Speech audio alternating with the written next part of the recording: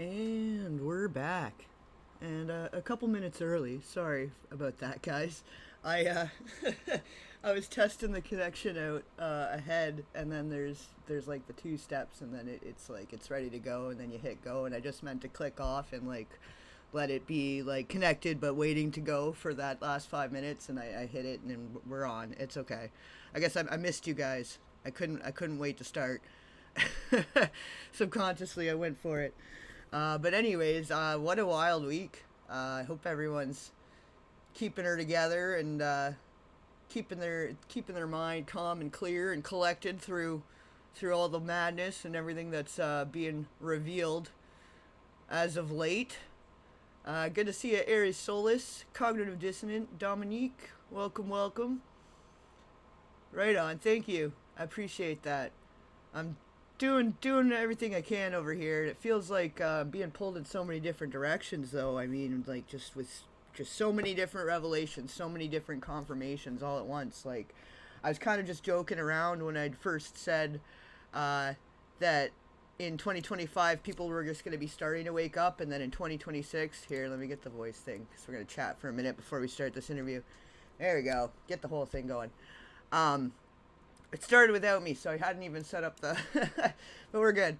But yeah, I was saying last year everyone was just starting to wake up, but this year it's Espresso 2026, and I guess it was sort of an understatement from even what I thought. You know, like I knew it was going to start getting pretty wild, but I mean, it feels like it's been a whole year already, and it's barely just been a month this year. So, I mean, it's only going to get crazier from here, but...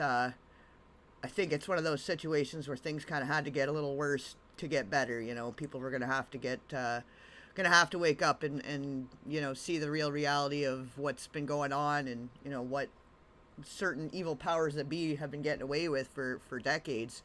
And you know, a lot of it's contributing to a lot of things that are wrong with society. You know, like people are ending their lives at an alarming rate, an increasingly an alarming rate, and like the self-medication is a little out of control. It's to the point of an apocalypse at this point, you know, the opioid apocalypse. We've got more and more people being over-medicated and more disconnected and more, you know, it's gotten bad, right? So obviously things needed to take a big turn real quick for where it was going, and so it might be a little... you know, it might be a lot to absorb and a lot to take in as it's all kind of coming together right now. But I think the world is healing. You know, I think this is all a good thing. We're starting to figure out the root cause of the infections. We're all becoming more trauma informed and aware as a society. So I think it's good. I think it's going to be good. I hope, anyway. Hey, Catherine, good to see ya. Early morning. Oh, right on. So yeah, the 5:30 I guess is sort of the better time for more of the people, I think. Because I was trying some earlier times and some later times here and there to try to give everybody a chance to catch one. But this seems to be more enough of the between us. But anyway, yeah. So this new drop, I guess some of it was dropped unredacted, so I guess we have some, you know, good folks fighting the good fight over there, or just making silly mistakes, who knows. But a lot more names being dropped. I don't know if you guys saw, like, the Jay-Z thing, and, you know, I've been trying to kind of talk about that since the Diddy, and a lot of that was kind of getting covered up and put under the rug then. But with him showing up in the Epstein files, and with that lawsuit between him and Diddy, and involving that 13-year-old, you know, I think the house of cards is starting to crumble. You know, all these things people have been trying to point out, and even from years and years ago, you know, people are starting to notice, like that music video that Justin Bieber had made, that Yummy video, and starting to connect the dots there, where, you know, 5-10 years ago, people, whenever it came out, I guess it's probably several years ago now, but people were trying to point this stuff out then, and were being called weird and crazy and whatever for pointing it out, right? So, I mean, in some ways, it's like, okay, well, I'm glad everybody is finally catching up, but, like, when are all the crazy people getting an apology? You know, like all the people that were called crazy for trying to let people know some of this stuff, you know, years ago even, we've had people for decades trying to point out how this stuff's been working. And, there've been so many reports about the Epstein thing prior to that, the first big arrest that came out in the news and stuff. Like, it's just been a long time coming. And I think it's, as you start pulling apart these networks and, start figuring out where the distributors are, where the main hubs are, any of the online connections and content and networks they have going that way, it's only a matter of time. It's only a matter of time before it really all just starts crumbling down. And, yeah, it is a lot, though. It is a lot, though, to have so many confirmations and revelations all at once.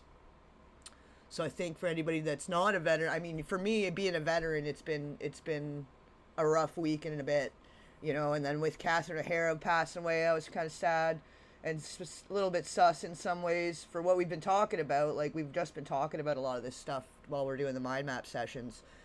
The weird stuff with John Candy and John Hughes, and then with Macaulay Culkin, why he quit acting and dropped off for a while, it's like we were all just talking about that. And so it just seems a little, I don't know, there's just some stuff happening that it's just a lot at once. It's so many things at once that it's kind of hard to wrap your head around it, even when even as a seasoned veteran. So I've been a little concerned about folks too, of like, everybody not pouring too hard into it and doing their own self-care and taking a break.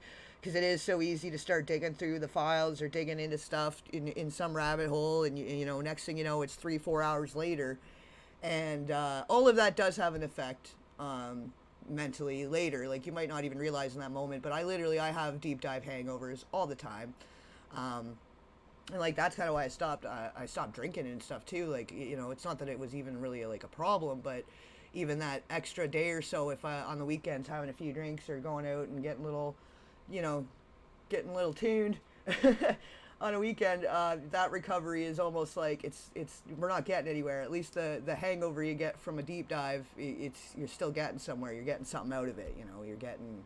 You're learning something. There's something. It's worth it. It's more worth it. And it's a different kind of hangover, obviously. But the brain fog and like the mental exhaustion, like it's so, I don't know. If as a seasoned veteran, as a warning to anyone that's newly awakening, that don't go too deep too fast. It's the recovery time after, depending where you go, and as your mind's absorbing it and digesting it all over the day or two later, it can be still affecting you, And with certain deep dives I've done in research, like with the John Bonet thing, I've mentioned before, and some of you guys know, like I've had to take time and go back and forth on that. This last year or two, I guess almost coming up on 2 years now, just for how dark it was getting, and like where this research was taking me and putting me in my own mind, and it affected my sleep, it affected my appetite. It gets really hard, when you're really deep into it, and they're giving you so much at once. And I think that in one hand, it's like, this is good, we needed this all to come to light. But people having that much access to that much crazy stuff right away and being able to just dig into it, it can be damaging. It can be doing a lot of damage at the same time. Like, there's no way to really gently frame some of the stuff that's said in some of those court filings, especially. Like, it's a lot. It's a lot. Anyways, I'm not gonna keep rambling too much. We are gonna jump into this interview. I just figured I'd catch up with you guys for a minute here too, because I kind of dropped off for a few days there, but with all this stuff in the background and still kind of trying to keep up on projects while also trying to take an actual day or two to fully unplug. Like, it's almost impossible. As soon as I'm trying to take a break and just kind of decompress, some next thing happens. Like the Catherine O'Hara thing happened, and that, kind of pulls you back in to the research or to the rabbit hole or whatever, because we have just been talking about all that, right? So, and just the mind map on its own too, I kind of underestimated how quickly that was all going to come together and how much it was going to reveal so fast, like how much more clear it was going to make just some of the stuff I'd been kind of just theorizing and speculating over the years, in the TW theory. I've started to go into those realms, and just the mind map alone was so much, and then pouring into this Epstein stuff and whatever, like I'm feeling it, and maybe I'm getting older too, I don't know, but Happy 2026. Espresso 2026, guys. Hope you guys are doing okay. Hope everybody's taking care. And yeah, like I said, just not going too deep into it. So I don't know what to expect with this either. I guess I'm kind of trying to give a forewarning. Like, I don't know how graphic this is. I haven't had a chance to watch this yet. Like, as I was digging into everything else, I hadn't had a chance. I missed out on this party or whatever. I'm late to this party. But I figured we'd watch this one together. It's kind of going around, and I don't know. Some people are saying that they think it's AI. But I mean, for the length of it, you know, I don't know. Could be. But also, I think there's a reason they rolled out AI when they did. Because they wanted to, like, have that ability for it to be dismissed. That once all this interviews and clips and footage and evidence and pictures started coming to the surface, that it could be easily dismissed as AI, you know. So I'm kind of weary one way or the other. Like, maybe it could be. Here, let me bring it up. Could be, but I mean, who knows? And this is what we're getting. This is what we got. I'm thinking this is just something pulled out of one of the files, because, like, I was just downloading. There's, like, a whole other big drop of files that I was downloading there that I haven't even had a chance to go through yet. So there's a good chance this is straight out of the files. So, I mean, if they've put AI in there, I'm sure somebody can do the I don't know. There's software now to see if it's AI or not or whatever. Like, you can run it through and it'll tell you, right? So I don't know. Seems like this was legit and people are talking about it. It's going around. Yeah. Dig through some files, then watch videos of dogs making friends with goats. There you go. C and 1984. Yeah.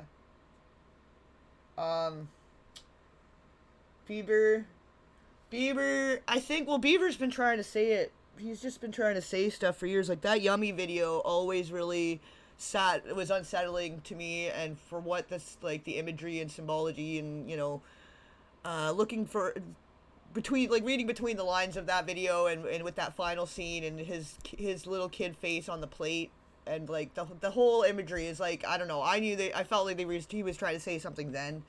And now I see people picking it apart on Twitter, and, like, now people are putting a lot of the pieces together. It's all rapid fire coming together for a lot of people.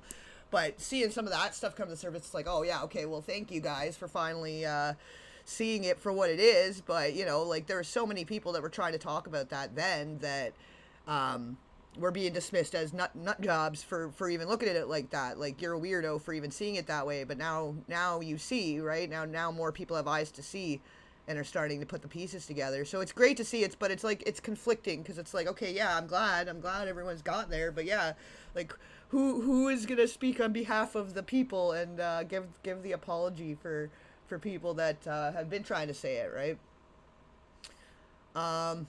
Let me catch up with you guys some more before we start here.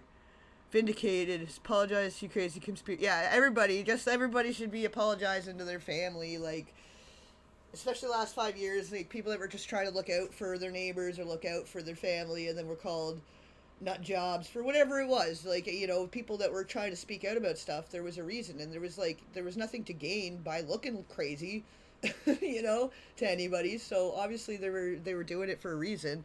So I mean, you guys obviously know, so it doesn't really apply to you guys, but you know, so many people had a lot of disagreements with families over the last 5 some odd years, and there's just so many things that were going on where the crazies aren't looking so crazy anymore, I guess, is the moral of that story, you know?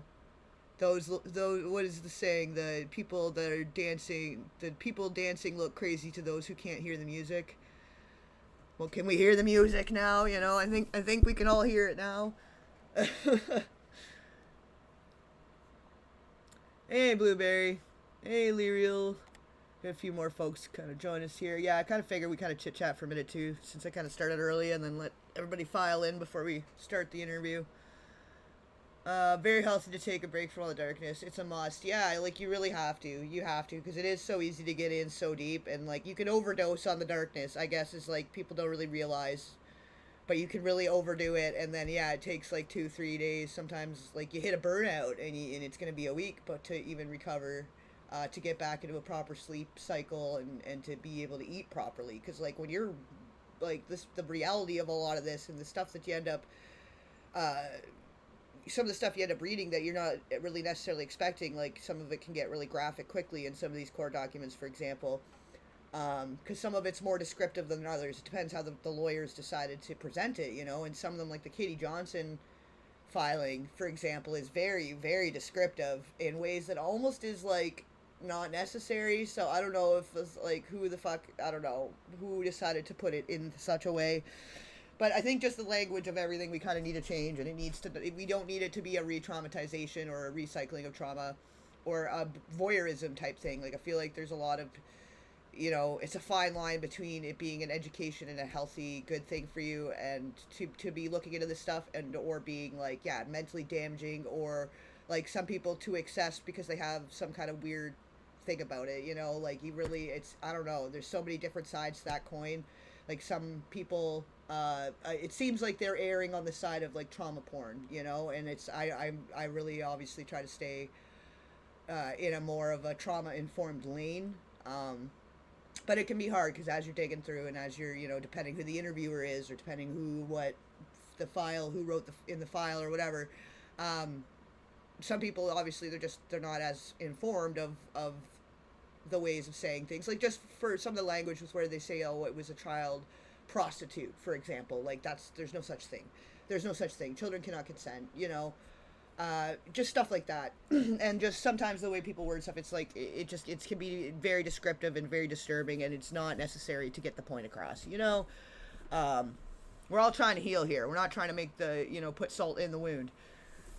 But yeah, thank you guys. With the mind maps too, though, like, yeah, that took more out of me than I expected, but I really didn't expect so much to really start coming together all at once so fast, and like with some of the people suggesting stuff in the comments, and like I met some interesting people and started talking with some interesting people this past couple weeks that like I've been aware of for a long time, but just kind of never, like I'm always kind of just overdoing my own thing, doing my own little documentaries, and you know, I've only really just started getting more doing the lives and whatever the last year or so, I guess.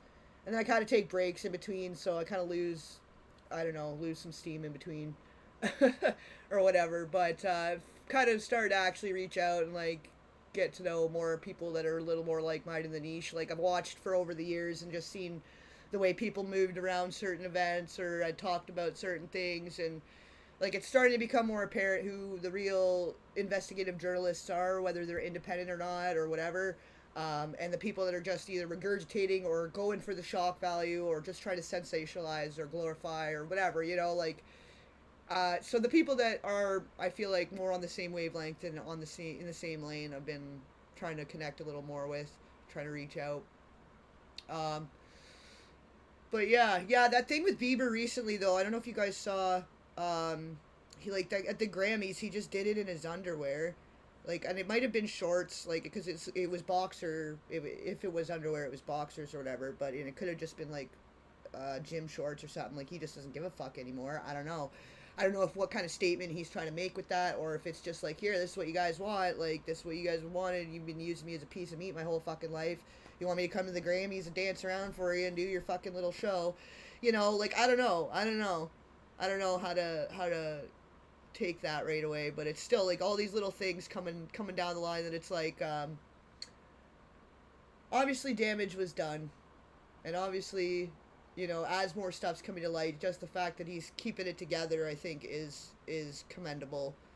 And I don't know what statement he's trying to make with that, but yeah, I don't know. There's so many things to cover, and I keep thinking like, okay, I'm gonna put this video on pause, I'm gonna start this video.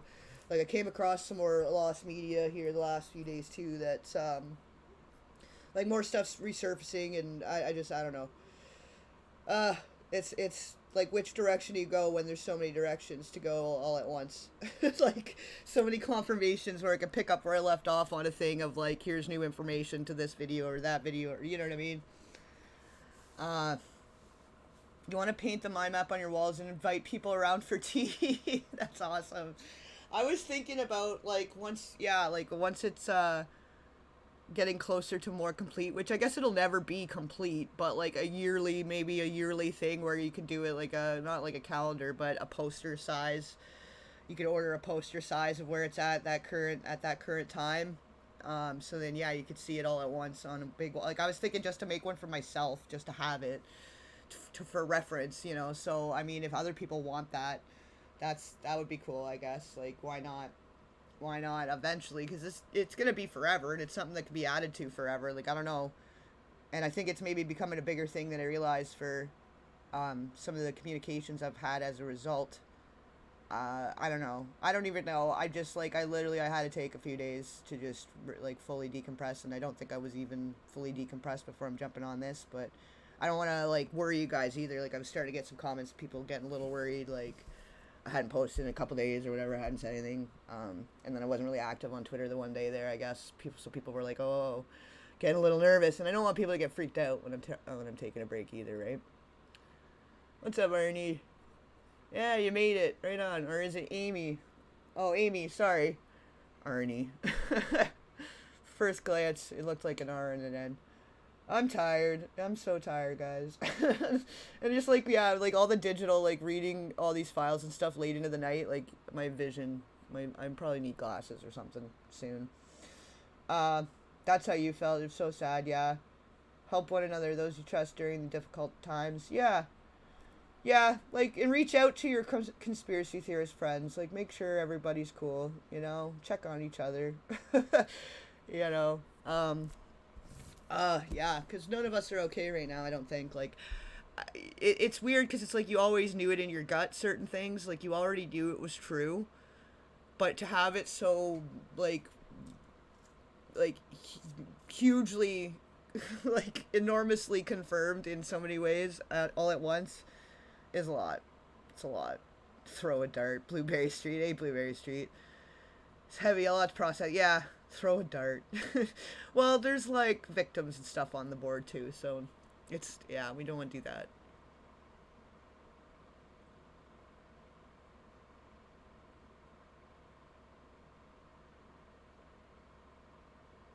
Yeah, like the yellow ones. I had ones and I broke them. I had ones that were like the shield, with the but I probably need like actual with a prescription probably at some point. Spent 25 years of my life sitting in front of a computer and reading, and always either reading books or reading on the computer. I've always been a nerd. Or sitting close to the TV when you're a kid. You got the little TV. We used to have like 10-inch, 13-inch TV, and you have to sit kind of close sometimes to see what was going on. So, after all that time, probably it's done some damage to my vision. But anyways, let me get going on this interview here. It is kind of long too. So yeah, we do want to get her on the road here, but sense of satisfaction because everyone who called me crazy now is believing it. Yet I feel horrified for what's to come. Yeah, yeah, that's the problem. Fine life, like it is. It's like, okay, yeah, it's a vindication, it's a redemption, or whatever the word would be. Like it's confirmation that we're not so nuts or whatever, and people are starting to all see it now. Like, I've had some friends come to me, and their look on their face is just like, yeah, yeah, welcome, welcome to it. Yeah, they're like, and they just don't know what to think about a lot of it, and they're kind of, it's like, yeah, first timer, or whatever, the deer in the headlights, almost like when you start talking about something, they're just like, I don't know, I don't understand, but it has to happen. Like, people have to wake up to this shit because we're not obviously, it wasn't getting any better the way it was going, so we had to kind of tear the band-aid off and look directly at the infection, right? Or we wouldn't really, we'd never be able to cleanse the wound. Uh, but yeah, all right. We'll start the thing, and we're gonna just chat, discuss in between and stuff too. But I definitely wanted to take this in one way or the other, and I figured to do it as a group. Why not? But yeah, here we go. Let me make sure this audio. Uh, I jumped the gun and started too early, so all these little tweaking things that I usually would do beforehand, I hadn't done yet. So here, let me make sure. Yeah, okay, we're good. We'll be good.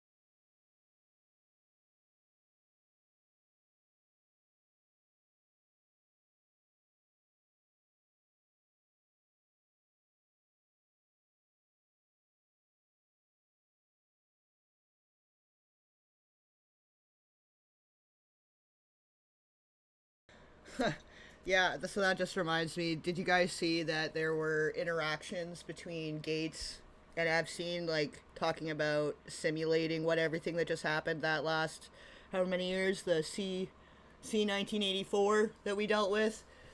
There you go, C and 1984. But yeah, C 1984. I like that, so I'm gonna use that one. But they were talking about doing. Is there no audio? No sound? Shit. Ah, oh, fuck's sakes. Okay, hold on. See, I told you guys. I jumped the gun. Sorry. Okay, hold on. Why is that not working? Okay, hold on. Hold on. Before we get into the deep stuff, let's give some basics or some things I want to do inquire from the others. Okay, good thing it was only like a minute. Can you guys hear now?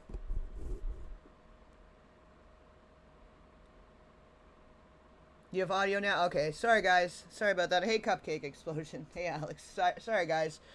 Truth Reigns. Thank you guys for letting me know.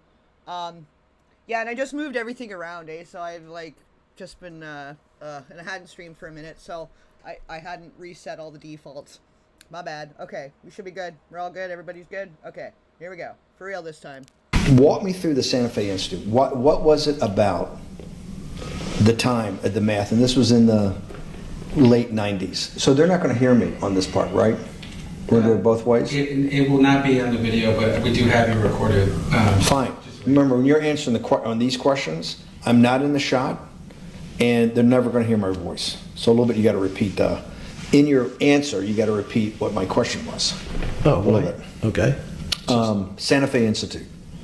Why, when you're at the top of your game on Wall Street, do you decide to finance, which was at the time, or endow, or become the donor or sponsor, however you want to say it, for what was considered the most cutting edge group of mathematicians in the world? Action. So Santa Fe Institute in the late 80s, early 90s, I was interested, I was on the board of Rockefeller. So that starts, Rockefeller University, formed by John D. Rockefeller to sort of give back to the community.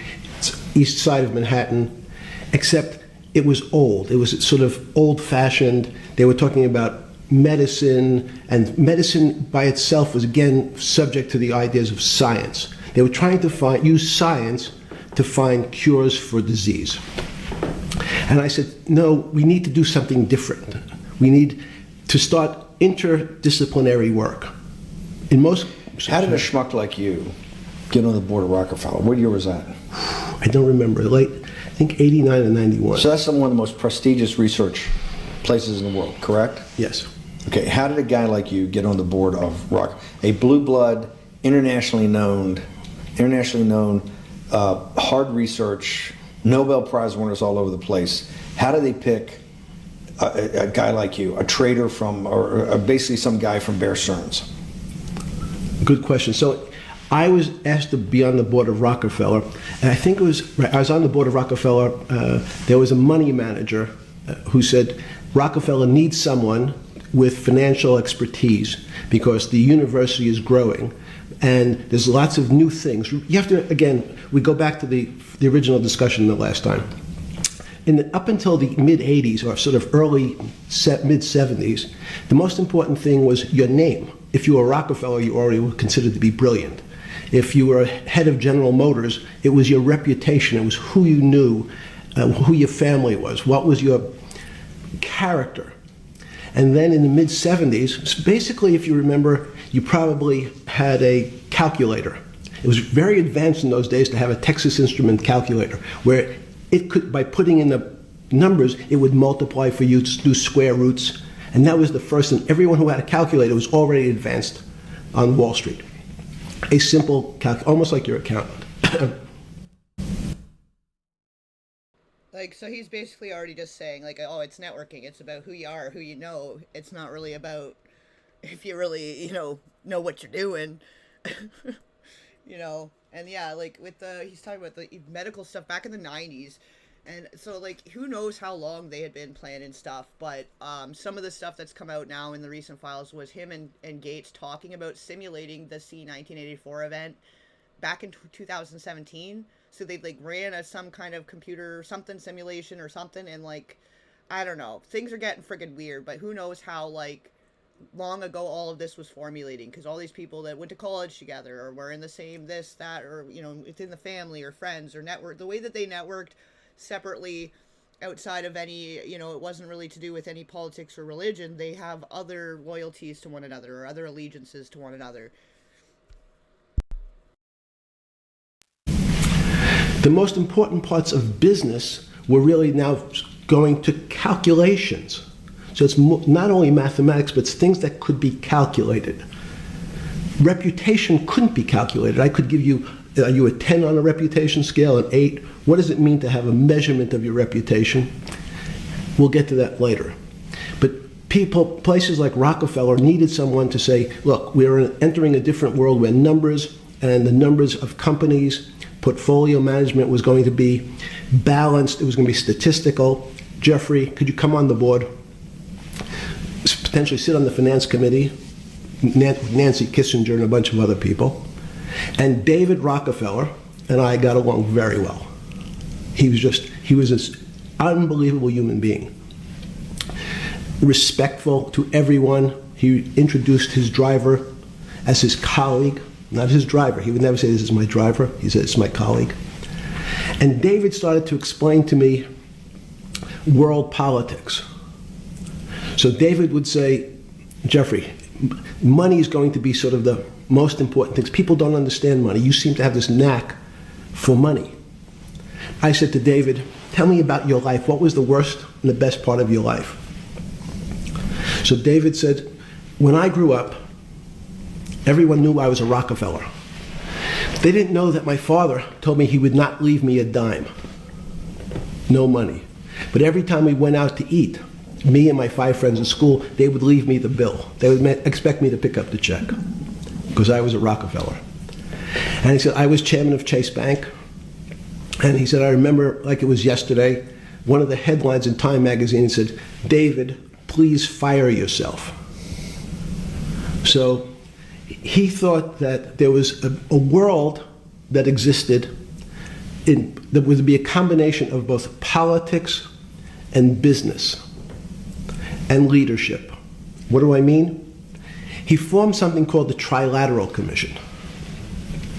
The Trilateral Commission is some spooky stuff. People said it was something the Illuminati, there's some mystery about it, people that ran the world. It was politicians, but David said most countries, the politicians get elected for 4 years or 8 years, separate from the royal families in England or in the Middle East. Someone's there for 4 years and then they're not there anymore. Well, and you got to think of it like he's more just a businessman. Like he was just the go-between, like a liaison for all these billionaires and elitists. He was good at throwing the parties, and you had, Ghislaine was a good hostess, and everybody would have a good time, and he was able to provide people what they were looking for, at parties. So he was just strategic, if anything. Like the worst stuff in the files, it wasn't stuff he was doing. Like, yeah, he was procuring the girls, and like he, part of the puppeteering of it all. But the more heinous crimes, like the things that were happening that were the more vile and vicious and forced things, forced harms and trespasses, were by the others, by the clients, by just others, all the others. Like, I don't know if I don't even know what we're allowed to say or not say anymore, like I feel like the last couple of years things are kind of changing. But I mean, we know some of the frequent flyers, I guess you could say, a lot of the main people that have been mentioned that aren't Jeffrey, are people that have the suits against them or have had allegations that they were forceful or that they had harmed them. Where Jeffrey, yeah, he got his massages, he got his happy endings, and he was kind of like he's not a good guy. He's still a fucking greasy guy. Especially because a lot of them were kids, not even just teenagers. Some of them were kids, like 12, 13, 14. Like closer to kids versus teens, where they wanted people to think it was more like 17, right? 18, whatever. But anyways, it's not really like, he's not really the worst of it. He was the, like, he allowed for it, he enabled it, he facilitated it, he accommodated it, but he is not, you know, he just really knew how to talk to people, and he really knew how to get in with the right people. He, you know, he just played the game really, really well. Like, if we really think about it, and all these people, like, you got to think back then, all the outcast nerds, like Bill Gates and stuff, who was getting the pie in the face and everybody was making fun of him, that how easy was it for him to be like, hey, that's okay, come be friends with us, come to our parties, we'll make you feel cool and have a nice time. Like Stephen Hawking, like, look at the kinds of people too, like, they're not, like, they're all a bunch of dweebs, but they have a ton of fucking money and they're running the fucking shit now, right? Like, between everything this last 5 years, and then you got Gates buying up all the farmland and whatever the fuck he's doing, and whatever these guys, their weird little thing is that they want to do. Like, Epstein was into eugenics, so then he had his weird laboratories and whatever was going on at Zorro Ranch there. Like, we'll get into that. Maybe he was even more twisted than we really know, depending on what was really going on over there. But, like, a lot of it's confirmed. The tunnels are confirmed. The connections are confirmed. The people you see, you know, photographed the most that were like, oh no, it was just at an event, it was just a function, you know, it just happened to be photographed with Epstein and Ghislaine 12 times over the course of 5 years. But no, we weren't friends, but they're all, those kinds of people are the ones starting to show up in the files, right? So, like, it's not really anything we didn't already know, but I think that the finer details are what's making the difference and showing who the real the deviants are, because some people are a little more depraved. Like, there's a spectrum here, you know, and I don't think that Epstein's anywhere near the worst.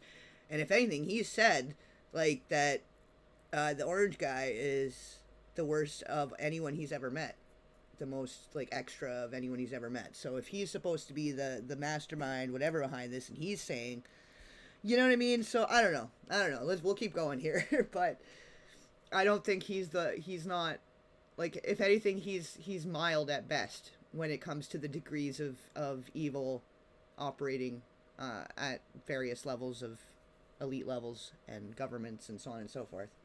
The most important people to have stability and consistency would be businessmen. So he formed this trilateral commission of businessmen and politicians from 3 major continents. So it was the North Americans, the Europeans, and the Asians. So he said to me, would you like to be on the Trilateral Commission? Now, I was 32 years old. I said, great. And he said, well, you have to fill out this application so they have your bio. And I looked at the list of people, and it was Bill Clinton, former president of the United States, Paul Volcker, every great leader in America, the Asians, the Japanese, and with a very long description of their history. And they asked me to fill in what I would like to have written. And I wrote Jeffrey Epstein, comma, just a good kid, which I thought was funny, nobody else did. So in answer to your question, at that time I recognized around the world that monies and currencies were not really well understood. But again, it was only numbers. So numbers, and I'll get to the fact that it was bad thinking. Numbers are very good. Are most people that you meet, even on a Trilateral Commission, when you meet most people, do you find most leaders financially illiterate, economically illiterate?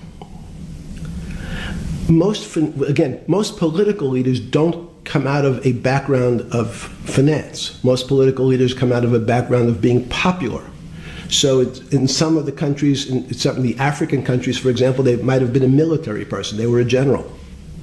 In some of the African countries, they might have been a disc jockey. Or in our country, they would have been an actor. The knowledge of money they don't have expertise, they have no degrees in finance. They really, and this is one of the major problems, their expertise, if they have any financial knowledge, is of their own checking account or bank account and filling in their own taxes. So many world leaders who don't really have a financial underpinning make fundamental errors when it comes to money on a country or institutional level. So he basically thinks everybody's an idiot, is kind of what he's saying, but without saying it. But this is where he was able to get the foothold in, too, because when you think about the timing of when stuff was switching over to digital currency and crypto and all this, like, you know,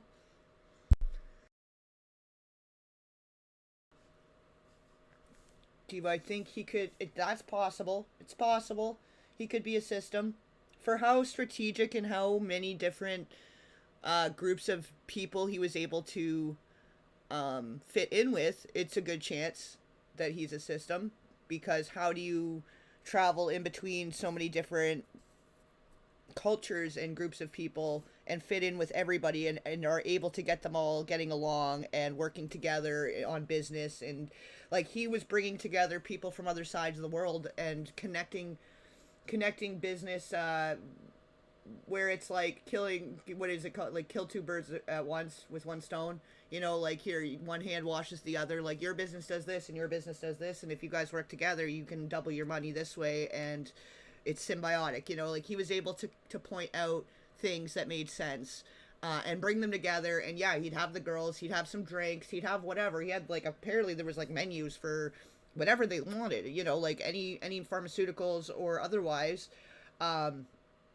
Like, he provided the environment that was very like loosey-goosey, let's talk business, let's not worry about where we're from or who we are or whatever. It was a very like casual, neutral environment, and a lot of business was done there. But then you got to think how much is really more just to his benefit that he's kind of schmoozing them, and they don't really know, like, yeah, they're that illiterate financially that he's able to be like, okay, well, look, you're making more money, but how much more money off of them is he making, right? Like, and then it being a multi-layered business, because, okay, so you have the people that are coming to hands-on with people, like with kids or with teens or whatever, like they want to come and interact on the island physically. Then you have people that just want to view material, so he's got the videos. Then it's also blackmail material, so that he has leverage. Then also, you know, the manipulation, and like there's all these different things that can be going on when you've got people in different stages of like altered states of mind, you know. And they all want to just fit in. Like, a lot of these people too, you think like they come from these wealthy families or whatever, but they were more sheltered, or their family was weird, so they just never fit in. But Jeffrey, everyone fit in with Jeffrey, you know what I mean? It seems like he was the social lubricant for everyone, and or at least created an environment that it seemed that way. But then when you read some of the emails and stuff, like, he talked shit about a lot of them. Like, he thought they were all a bunch of dorks, you know, but he was like, but I get to manage their money and make them think like we're, you know, gonna let them take over the world. Like, Bill Gates is taking over the world right now because of the pie in the face. You know, and he's gonna get everybody eating printed meat and insects if it's up to him. Like, and he's like, sure, buddy, you go for it, I'll help manage your money and make it happen. Like, he doesn't really care. He's got his own weird things, right? And yeah, like, it could be so much worse than we know that way, because who knows exactly what was going on in the labs. And if that was part of like the bred in captivity aspect, where versus having to take care of somebody to bring new children into the network that are undocumented, that they're creating them in a lab. And like, obviously there's so many more layers there. And when you think about the whole feral children aspect of that spectrum, and some people are into that kind of thing too, like, you got to think that how do you even explain this? Like, adults that go and watch adult material, there's so many different categories and sections for a reason, because everybody's got a different taste, right? The same thing goes for these kind of people. And Epstein was really, really good at finding the flavor they really loved and presenting it to them in a milkshake, if that makes sense. Like, he figured out everybody's little quirks and vices and kinks and fetishes and all this little stuff. He would find out, and then he was using it against people, but then also creating good business. Like, he was doing really good business, like, he's not even smart. He's like, well, the calculator did the work for me. I'm not even good with numbers, but I had a calculator.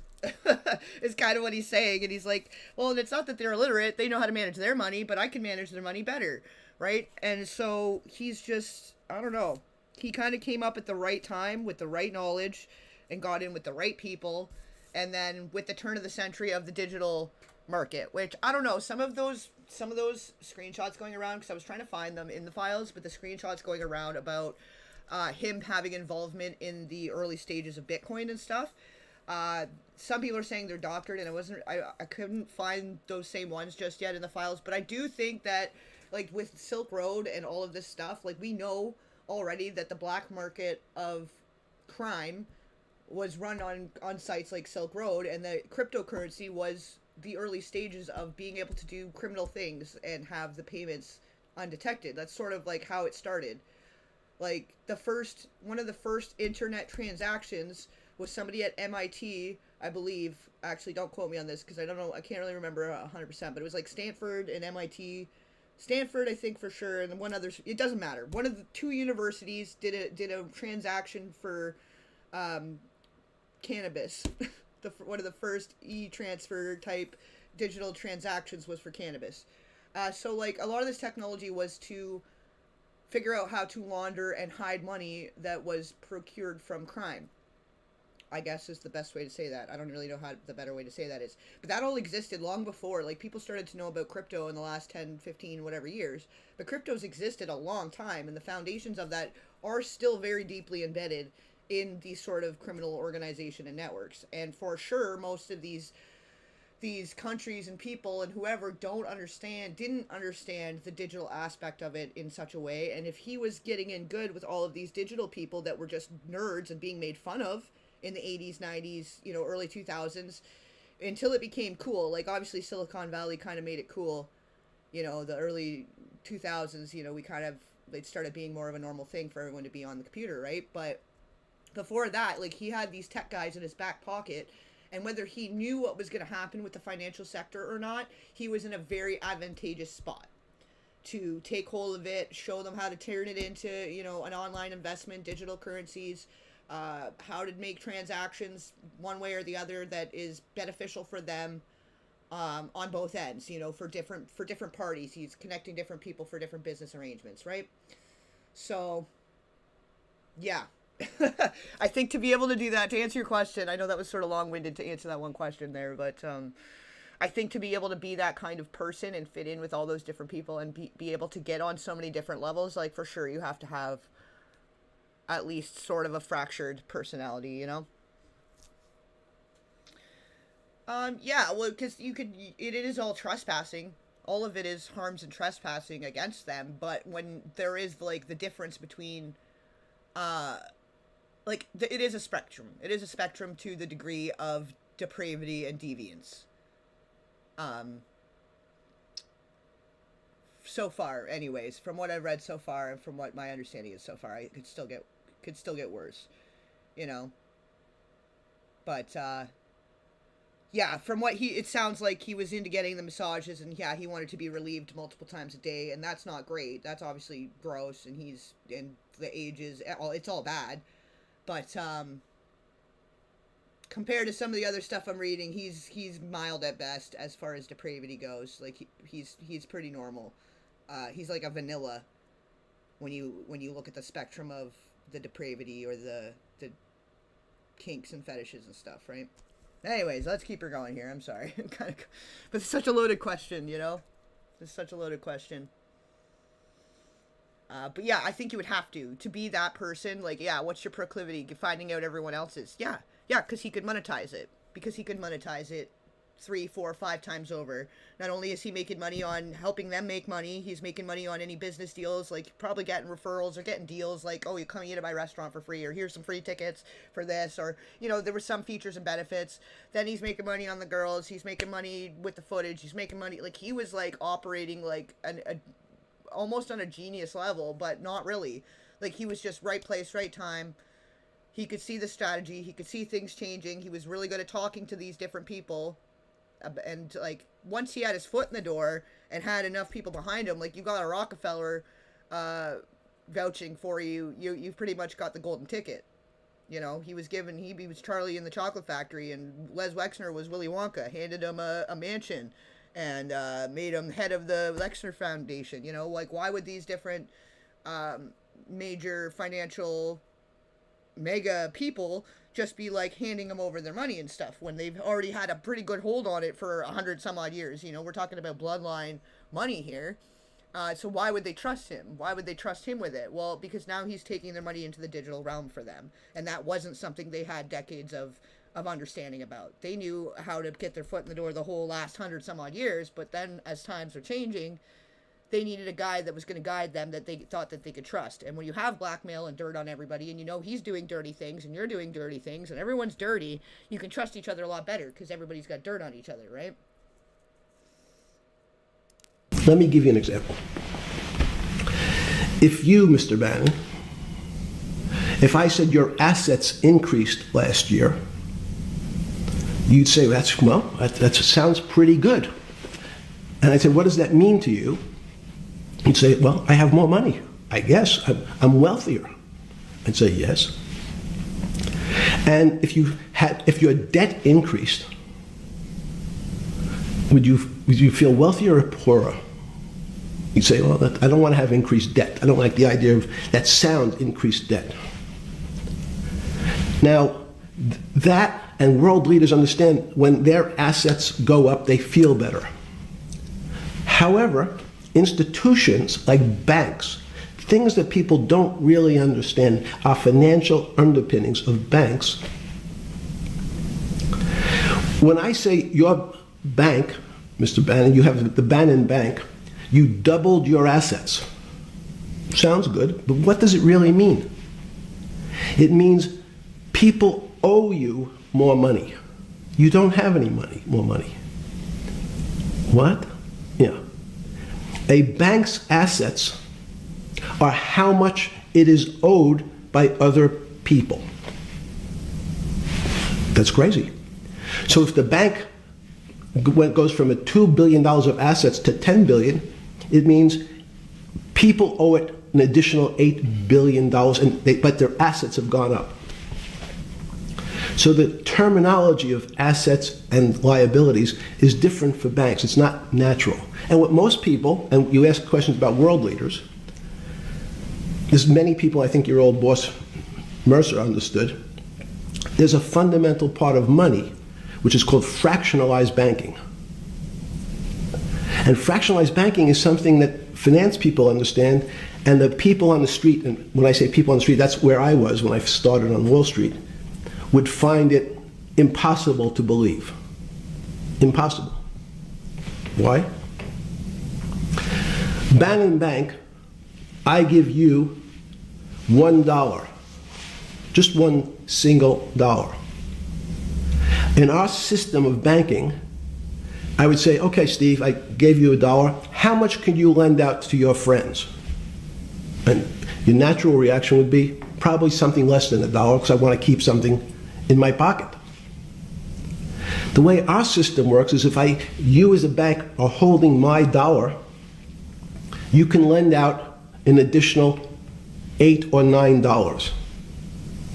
No, it's impossible. I only have $1, Jeffrey.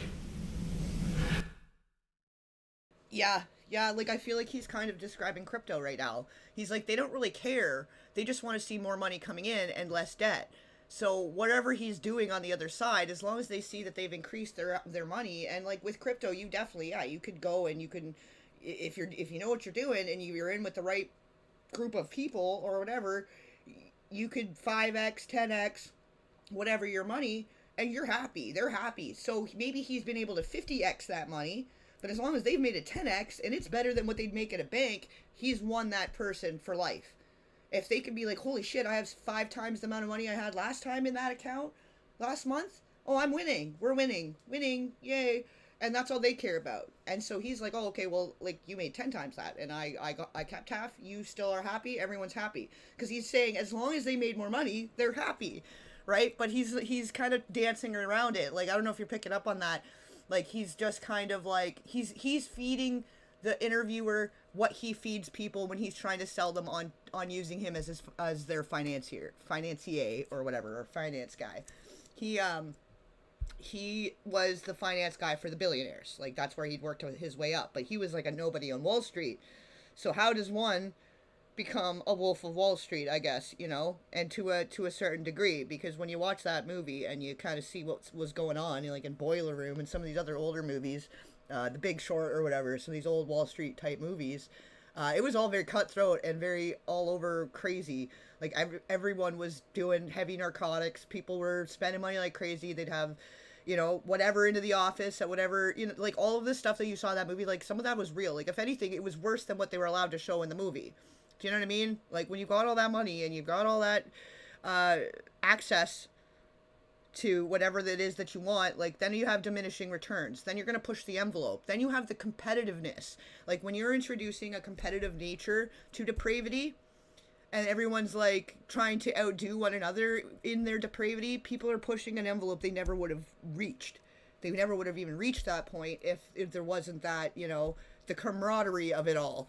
So he was creating an environment that, I don't know, it's kind of hard to explain without, I don't know, I'd have to say it just so. He's creating an environment like it's a playground. It was an elitist playground. And they could have what they wanted when they wanted, however much they wanted. And it was easy for them. It was convenient. It's like going to a convenience store. Like, you like to go to the convenience store because you can get your whatever, like everything at once. There's everything you need, right? For the average person. Well, this is their convenience store. You know, the one-stop shop. If that makes sense, you know?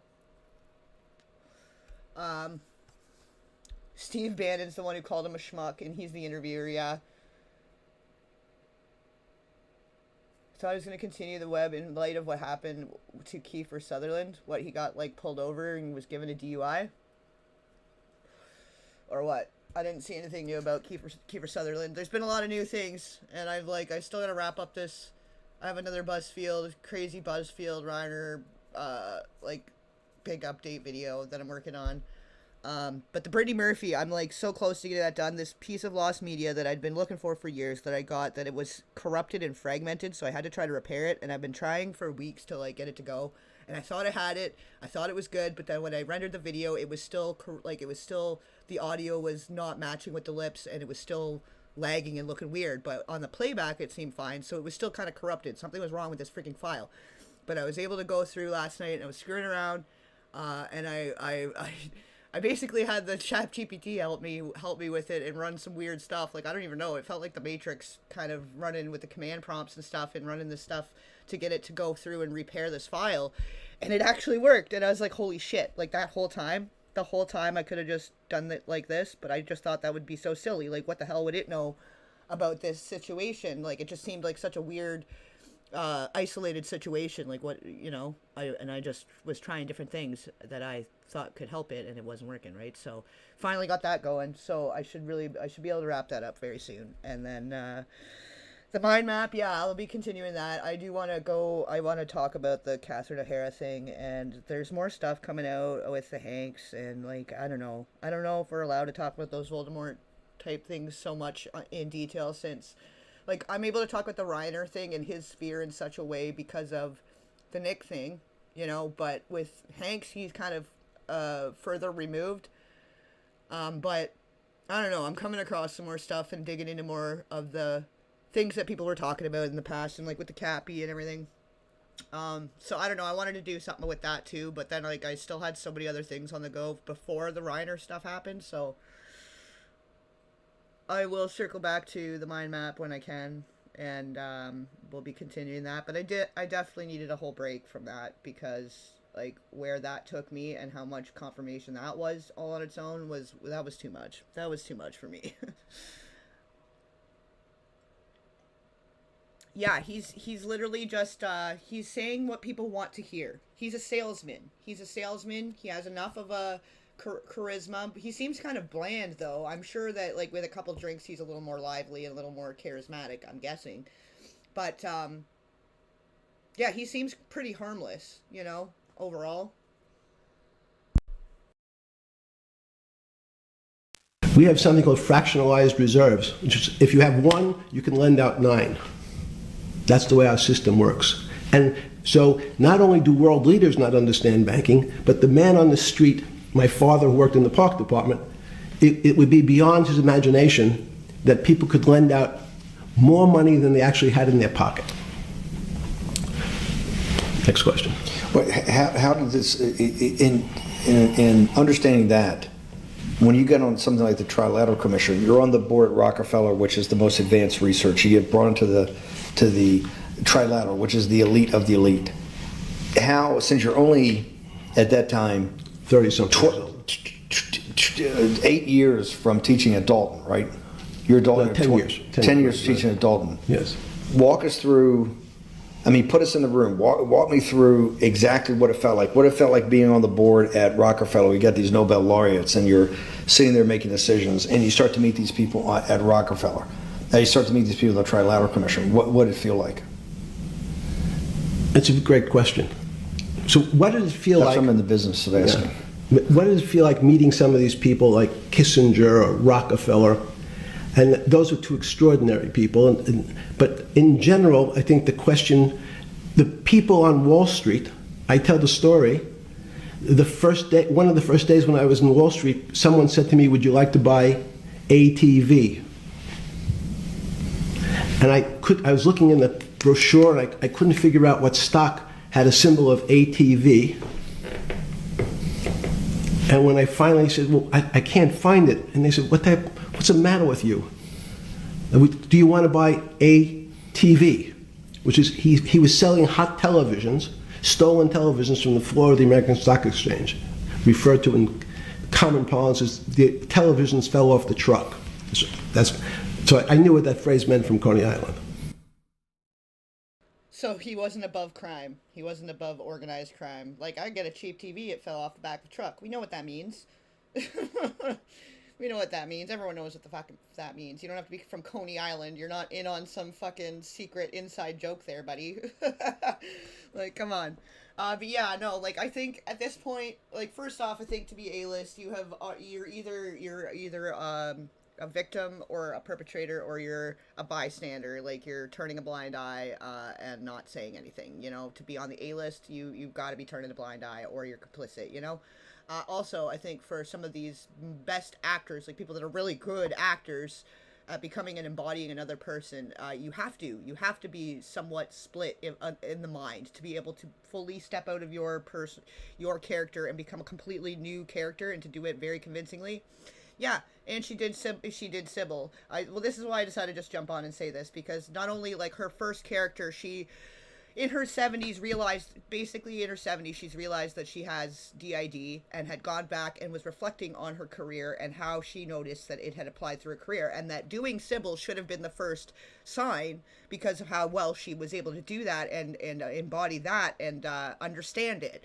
Like, it's like she knew the character without having to know it, and she didn't really know why, but she was very severely harmed and trespassed upon by her stunt. Her stepfather was a stunt coordinator, stunt double guy. It's a whole story. It's a whole thing. I actually highly recommend. That was a very good read. And how her different parts that it seemed to fit an alter. Like, Gidget was already an alter that she had.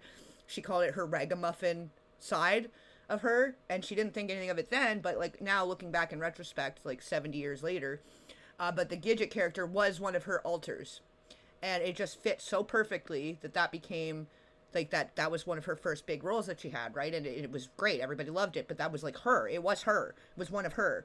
And then going forward, you know, all these certain different parts, it's like she was able to morph into them and become them, but if anything, it was employing the various parts and alters that she had that were best matching that persona. And that, I think, for a lot of actors, more than they probably know, have that same kind of situation. And whether it was like a horrific and severe type of harm or trespass, or some other kinds of abuses, you know, like we know that happens due to complex trauma in childhood. To have a DID, any kind of dissociative, anywhere on that spectrum of a dissociative disorder. It's kind of equal to the degree and severity of what happened in the childhood, you know? So I think I think at this point, yeah, like some of the best ones that are so good at becoming other characters, there's something more going on there. And like even with some of the musicians and like or singers and stuff, like Beyonce has Sasha Fierce, Mariah Carey has Emancipation of Mimi, the one album she did, but Mimi being her alter ego. There's a few of them. I was starting a video on that at one point, so I have like a list somewhere and I have some clips and stuff to go with that. But like Raven Simone's talked about it. Like more people are starting to talk about that too and be more open about it. And I think it's more prevalent than people realize. Like more people have at least some degree of it, more so than they realize too. And whether people employ that and use it for good or allow it to be a debilitating thing, or it depends how it's treated too. Like some people, like if you're over medicated and like, because you can't medicate a dissociative disorder, and there are comorbidities and there are misdiagnoses, and it can make the situation worse. Yeah, Miley Cyrus, the Hannah Montana thing, that was like, they created that on purpose, you know? They were deliberately, like, in some cases, they are deliberately trying to create alters for different purposes, and that's where you get to, like, the military level of programming and training, grooming, whatever you want to call it. Yeah, some people are saying that Catherine O'Hara had done a commercial for putting chips in people for Parkinson's or something. You know, you got to think that they're salesmen that sell this stuff to the people, and I think she probably wanted to believe that was a good thing, and especially with, what was his name, Michael J. Fox had Parkinson's. Like, some of her people she knew had Parkinson's, and if she believed that was going to help them, I think it's like, I don't know. They're always looking for advancements for stuff like that, and at least she wasn't pushing the jib jab or anything like that. Like, I think if she thought, you know, that was something that could actually help people, that it was out of the kindness of her heart.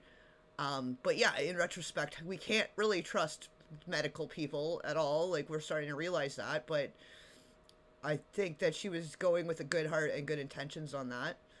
Not everybody has bad intentions, and some people are being lied to and manipulated, and you got to think of all the different people involved in the decision making of a celebrity.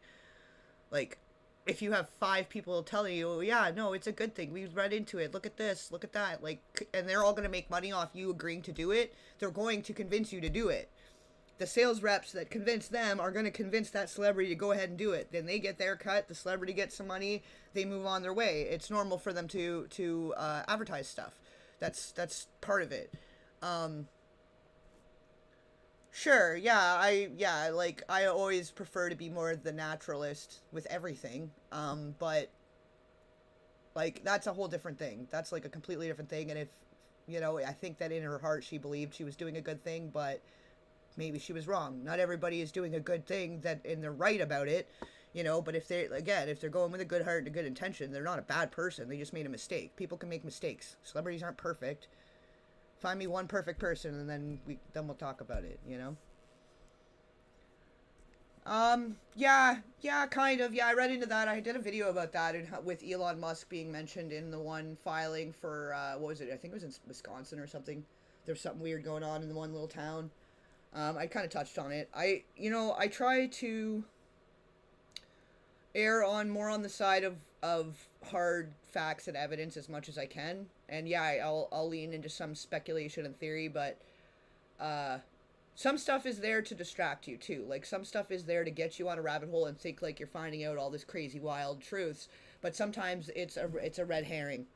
You know, there's a lot of money spent to distract and confuse and make you think you're getting somewhere, but you're not. Like, with the thing that's going on right now between the Kirk and Candace and whatever the fuck, like, that's a reality show soap opera made for, you know, the general audience to feel like they're finding out something, and it's got all the shock and awe and all the fun in between of a reality show and a soap opera, and then people think they're finding some stuff out about the world, but Candace is not saying anything that people didn't already know.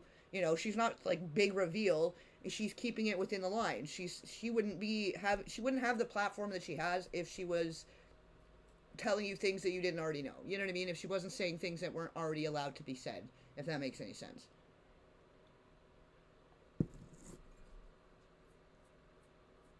Yeah, we know that endorsements and sponsorships are not great anymore, and we have to learn from the last however many decades. But when you have several people managing your career that all make money off convincing you to take certain jobs. Like, do I have to repeat myself? Overall, in the 10 years of researching and studying the sphere of dark Hollywood, I have never come across her name. So that, in my books, is a decent person. There are also wild cards where I can't find anything wrong on the person, but their name keeps coming up in all the wrong places, so I can't say they're a good person. Catherine O'Hara, never one time has her name come up anywhere weird. John Candy, never one time has his name come up anywhere weird. You know, there's a spectrum of that too, and I get it. Like, you know, when you get to a point, you're like, everybody's evil, ah! But it's not like that. There is also a spectrum. There's nine quadrants of good and evil. There's chaotic good and chaotic evil, and opportunistic good and opportunistic evil, and neutral, and there's other quadrants. But all in all, she seems like one of the good ones. If ever there are any good ones that could be on the upper echelon of that. And if anything, she's one of the last good ones that actually had earned her way up that ladder of fame, rather than just being a manufactured star that comes out of the blue and you've like never heard of them and suddenly they have this all-star career. Like, she did the little comedy circuits and worked her way up, and she slaved away to get to the point that she did to do Home Alone and to do all these other movies. Like, there was a whole come up there. She was an authentic, genuine person. Like, and we don't have that anymore. That's very rare now that we have any actual authentic come ups. Like, a lot of it's fabricated, manufactured. So if after 10 years of reading everything there is to read that's available everywhere on, you know, as much as I can to do with dark Hollywood and dark psychology and dark all of this stuff, if I have not come across a name in my books, they're probably a good person. You know? I don't know. Maybe when you do 10 years of research and you can find something bad on her, you can tell me about it. I don't know. But yeah, they do endorsements, they do sponsorships, and sometimes it turns out to not be a good thing. But they have several people convincing them to do that thing because they all make money on it. And that's part of what the problem is with the industry. And this is why some of these celebrities end up going and doing their own thing and starting their own production company and becoming their own person so they can choose and do what they want to do. And not have to compromise their own morals and values or be shafted, be told one thing and realize after they've done the commercial they've been lied to. You know? Anyways, moving on. But what I found was most people, be it in business, in normal life, or in the world leaders, don't really understand money. It is something they think about. They have a sense of what it is. They certainly want more of it. But they also make statements like, we want more money, but we don't want more debt, which just shows a misunderstanding of what money at its core really is. So most people don't, they want to make it, they want to save it, but to understand it intimately is not a normal characteristic. At the first trilateral.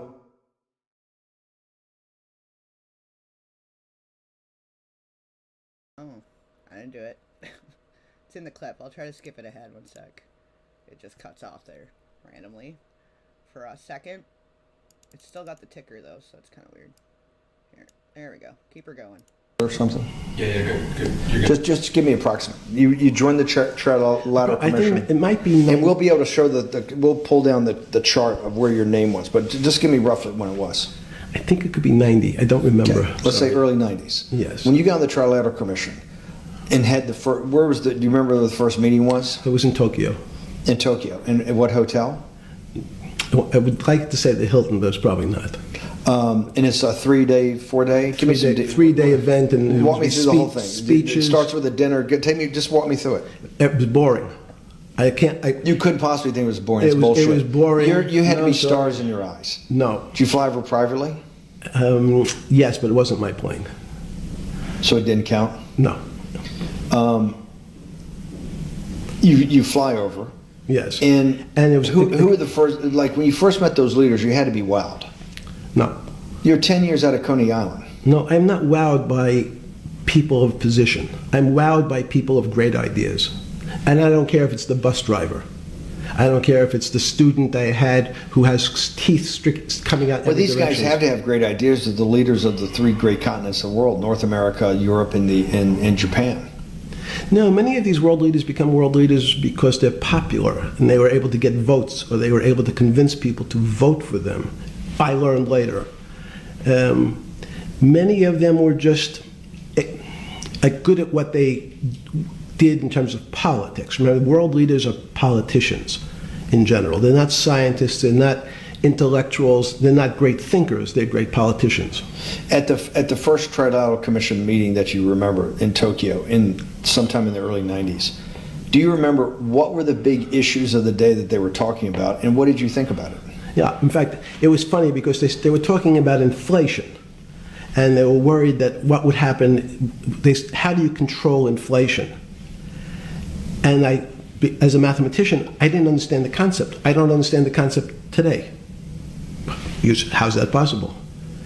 Well, when you talk about most things to do with money, money is meant to be local. It's US dollars, then I understand what it means. If inflation, it means my dollar today inflates, and it doesn't buy as much as it did a couple of years ago.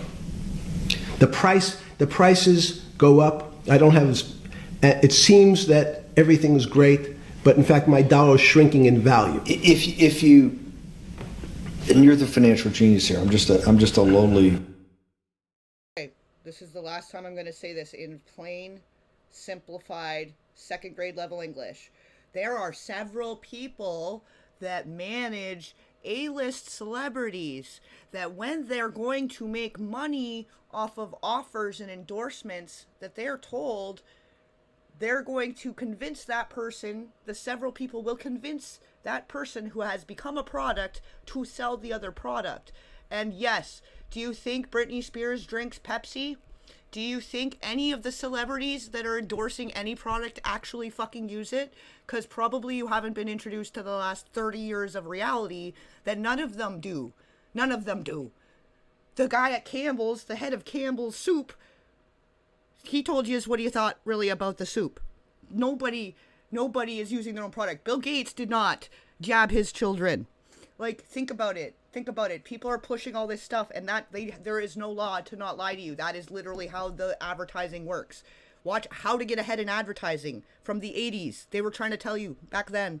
And if you didn't already know that, and you think just now they're lying to you, and that makes Catherine O'Hara a bad person because she was part of the machine that is the machine to do what she wanted to do her comedy and do what she was passionate and loved. She had to play the game to an extent. I'm more worried about the people harming and trespassing against children, not because some woman that does comedy didn't use the makeup that she did a commercial for 10 years ago. Yeah, like what fucking realm are you living in that fucking matters? Oh, she's not good because she used blush that she doesn't actually use in real life. Guess what? Sandra Bullock put circumcised cells from circumcised babies on her face. Why do you worry about that? Let's worry about what Catherine O'Hara is doing with the makeup when we've got Sandra Bullock out here putting stem cells from snipped babies on her face. Like, you can think she's not good, but that's oh fuck, you're on another planet with that one. I don't know. I can't help you there. M&A guy. Sure. If you let me finish the thought. Go ahead. So if you're in America, you can feel inflation. Your salary's gone up, but you can't buy the same car. In fact, it starts to feel weird because the value. That's why I wanted to ask the question. Then this is my point. Sure. The people who live and breathe this, the central banks, have been haunted by the specter of inflation since the late 70s. Yes. First off, tell our audience, how did that happen? The two great financial events in the 20th century, I'm not going to get to the 21st, were the great inflation in Europe after World War I, the Great Depression, the hyperinflation in Germany that led to the rise of Hitler, and then this inflation in the mid-70s.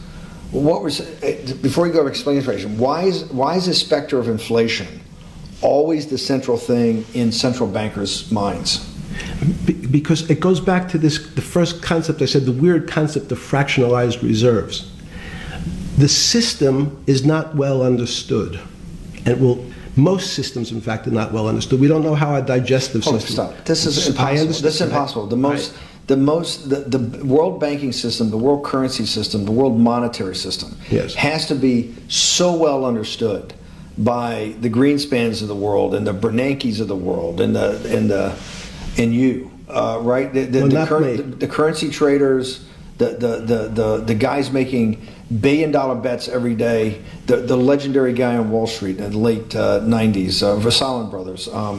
Lou Ranieri? No, the guy that wrote the money. Michael Lewis? Liar's Poker? Yeah, Liar's Poker. Who's that about? That great trader. Lou Ranieri.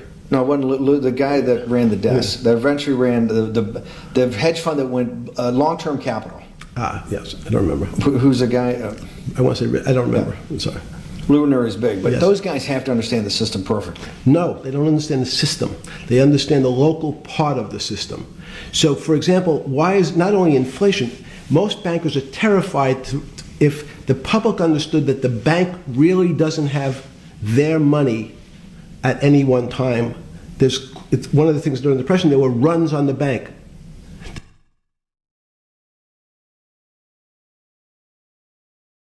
Okay, but you're literally talking about the system. You're talking about the system that people that have a passion and want to explore the entertainment business industry, you're talking about the system that is rotten within it. That's the system within it. That's not Catherine O'Hara did the wrong thing for being there. She didn't do anything wrong by being there and accepting some endorsements that maybe turned out later to not be great. She was doing her job the same way as everyone else was, without hurting any kids or doing anything beyond that. Like, if that's all you have on her, then she's actually a good one. That's a good one. If you know what I know, that's a good person. If that's the only mistake she made, like, you were on a whole different train. You're on a whole different train. Like, we're trying to get to the reality here of what, like, the underlying rot. Like, that's just the rot of a system. That's the system. That's the way it works. That's everyone. If that is what makes you a bad person, then every single person in the industry that's trying to sing or dance or do something they love in entertainment is a bad person, because they're having to participate in a system that's broken. Like, they're all trying to reform it. A lot of people are trying to fix it now because, yeah, they're realizing for the last 30 years things have been really fucked up, and they're trying to fix it now. So we need to recognize the people that are actually the real ones that actually were trying to do the right things as best as they could while existing in a broken system built on lies. The whole system is a lie. It's all smoke and mirrors. That's literally what the core of the industry. Okay, but if her whole team lied to her, like, oh, okay, so every single person you see in a commercial, you actually think they use those products? Like, that's a broken system. That's just how endorsements and sponsorships and stuff work. Do you think, like, if you actually think that any person in a commercial actually is using that product that didn't make the product themselves, then you're out to lunch, man. Like, and anybody that has to participate in that system, like, that's the least of the worries. Like, that is literally the least of your worries about what's going on in the industry. And if that's what you're focused on, you are in the wrong room. You are in the wrong room. The reason the banks don't keep much money in the actual bank is they assume that not everyone's going to want their money on the same day. So it's not really the fear of inflation. The fear is a run on the bank. Everybody wants to take out something that doesn't really exist. Inflation is tied to interest rates. It's a more complicated example. But when your money doesn't buy the same amount of product this year than it did last year, if it buys less and less, like it happened, you used the term hyperinflation. There's certain countries that are not managed well, like in Africa at the current, the game is based on taking advantage of people that have a passion for performance or entertainment or comedy. They are then taken advantage of within the system. The industry itself became sick. The power players at the top, the elites, the names you don't know, are the people that are sick. It's not the people that are being used like puppets that are the problem. It's the system that's the problem. And if you can't see the root cause of the problem by now, again, you're in the wrong room. We're trying to get to the root cause of the infection. We're not trying to worry about the pus oozing out from under the Band-Aid. We're trying to rip the Band-Aid off and look at the actual cause of the infection. If you're not interested in that, if you want to fuck around and play in the pus, you can go do that anywhere else. but we're going to look at the actual root cause of the infection and why the whole system's broken to begin with, that's created that kind of environment that people had to pimp themselves in a way that they didn't believe was aligning with their morals and values. They had to compromise their morals and values to do what they loved. That's the broken system that we're all trying to fucking point out here. Like, there's a source of the infection, and we're going to get to that. So if you're not into that, that's you can do that anywhere else. There's 10,000 billion other places to be on the internet. Okay. Yeah, well, some people want to do the arts. Are you saying people shouldn't be allowed to do the arts? Are you saying that people doing the arts are bad people? People that want to sing and dance and paint and whatever, do stage work, like all this stuff? Like, those are all bad people. Like, you gotta be demented in the head to think that, to not see the root cause at this point with all the information. $100 billion bill, $100 billion bill in Zimbabwe is worth 1 American cent. That's the perfect example of hyperinflation. It goes up, it doubles every day. So people are afraid that their value in the system starts to break down. But so if I said to you, does your doctor understand your body system? You'd say, well, I hope so, because I want him to keep me healthy. But you could have a kidney infection, you could have a heart attack, you could have a broken knee. There's lots of pieces of this system. And in fact, when you ask the question, very few doctors understand your entire body. There's a specialist for your knee, there's a specialist for your polynoidal cyst, there's a specialist for your head, and now we have specialists in different areas. So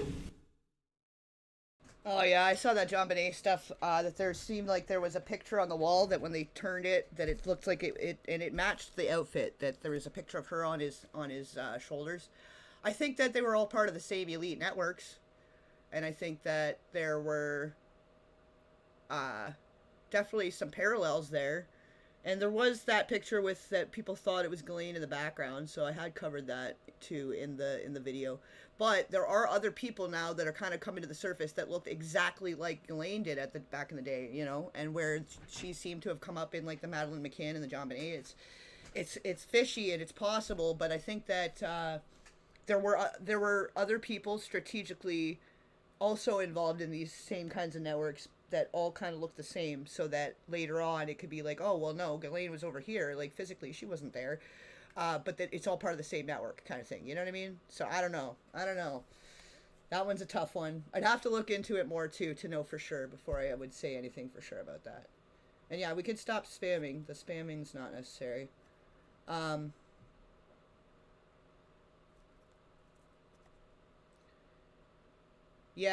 Yeah, you never know. Yeah, you never know what you get yourself into. Like, the way that stuff is sold to you on one level, like, you can have all your morals and values and be like, I'm not selling this if X, Y, Z. And then if they find out, then they've already done the thing, but they find out after they were lied to. Of course, they're not going to use the product. Most people don't use the products they're endorsing anyway. Like, let's be friggin' for real here. You know, and if they are, like, it's because they're getting money out of it for the product. Like, it's something they took part in and created themselves, you know. But if they're just doing a commercial, like, that's existed the whole time. That's such like the outer circle of the problem. Like, we're looking at like the let's look at the actual root cause of this infection, you know. We've been talking about the symptoms of the infection for far too long and just dancing around it. We can't keep dancing around and putting band-aids on it. We gotta get to it, you know? And I'm going to get to your first question about Santa Fe Institute. The world economy and your body. And good to see you, by the way, Kira. I haven't seen you around in a bit. I hope you're doing well. Hope this New Year's treating you well. It's been a wild ride for the most part, I think, for everybody. But hopefully you're doing okay in your neck of the woods. They're just the breadwinner and they go home and just try to make a living. Yeah, like a lot of people, exactly. Like, there's so many hundreds of people in between that are literally just normal people just trying to do their job. That's very true, too. Like, there's so many other layers to it that I don't think the average person really understands, and I think that we need to have a little more awareness overall, so we can identify what really is the bad, because, yeah, okay, the system's broken, and that's not great, but, like, there's so much worse happening. that people are part of or turning a blind eye to, and that's what we're here for, right? Body are both comprised of little systems interacting with each other and making one big system. This is what's stunning for all the little guys out there, the populist movement, the little guys that haven't had a pay raise in 30 years. They think that these elites, have everything. The guys in the room making the decisions, the party at Davos guys. You're sitting there, and you don't think many people today really understand the complexity and really all the moving pieces and how they interconnect to the world's financial system.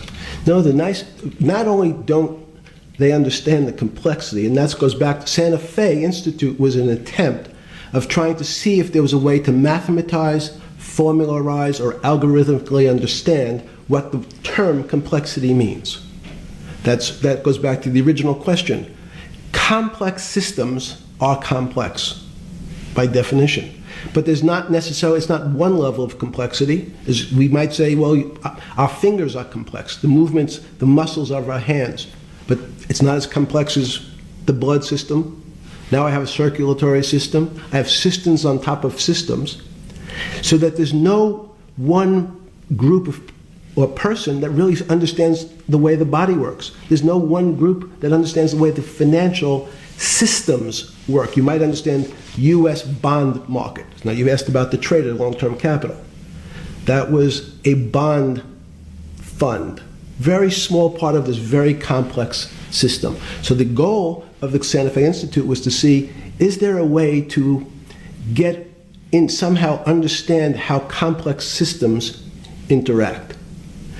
Fast forward, Steve, to today, where Google and these other engine companies, the other tech companies, are trying to build artificial intelligence. The strangest thing that they found, one of the strangest things, is that the systems that they design, this artificial intelligence, which a lot of people have heard about, is they design a bunch of systems. They're called neural nets. The term simply taken out of brain work, neurons in the brain. Nets because they actually look like a net. They put in some inputs. The computers work, spit out an answer. Sounds normal to you. It's because you're thinking about that calculator you had in 1976 on your desk. When you ask the person who designed the system, how did it come to that answer? How did your neural net, can you show me the calculations? They say, no, we don't know. We don't know how the thing we designed actually came up with that answer. That's pretty strange. They take the same neural net now and they put it in front of a video game. No learning, nothing. They say to the computer, they say, sit in front of your video game and learn how to play. It seems the computer learns better than any human in history, faster than any human in history, beats any human in history, but when you ask the designer how did it do it, no one knows. It just did it. So that's the first little touch of things that we already have gotten to a place where we don't understand it and we built it. On Sunday afternoon, September 14th, 2008, where were you? Sorry? It was the night they put Lehman Brothers in bankruptcy in London. I was in jail. Seriously? Yes. So the financial crisis of 2008 happened when you were in jail? Yes. Oh, this is going to be so amazing. This is going to be so amazing. I take it you didn't have your Wall Street Journal dropped off to you in the morning, your Financial Times? No. How did you hear about how did you hear about, because I want I forgot about this, but yes. I'm trying to get, this is going to be amazing. This is, let's go back and do that again. Sunday afternoon, because I want to find out about people, the geniuses understanding the complexity of the financial system. Because I think the best example we have is the financial crisis, the crash of 2008. Sunday afternoon, September 14th, I think it was, 2008, is when they were working feverishly in Midtown Manhattan at the Lehman Brothers offices and at various law firms around town. in with the Secretary of Treasury about, in the Federal Reserve, what they're going to do with Lehman. They decided they weren't going to save it. And so they prepared to put it into bankruptcy at the open of the market in London the next day. How did you hear about what was going to happen to Lehman Brothers, and what did you immediately think when you heard that it was going to be put into bankruptcy? I'm glad you asked that question. I was in solitary confinement September 14th. And again, some of the public stories about the wonderful time I had in jail and my work release, which didn't come till months after.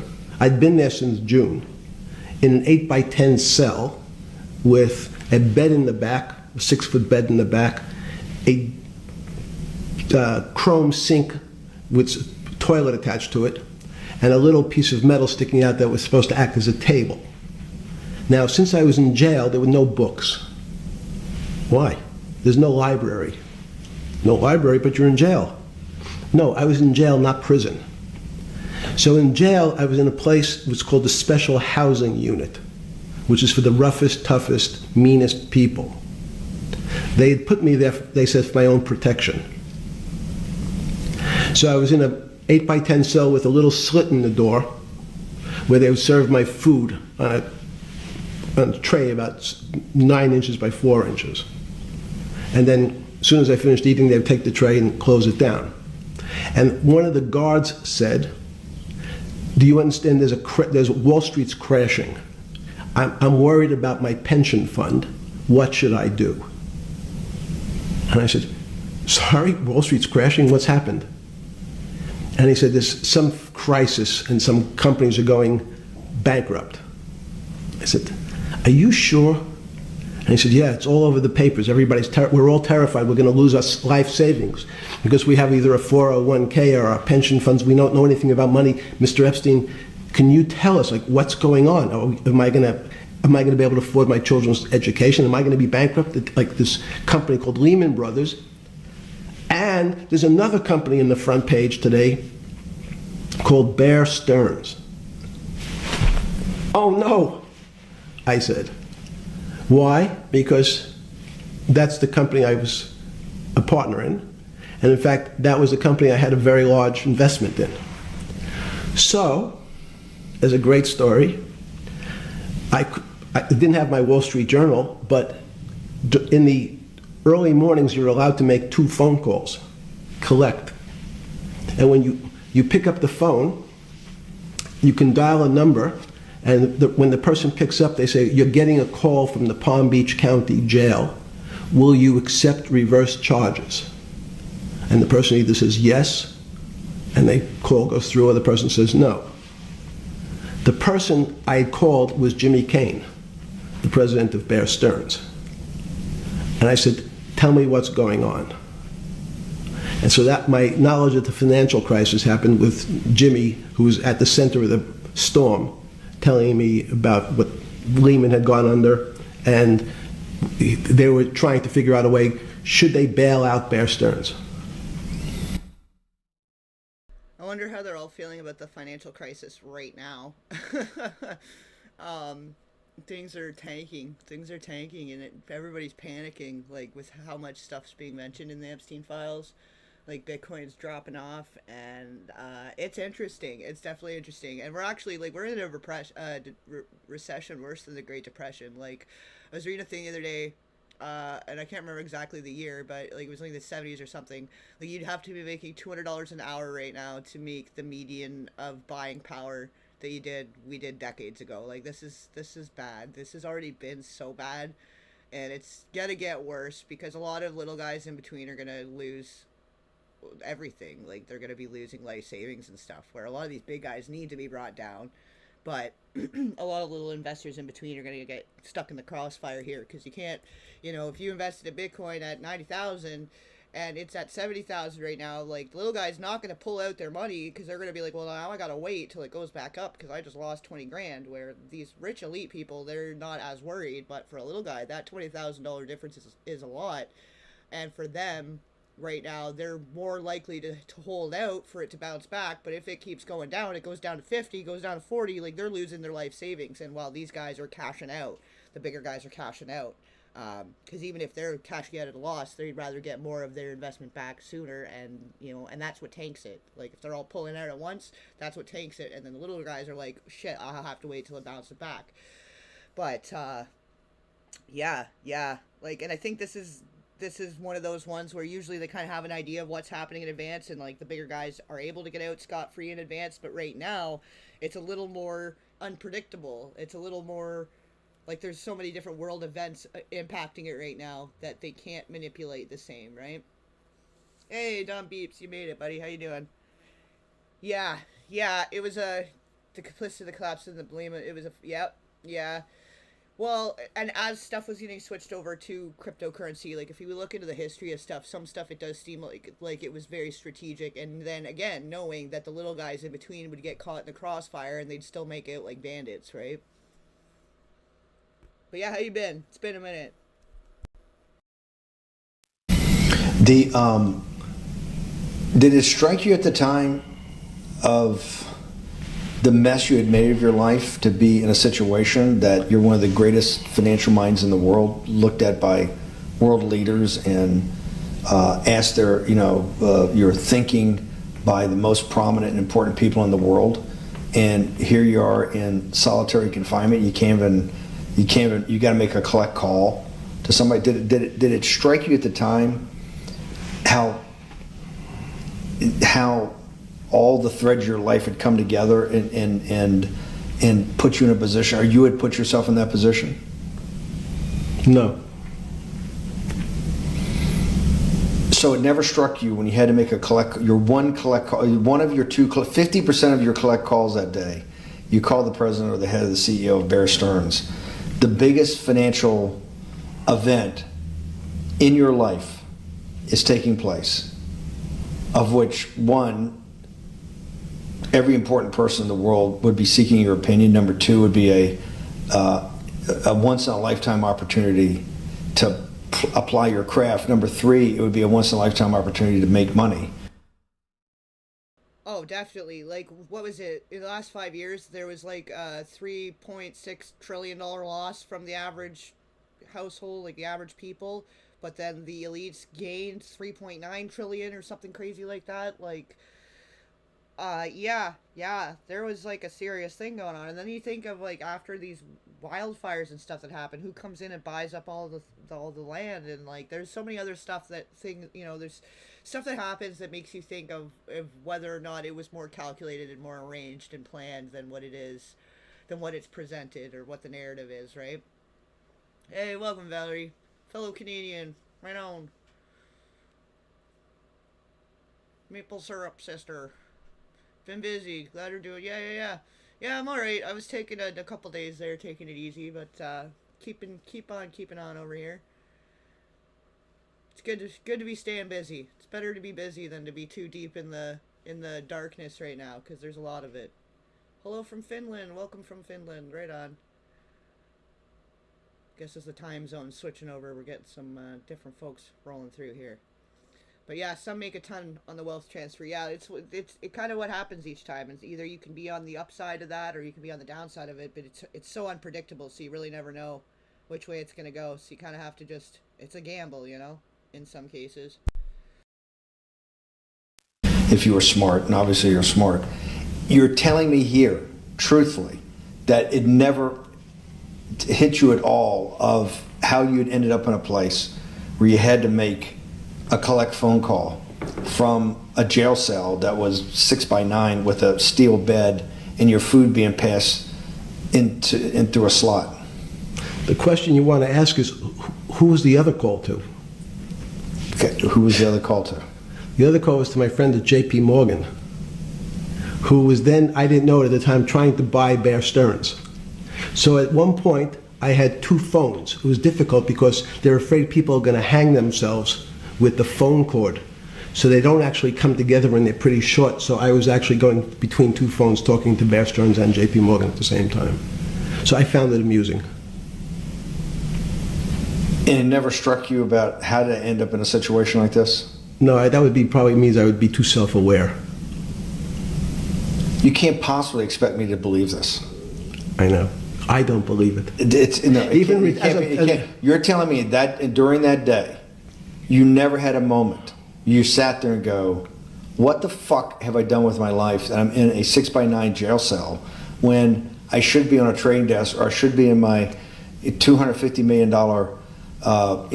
greatest townhouse in New York City, taking calls from the King of Saudi Arabia, the President of China, the head of Russia, the President of the United States, to save the world's population from a financial debacle. You honestly expect me to believe that never happened? You're suggesting I was sort of somewhat depressed, and how could this happen to me? I'm not saying depressed. I'm saying a moment of awareness of how could I get myself into this situation. No, I would just say how strange that this happens. Just it's strange. I'm wearing a jumpsuit and flip flops. What color was the jumpsuit? Brown. Brown. Brown jumpsuit. Yes. I notice I don't see you in a lot of brown. No. Brown jumpsuit and flip-flops. Flip flops. Yes. With no access to books, no access to newspapers, No access to anything You had lived on information. except my almond joy bars. I had extra almond joy bars. Did you eat almond joy bars and things like that because you're afraid of what the cooks did to your food? Yes. Is that because of that you were in for the crimes that you were in for? No, it was just in fact, I Is was it because you're wealthy? Yes. How did you know that? Well, people would constantly come if I was passing by or have to go for my medical. People would either ask to borrow money or make some other types of comments about. In the beginning, what were the comments? At the beginning, what were the comments? it serves you fucking rich guys right that you're here next to me. There was nothing about your crimes. No. So all this rumor you hear all the time about people in prison that commit the type of crimes you commit, you're saying in your personal thing is not true. No. It was all because you were rich, Yes. and it was all because they wanted to borrow money. Or get advice. Yes. Where they get advice to go. He's basically like this. The financier thing was kind of like the bakery, but there was the mafia working out of the back room. Do you know what I mean? Like this, anyone that's in an organized crime syndicate, they have to have a front and a way to have the money passing through and to make it make sense on paper so it doesn't seem suspicious. So what better person to be at the center of that kind of network and that kind of organized crime syndicate than somebody that's really good with money? It makes sense. If you're going to have an elite network that's a little more strategic and calculated, this is the kind of people you get together for that. Where you have like the street level people, the mid levels. When you look at like drug trafficking, it's all the same.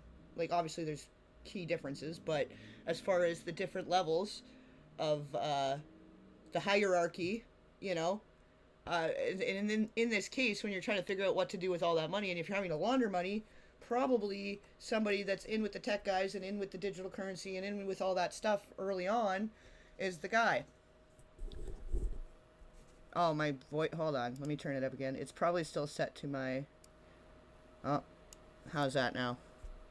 Should be a little better. I might have been leaning back a little too far there, too. I get leaning back in my chair. It's a little farther away. Can you hear better now, though? Is that a little better? No, it's only a drop at the tip of the iceberg. Well, this is it. He was just the front. He was just the baker. He was making the pies for the guys that were doing the dirty stuff in the back. Yeah, it's loud compared. Okay, let me adjust it a little bit. I got a different mic and I'd moved my whole setup around, so I was getting stuff plugged back in again, and some of these preset default things reset on me. So I apologize. Here, I'll hit the interview down a little bit and turn me up a little more. Yeah, like I think he knew the right people at the right time and had the right answers that worked at that time, but that didn't mean that he was really, like, that it was as elaborate or complex as he's trying to make it sound. I think that a lot of what he's saying, it's hit the salesman part of it, of like, he would have to make it sound more convoluted and complicated and like more involved than it really is. You got like 15-year-olds launching crypto coins in their basement, you know what I mean? Like, it's not really an elaborate thing. But the way that he talks about it, he's learned the language of how to talk to these people to make it sound like he knows something that they don't, and he's the only guy that can figure it out for them. You know, so it's a different kind of intelligence. He has street smarts. He has street smarts, not academic smarts, and this is where he had the upper hand on some of these people, and he could talk the talk. But whether he could walk the walk or not, he just happened to have the right people at the right time. Like, I don't think he was really doing much of anything. He was just connecting the right people and making sure they all had a nice time in between, so that they're always thinking of him fondly. Whether the business worked out or not, he had a wicked time on the boat, you know, or on the island, or at the whatever, you know what I mean? So they're friends at that point, and they don't care. Maybe they lose a couple bucks, and all that time he's raking it in, you know, and making a bigger name for himself and building up his reputation. And if everyone says he's a terrific guy, and they all want to party with him, you know, it's like, this was the Diddy for the white folks. Like, let's be so for real. Like, Diddy, everyone wanted to go to a Diddy party. Well, like, every rich guy on this side of the equator and, you know, the Western Hemisphere here wanted to party. I wanted to go to an Epstein party. It was the same kind of idea. It just wasn't like as put out there in music videos and you know what I mean? Like, it wasn't as displayed the way it is on BET and MTV and all of that, right?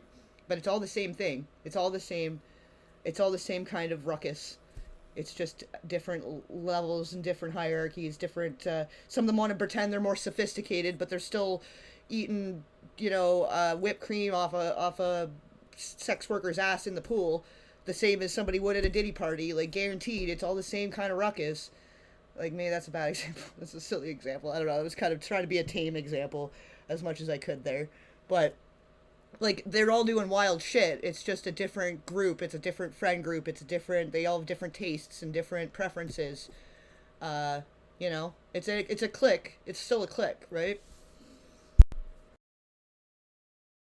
Long to go long. Yes, You're telling me is this time to buy? You're telling me in solitary confinement they're interested in going long. Yeah. They want to know What does that say about human nature? Well, what I think the people find, one of the reasons they wanted to keep me in solitary confinement was they were afraid that everybody would want to know which stocks to buy. But what happened was, after this crisis, now it's on the front page of every newspaper. I don't want to lose this day. Sorry. When you first heard that, was it Bear Stearns had been kicked into bankruptcy, 6 months before? No, this is the same time. This is part of the same deal. I thought no. Bear Stearns, they saved Bear Stearns and didn't save Lehman Brothers. That's right. 6 months before they had bailed out Bear Stearns, but Bear Stearns was still a zombie, A shell of its former self. a former self. But they had quote unquote saved it. Why did they make the decision in your mind? Why did Hank Paulson and Bernanke this concept of moral hazard? Explain to the audience what moral hazard is, and why did they save Bear Stearns 6 months before, and why did the smartest guys in the room decide not to save Lehman Brothers? It's a good question. The real issue is I'd have to go back when you have these systems to the way your doctor responds to any type of emergency in your body. If they might decide to save your kidneys and let your gallbladder go, because the gallbladder is less important to your overall system. If at that time, even it's not that long ago, the boogeyman was when said, well, what really happened? Jeffrey, what really happened? What is this financial crisis? And, you know, some of the progressives and the right wing blame it on the banks. It was the banks' fault.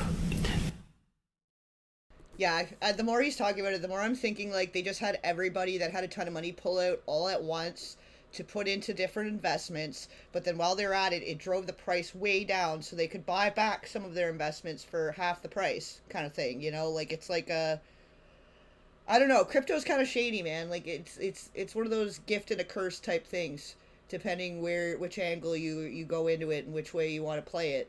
But I feel like that was kind of the early stages of crypto, was it not? And that would be a good time to go pull out, put in over here, pull back out, make that drop, buy some more back over here in with keep the good relationship with the bank, but now you have most of your investments in, you know, different wallets all over the place that can't be tied back to any bank, right? Like, at the time, how much money was funneled out and disappeared in such a way that there was no paper trail in those earlier years, and maybe that was part of how that all and what like and why it all happened. Like this is where I think people are starting to put that together, like because it kind of makes sense that it was a little more of a manipulated in a manufactured crisis than it actually being just a a bubble that burst.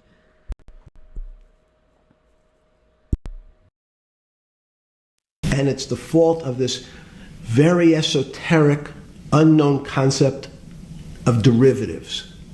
It was really the derivatives that caused this financial crisis, because the derivatives got somehow out of control and like in the Mickey Mouse. And that was the way you started your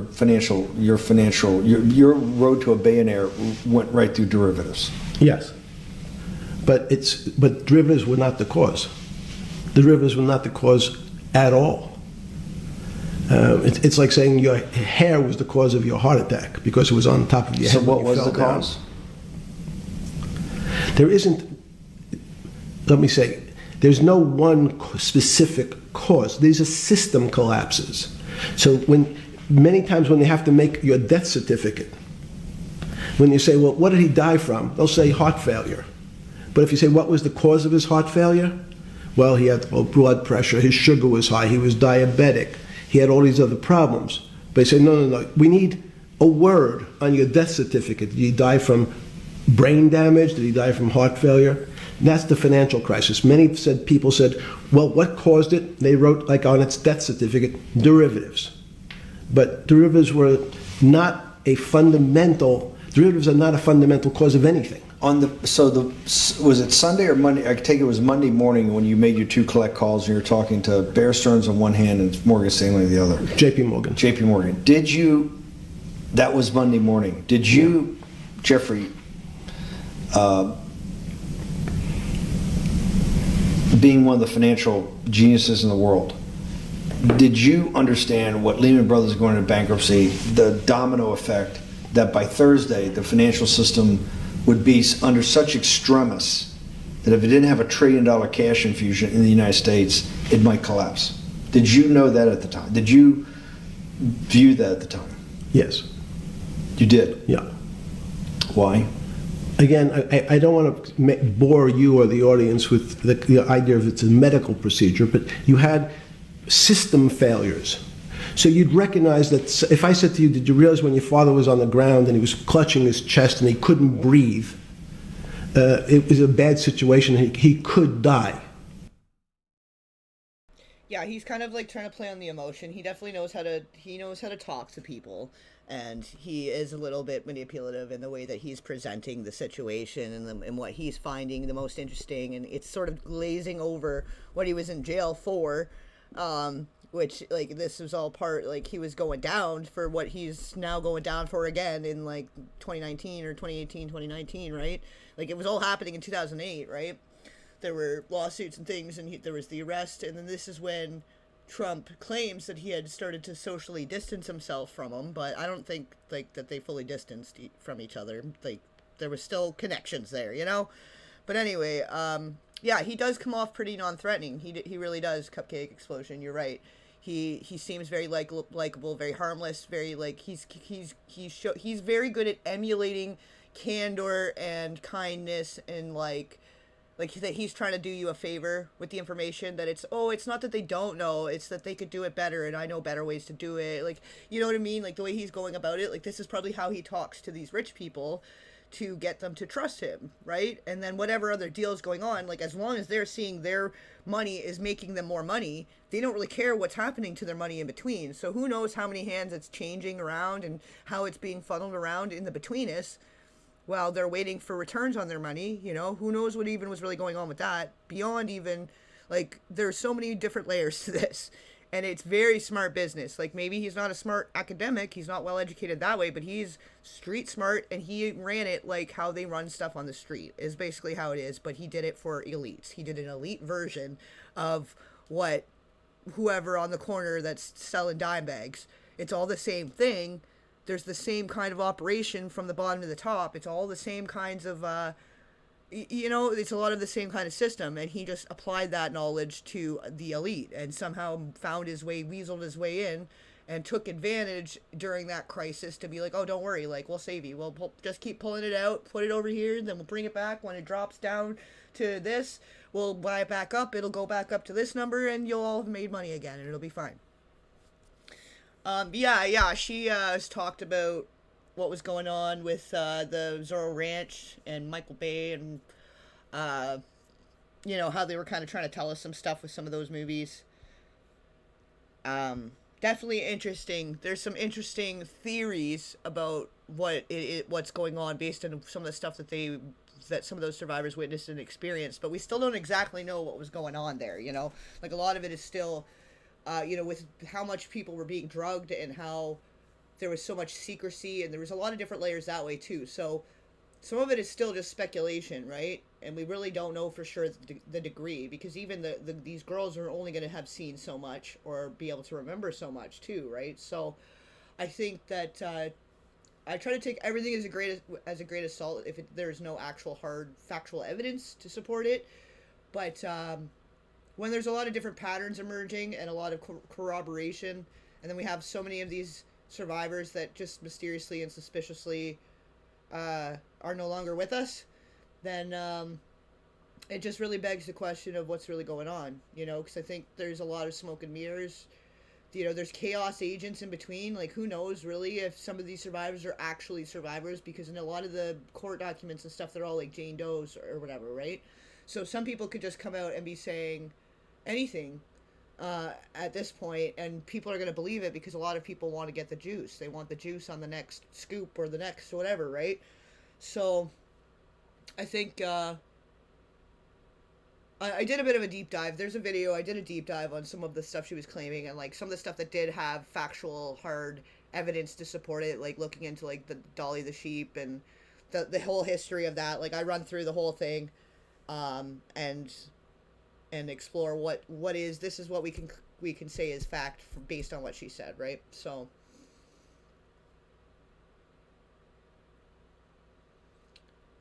yeah, like, well, there's organized crime syndicates at every level of every walk of life, like religion, organization, politics. None of that actually matters. There's people that are depraved and deviant and sadistic, and there's people that are not.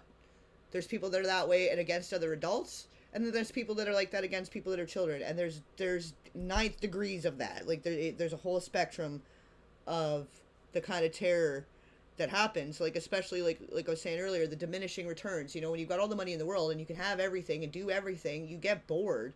It's like when you go and you play The Sims and you do the motherload cheat too many times, like, and you can buy everything in the game, and now you're bored because what's there left to do, right? So then they need to find new and inventive ways to keep themselves occupied, or to have these events or these different themed parties, or these, like, they really start going into these outlandish regions to be entertained, to keep it interesting for themselves, because they're all fucking bored. Like, look at what they're doing at Mar-a-Lago a couple weeks ago. They literally did like a Victorian furry party, which furries, if you guys don't really know about furries, like, they're basically banned from most major cities from being able to do their functions, to do their little conventions, because of how depraved it all is, and how much of destruction and like the bodily fluids left behind, all sorts of them, in all the hotel rooms and stuff. Like literal whole cities, like in 2015 Seattle banned them, everyone in like united front to ban them from the whole city from ever having a convention there again. And that's what the orange guy is doing over at his little club with all his little friends, but they're dressed up like Victorian era dresses and stuff because it's sophisticated, but it's still depraved. It's still as depraved as it can get. Like, that's like, we're starting to get to the, moving into the ninth degree.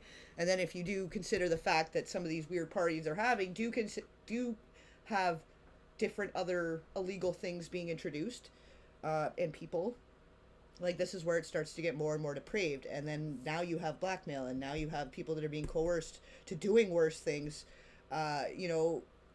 because of the competitive nature and so on and so forth, right? So it's all bad news. It's all bad news. Once you get to a certain point, it's only bad news.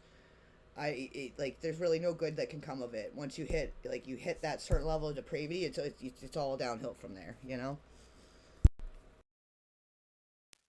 That's how I saw it. Did you immediately think about the commercial paper market? I mean, the mechanical triggers that actually had to you had to blow through these circuit boards. Did you know the circuits? Did you understand the circuits? Or did you have a concept of the circuits that were going to get blown through? Yes, but only because of an analogy to a body. And in fact, from my telephones against the wall with my little metal wires, because the next day I talked to another person in Washington about the issues of what I thought was happening, and I made the same discussion about the... They were at the Treasury Department? Yes. So in a 6x9 cell in... The phones were outside the cell. In Palm Beach County, California? West Palm Beach, Florida. West Palm Beach, Florida. This was your juice diet. West Palm Beach, Florida. West Palm Beach, Florida. West Palm Beach, Florida. You're making a call to Washington, D.C. to talk to some deputy secretary of Treasury. Someone in Treasury. Right. Someone in Treasury. Right. And that does not, the night before you go to bed, it doesn't dawn on you at all. You never have a moment of self-reflection that, how did I end up on this metal cot when I should be at the center of things? No, I had a telephone, so I said, I can talk to, it makes no difference where I am. In fact, I'm still talking to the same person if I was at my home in Palm Beach. But I'm here in jail. Home in Palm Beach. I can dial my own phone. That's bullshit. No, but you can also make 1,000 phone calls. Here you got to make one, and he's got to take. Think how much better that was. I had to decide who was the right person to call. That was unusual for me, because I would have called 20 people. And before. what was the advice you gave? I said, you have a sick patient, and it's very much like a sick patient in the emergency room. You can't think about it like your car. People in normal walks of life think about money and things as a machine. And then, unfortunately, so if your car breaks, cars are always easy to fix. My jets, my cars, if it breaks, I know it can be fixed because it simply follows the same pattern. If this part breaks, you replace the part and the thing works again. People and the financial system are not machines. They can't be fixed the same way. You can't simply take out the put some more juice into the commercial paper market, and that's like replacing the carburetor on the car. It's much more, I have a patient who can't breathe, has a stomach problem, can't see, looks bleeding at the same time. What do I do first? I have to think about it as a system. Where's the most logical place? What's the most dangerous place? If your heart stopped, we have to start your heart again. In the equivalent to the money market, why do I have to start your heart again? I need to get your blood flowing. If your blood stops, you're dead. If liquidity, which is the equivalent of blood in the financial system, dries up. Once liquidity is basically cash, putting cash into the Forget system. about what it is. Okay. Forget about what it is. Yeah, he's talking about crypto. He's talking about crypto. Liquidity in crypto is when the liquidity dries up, you can't pull out your coins. You can't sell at all. Even if it's a low price, it's all bogged up. There's no liquidity. It's the baseline liquidity is gone. He is fully talking about crypto, but he's like, don't worry about what I'm talking about. I'm going to skip this back a tiny bit, but he's fully, and this is how he's talked to all these rich people, like as if he knows what he's really talking about, but he's saying it in such a way and using such language that it seems so much more complicated, and like that he's doing such this fantastical thing, but really, like, we've got like 15-year-old degens making mad dollars on crypto by screwing people around, you know, like if you're cool screwing people around, that's the place to be, you know, like there's no good things about it. Like I had investigated and checked it out and tested the waters and whatever, and just everywhere you turn, it's degeneracy and shitty people and greed and just everybody just dog eat dog. Like it's a very degenerate type space. Like, and the people that end up being very well attuned to that space aren't usually good people, you know what I mean? And if he was really aware and knowledgeable about that space early on, he would have had the leverage and the leg up. But he's like, oh, don't worry about what that means. I'm going to talk about it like it's blood in your body, and but we're talking about liquidity. Like, he used the word liquidity. That's the giveaway right there. And he's like, oh, well, liquidity, what's liquidity mean? He's like, don't worry about what that means. Okay, I'm going to replay this. Hold on. Dries up. Once liquidity is based. Financial system dries up. Once liquidity is basically cash, putting cash into the Forget system. about what it is. Okay.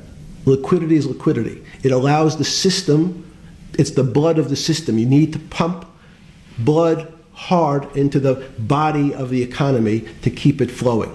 And if you're, especially when you're worried about someone dying, you're not going to be worried about the niceties of, well, you got the shirt dirty and there was some damage. Pumping that blood, keep that heart. He's literally talking about a pump and dump.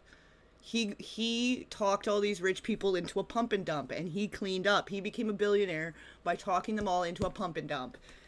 In the 2007, 2008, you gotta pump it like blood, pump it. Like, he's literally using the crypto language. Like, now I can understand better why I had to do a detour and figure out some crypto stuff. Like, you know, I mean, everybody's looking into it. It's all the new turn of the digital century, so it makes sense to have some knowledge about what's going on. So, you know, just from my little foray into it, though, I understand what liquidity means, and I understand what pumping. They're like, yeah, pump it. We got to pump it. I know what that means. You're going to get everybody getting excited and putting all this money in, and you're going to rip bags. You're going to pull the rug out from under them. And then all the little guys are sitting there with fucking dust in their bag, and you just made off like a bandit because you're a sick, depraved, greasy fucker. Money depraved. Like, it sounds like he was very money depraved more than with whatever else was going on there. Like, this is how he kept them all distracted and kept them all, here, have fun on my little playground, guys. Don't worry about it. Don't worry about the liquidity. We just have to pump it. We just have to pump it, and it's going to be fine. And then the guys at the top, his buddies at JP Morgan, and the two guys he decided to call, don't worry, guys, we're going to pump and dump it. And we're going to make off like bandits, and we're going to run shit when it starts to come back together. And that's exactly what fucking happened. That's insane. That's so insane. He was saying it. He was literally saying it, but people didn't understand the language yet either. Like, this was before, right? Oh, this is funny. This is actually kind of funny, because I don't think a lot of people would be picking up on this now, too. Like, if not many people have gone too far into the crypto beyond the fiat currencies either, like beyond just buying XRP and like coin and stuff like that. Like, some people have gone that far into that, but there's so many more layers to it. Like, when it comes to like launching coins and being part of projects and stuff. Like, oh my god, this is so fucking funny. Like, he was saying it. He was saying it all clear as day. But most people don't understand that language. Don't worry about what liquidity means. It's the blood in the system. We need to pump the blood. Like, holy fuck. Oh man, that's that kind of, I don't know. It's not even funny, actually, though. That's pretty serious. But it's funny that he was being so open about it. But he knew that people knew so little about it at the time that it didn't matter. That he's even using the language, but nobody knows what he's talking about. They're like, what do you mean liquidity? Oh, don't worry, we're not talking about liquidity. We're talking about the blood pumping in your body to make your body go. Like, it's all distraction, right? And don't worry, here's all the girls and the drinks and the exotic this and that, and come to my island. And oh man, he is like the OG pump and dumper. Wow. Was not expecting that in this interview, at least. I you know, you have some expectations going into this kind of thing, and that was not on the list. When you talked to the person in Treasury on Tuesday, the 16th, did you get a feeling as you were sitting in your 6x9 jail cell in West Palm Beach, Florida, that they were on top of things? No, you can't. It's impossible to be on top of things. There's no such thing. It's, again, the doctor watching the patient die. You hopefully have some confidence that he's seen it before. He recognizes that there are some steps he has to take first before he bandages the guy's finger or worries about what shoes he has on. Yeah, I don't think he even knows what liquidity means. Like, that's what's funny about it. I don't think he even knows. He just knows how to sell it. He knows how to put it out there and sell people on it, but he doesn't actually know how it works. He's got the nerds in the back that know how that works, but he could be getting taken for a run in such a way too. Maybe he didn't even know that it was going to be a dump. He knew that they had to pump it and that works and everybody makes money, but he maybe didn't even realize that he was getting to be the face of a rug pull. You know what I mean? Because like, we've seen it happen now to a bunch of celebrities, all of these crypto things that happen. Like, what was it, like Jason Derulo and Frank, what was the other one, Iggy Azalea or whatever. They were launching coins. Some nerds came to them and offered them money to launch a coin under their name and for them to make a post about it, and then they got everybody hyped up about it, and then they rugged them. I think it happened like with that Hawk Twa girl too. Like, there's all these like really big infamous rug pulls now. Like, it's a pop culture thing now. Like, it's people understand it better now, but this was like all brand new then. And Bitcoin wasn't worth as much. It was easier to have a volatile market where, yeah, Bitcoin and all that's different now, but at the time, I don't know, man. Like he's kind of just saying it. He's kind of just saying it, but relying on the fact that people didn't actually know what's going on with that, and most people don't. You know, if you don't go right into it and like poke around and see all the ins and outs of it and how the people are interacting and working amongst each other and what's all going on there, you know, if you don't do that full investigation on the other side of it, you wouldn't realize how many shady things are happening just in that behind the scenes. Like a lot of people would not invest in that if they knew what was going on just in crypto, just on its own, without the fact that it props up a lot of organized crime syndicates, and there's a lot of other bad things that comes with that. There's a lot of good that comes from it too, because of how it's kind of a decentralized, and you know, the average person can have a little more control of their own money and not have to be relying on banks and stuff. But it's a double-edged sword in a way. So you hope that the people in charge, your doctors who are working on the emergency patient, have enough experience and, frankly, judgment to try to keep the patient alive. Did you think that they had those things, patience and judgment? They had pretty good judgment, and you needed a lot of luck, just like in the dead patient. You need to, hopefully you put that blood in and it's not too late. And you make some mistakes, but you have to know you're going to have to give it a shock. In the run-up to the September crash of 2008, yeah. I guess you weren't occupied with finance. That whole summer, how long had you been in jail? I went to jail June 30th. So the entire summer? Yes. Before you went into jail, you were still very active in the financial markets? Yes. When I say active, you trade currencies every day, you trade stocks every day. When people, I don't do any, someone like you, or you give advice to people to trade stocks or trade currencies. I don't trade every day. I think that's, like Woody Allen said, you can't beat the bank. So I try to pick my spots. George Soros picked his spot when the pound. I love that he's quoting Woody Allen and then George Soros. Oh boy. Yeah. If people didn't get it then, because I think this circulated around at some point. I think some people were saying they'd already seen this or whatever.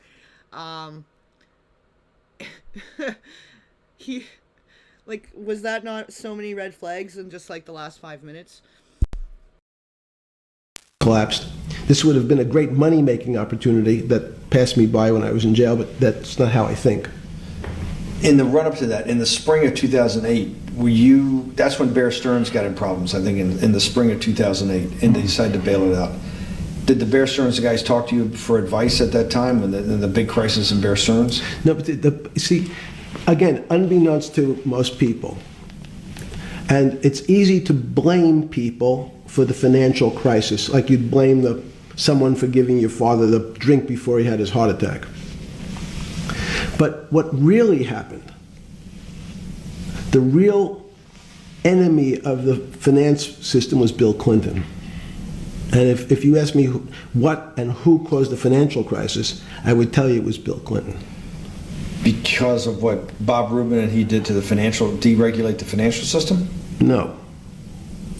Because as of the last time we had our 60-minute interview, you talked to me about home ownership. And you asked me whether everyone should own a home. And I told you, no, it's too risky. So the financial collapse of 2008 is because of hardworking African Americans, Hispanics, and whites who wanted to have a ownership stake in the society that all rests on their shoulders. They're the culprits. No, not at all. Okay, then I didn't say they were the culprits. I was pretty clear it was Bill Clinton. Okay. Why was it Bill Clinton? Because Bill Clinton wanted to get votes from those people. And he sold them the idea that instead of renting in a house, and historically the values of houses have gone up, and he said, you guys in these local communities who haven't been able to afford a house before, I'm going to show you a way. I'm going to give you a way, because I'm sure I'll get your vote, that you can own a house, because I want your vote. So what we're going to do is I'm going to let you buy a house, Mr. Bannon, when you really you're right on the border, maybe, or not even on the border. Your credit is not good. Okay, let's be honest. And it's not my fault, it's not Bill Clinton's fault, but whatever happens, at the moment your credit score or whatever it is, your credit's not good. Now, normally, you come to me and want to borrow money, I'm a bank, and I say, I'm sorry, Mr. Bannon, I can't lend you money because your credit score is not up to where it needs to be. Hopefully, if you work harder and clean up some of your problems, it will be. So he's basically saying that Bill Clinton had used the powers he had at the time to create the pump and dump by leading people in, by having financial comfort and a home, and had them put all their money into this and try to invest into this thinking that that was a good thing, and then they got pump and dumped. Basically, he's kind of just saying, like, oh, well, maybe it was Clinton. Well, no, you're all in on it. You're all part of it. Like, who pulled first, it doesn't matter. But when they tried to pull all that liquidity out, it was the little guys that got screwed. It wasn't their fault that they got mortgage. Like, most people, a mortgage is less than what they're paying in rent. And if they're all paying rent, they can afford a mortgage. It's nothing to do with credit. There's nothing to do with credit whatsoever. He's talking out his ass. But then if the banks are going like if the whole economy is going to shit and the interest rates start going up and everything's going to shit that way, like, it's the little guys that end up getting screwed the worst. They're going to be the one that's going to default. They lose their jobs. They're like the big companies that now just got rug pulled by the other bigger guys. They're cutting. It's the little guys that always get the shit at the end. They're the ones that they lose their jobs first. They're the ones that,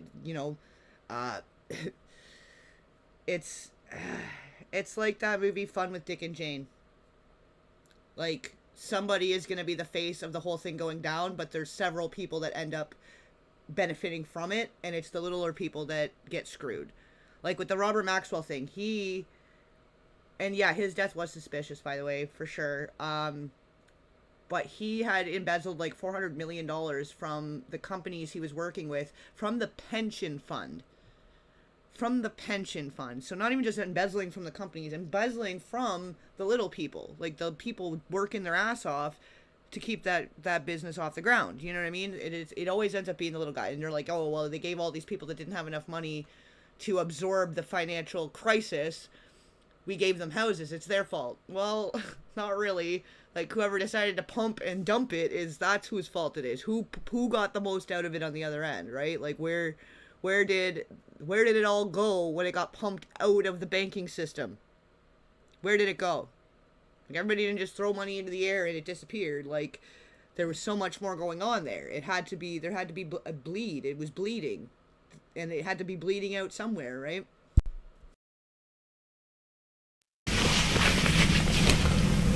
But no, what I say to you is, I'm going to figure out a way to lend you, not give you. I'm going to lend you money anyway.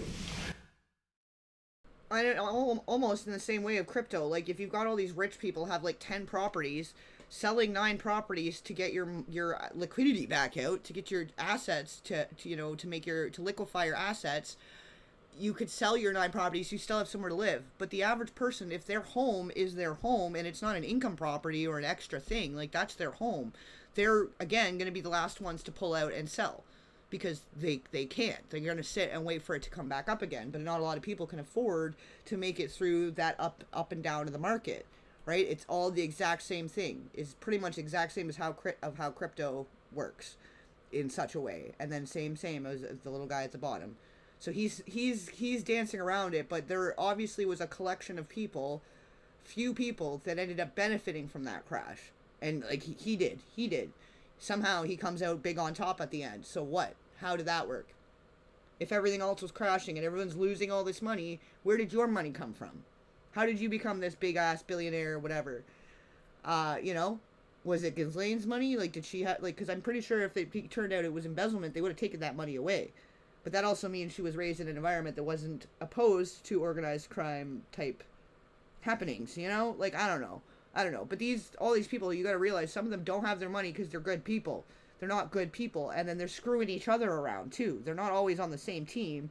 They're trying to screw the next guy out of what he's got. or they're so willing to screw all these people at the bottom to make it like bandits. And then it creates an environment of poverty where he can go up the street and find some kids working a summer job to try to help support their family or put themselves through school. And then now he's offering them all these frigging opportunities for a career. Just come hang out with us rich people over here.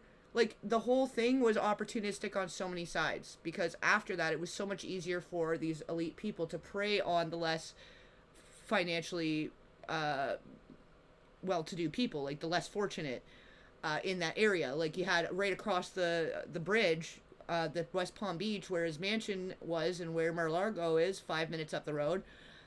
There was like a trailer park right there. And then a lot of the girls were being met either in and around the area, like Elaine was going around schools and being a fucking weirdo.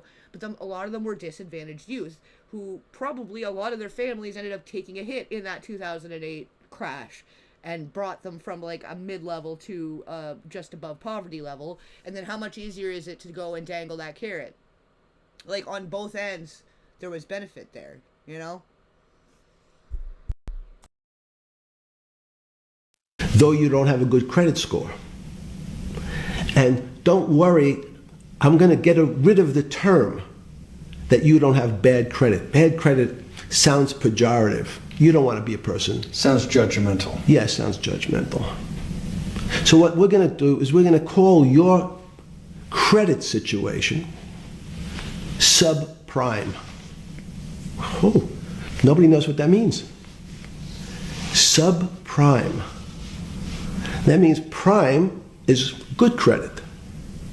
Subprime is not good credit. Less than good credit. And yet, regardless, everyone needs somewhere to live. And so either they're going to be paying rent or they're going to be paying mortgage. So that really means nothing. Like, and credit didn't even exist till like the late 80s, like early 90s or whatever. What was it, like 89? Credit became a thing. But people were buying houses before then, and the whole thing happened. Like, it was all happening with or without it, right? Like, that's irrelevant. People need a place to live, and if the amount that they have and their credit is accepted to get a mortgage and it's going to be less than what they're paying rent, they would have been able to afford that. But if the entire economy crashes and everyone's losing their jobs, how do they afford rent or mortgage? Like, it's completely irrelevant what their credit was to begin with. People have to pay to live somewhere. Like, everybody has to pay their way. That's just that's the way life is. Like, so are they going to be homeless if they don't get a mortgage? No, they're paying rent somewhere, and generally they're paying more money in rent than they would be in mortgage to support somebody else's income properties, where they're sitting on a bunch of properties. So then, yeah, when everything goes to shit, they can go sell those places. Now there's a market crash, like a housing market crash. Places, the demand's going up, so the prices go up like they did in the last 5 years, where everyone was getting pushed out so they could sell the properties at a high amount. And then what's happening with homelessness and stuff right now? Like, it's just getting worse and worse. Every time they do this, it's getting worse and worse and worse. And then we're just moving the disparity between like total poverty and just there being upper class. Like, there's just no middle class anymore. And it's just more and more exploitative, and it keeps people in a tax and debt slavery, basically, because what else the fuck are you going to do? Like, do you really have a choice to participate in that system or not, regardless of how broken it is? You know, and then if you think you're going to be able to pay less in rent and get ahead, of course you're going to go for your subprime mortgage or whatever the hell people got roped into then. Of course you are. Oh, I have a chance to actually own a home. I'm paying $1,200 in rent, but I could be paying $1,000 and actually own a home. Yeah, no, they're not fucking, it's not their fault that they went for that and thought that the banks and that the elites were actually giving them, like, a leg up for a change. Only for them to turn around and pull the rug out from all of them. Like, oh, fuck. He's dancing around it in such a way, but now with everything we know now, he's just kind of saying it. He's just coming out and saying it, and people just didn't really get what he was saying at the time, you know? So we'll call it something that people really won't follow. And we'll tell you what. We're going to have people lend you money, though you are a subprime borrower. And I will figure out some government agencies to guarantee your loan, though I don't think you're a good risk. So the banks say, no, no, no. We don't want, initially. The bank said, sorry, this is too risky, Mr. President, for us. We're in the business of managing risk. It's not our money. It's the hard-working people's money sitting in our bank. We can't lend to people whose credit is not prime. You're asking us to lend to people who are subprime. And he says, here's the key, if you don't, Mr. Bannon, I'm going to make sure the Justice Department charges you with discriminatory lending because you refuse to lend to my subprimers. In business terms, you should never lend to. But what we'll do is I'm going to form an agency called Fannie Mae and Ginnie Mae, just another agency names. They'll guarantee your loan. So don't worry. Don't worry. You don't have to pay it back anymore. Even though and maybe you don't even have to work as hard anymore. That's probably a harsh statement, but these players, these two big firms, Fannie Mae, will guarantee the fact that that bank will receive its money. Now, the bank says, wow, best deal in history. I refused to lend to Mr. Bannon, but now he has the big brother, his Uncle Sam. He went to his Uncle Sam, and Uncle Sam says, I'm guaranteeing it. Which it should have been able to be guaranteed, because either way people had to pay to live somewhere either way. So where did it all go? Where did the money go? What the fuck is he talking about? Like, he's talking shit out of his ass. He's trying to say, oh, poor people are stupid and poor people can't handle owning a home because we are going to screw the market over and over again to make them seem like the bad guy and like they're doing the wrong thing for being poor, while we make off like bandits and we can order teenagers on an island and eat caviar off their back because they can't handle it. They're too poor. It's too risky. It's too risky for a poor person to have house stability. Like, that's so fucking gross. It's actually really gross, what he's saying right now. And this is how he probably schmoozes with the other rich people. And they're like, yeah, they're so irresponsible with their low credit. Like, how dare they want somewhere to live that's cheaper than them having to pay for somewhere to live right now? Why would they want that? Why would we do that? Why would we give them that? Yeah, when we're going to pull the rug out from under them. What idiots, you know? And then, yeah, you never actually own it. But then these guys all have these loopholes and stuff. Like, oh, okay, go bury a loved one on the property. Now it's a cemetery. Now you never pay tax at all. So, like, but people don't know that stuff. They get roped into going to pay 10 grand to go bury them somewhere at a random place, you know? And pay for a fancy box for them to rot in.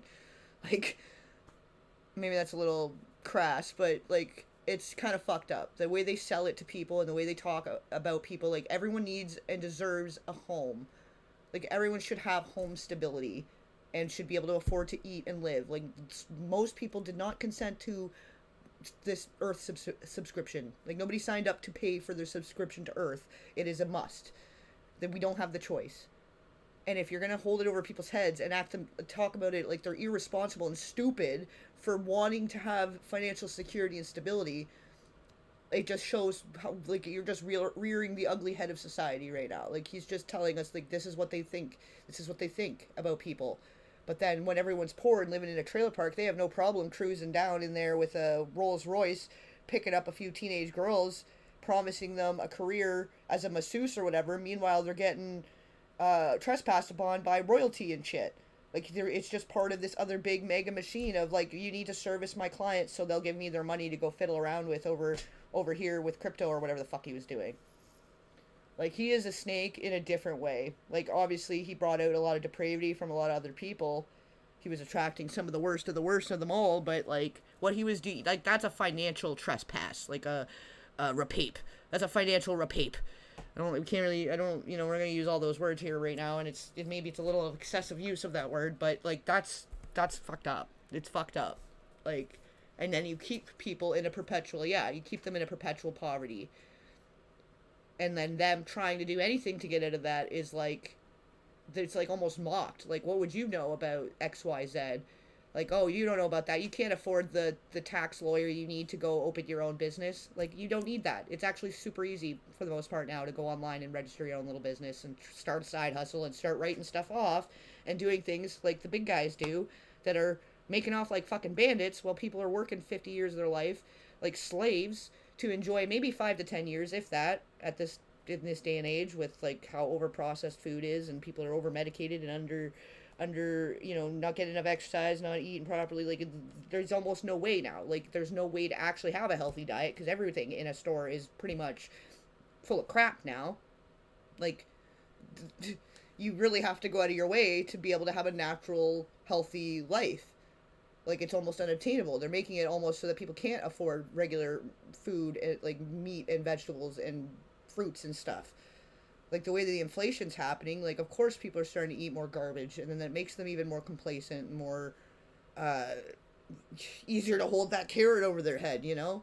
Yeah, come work for us for 50 years. We'll give you a shiny pen at the end for your loyalty and bending over for us year over year while we make off like bandits on the island. Like, it's fucked up. It's actually so fucked up. Because obviously, yes, it's really fucked up what's happening to the kids, but like this, if that's literally like people like this guys, this is what causes these crashes because they're pump and dumping the fucking system. Like, and it's been in front of our face the whole fucking time, and now it's so in front of our face because like it's not like regular people can't just go into crypto and find this stuff out, but they don't have time because they're too busy working for the man for fucking 40, 50, 60 hours a week and still barely getting by. Like, the way that the shrinkflation is happening too, like there's so many different things right now, and they're all working in unison. And where do you think they figure out all these little schemes? They go to these little parties and talk amongst each other. They got the big farm people talking to the big tech people and talking to the people doing the food stuff, Monsanto people or whoever. Like, and they all get together and think, how can we all benefit off each other? And you know who gets the fucking shit end of the stick at the end every single time? It's the little guy. It's the 99%. Everybody that's doing all the work to keep this world spinning around, you know? Sorry, I'm going on a whole rant. It's been a whole week, and I'm like, we're never getting through this fucking interview at this rate. I'm so sorry, guys. But, like, it's just, I think now we can speak more openly about this stuff, and he's pretty much fucking saying, he's pretty much admitting that they together did certain things to cause the financial crisis, and while him and his friends made off like bandits. He's almost telling it. He's almost proud of himself of how he pulled it off while seeming completely innocent because he was in jail. Because as if you can't trade crypto online in jail at that time. At 2008, of course they had fucking computers and all that shit back then.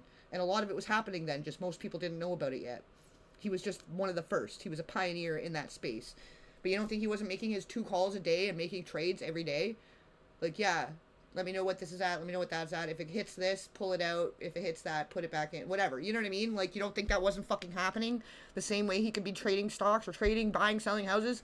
You don't think people in prison can't do whatever the fuck they want if they have enough money? Right? Like, and he's saying it. He's so plainly saying it.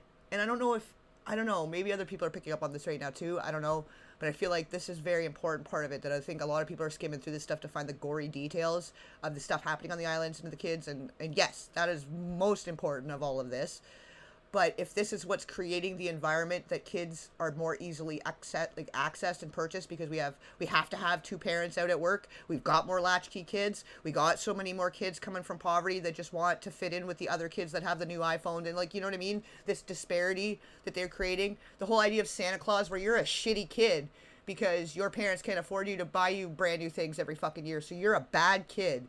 You did bad things all year, so you got coal, while this shittiest shit kid that's like the school bully got brand new sneakers and a brand new fucking Walkman and all this stuff. You know what I mean? Like, when you're creating this whole environment of want and need and materialism and commercialism, and then also holding your fucking survival over your head, like, you can barely afford to live, let alone afford the things and keep up with all the other kids, and that's you're a bad kid. You must be a shitty kid. Your parents are shitty because they got shitty credit, or they're doing shitty things to deal with living in survival mode and whatever trauma, and they drink, or they do this, or you buy coffee every day, so you are stupid with your money.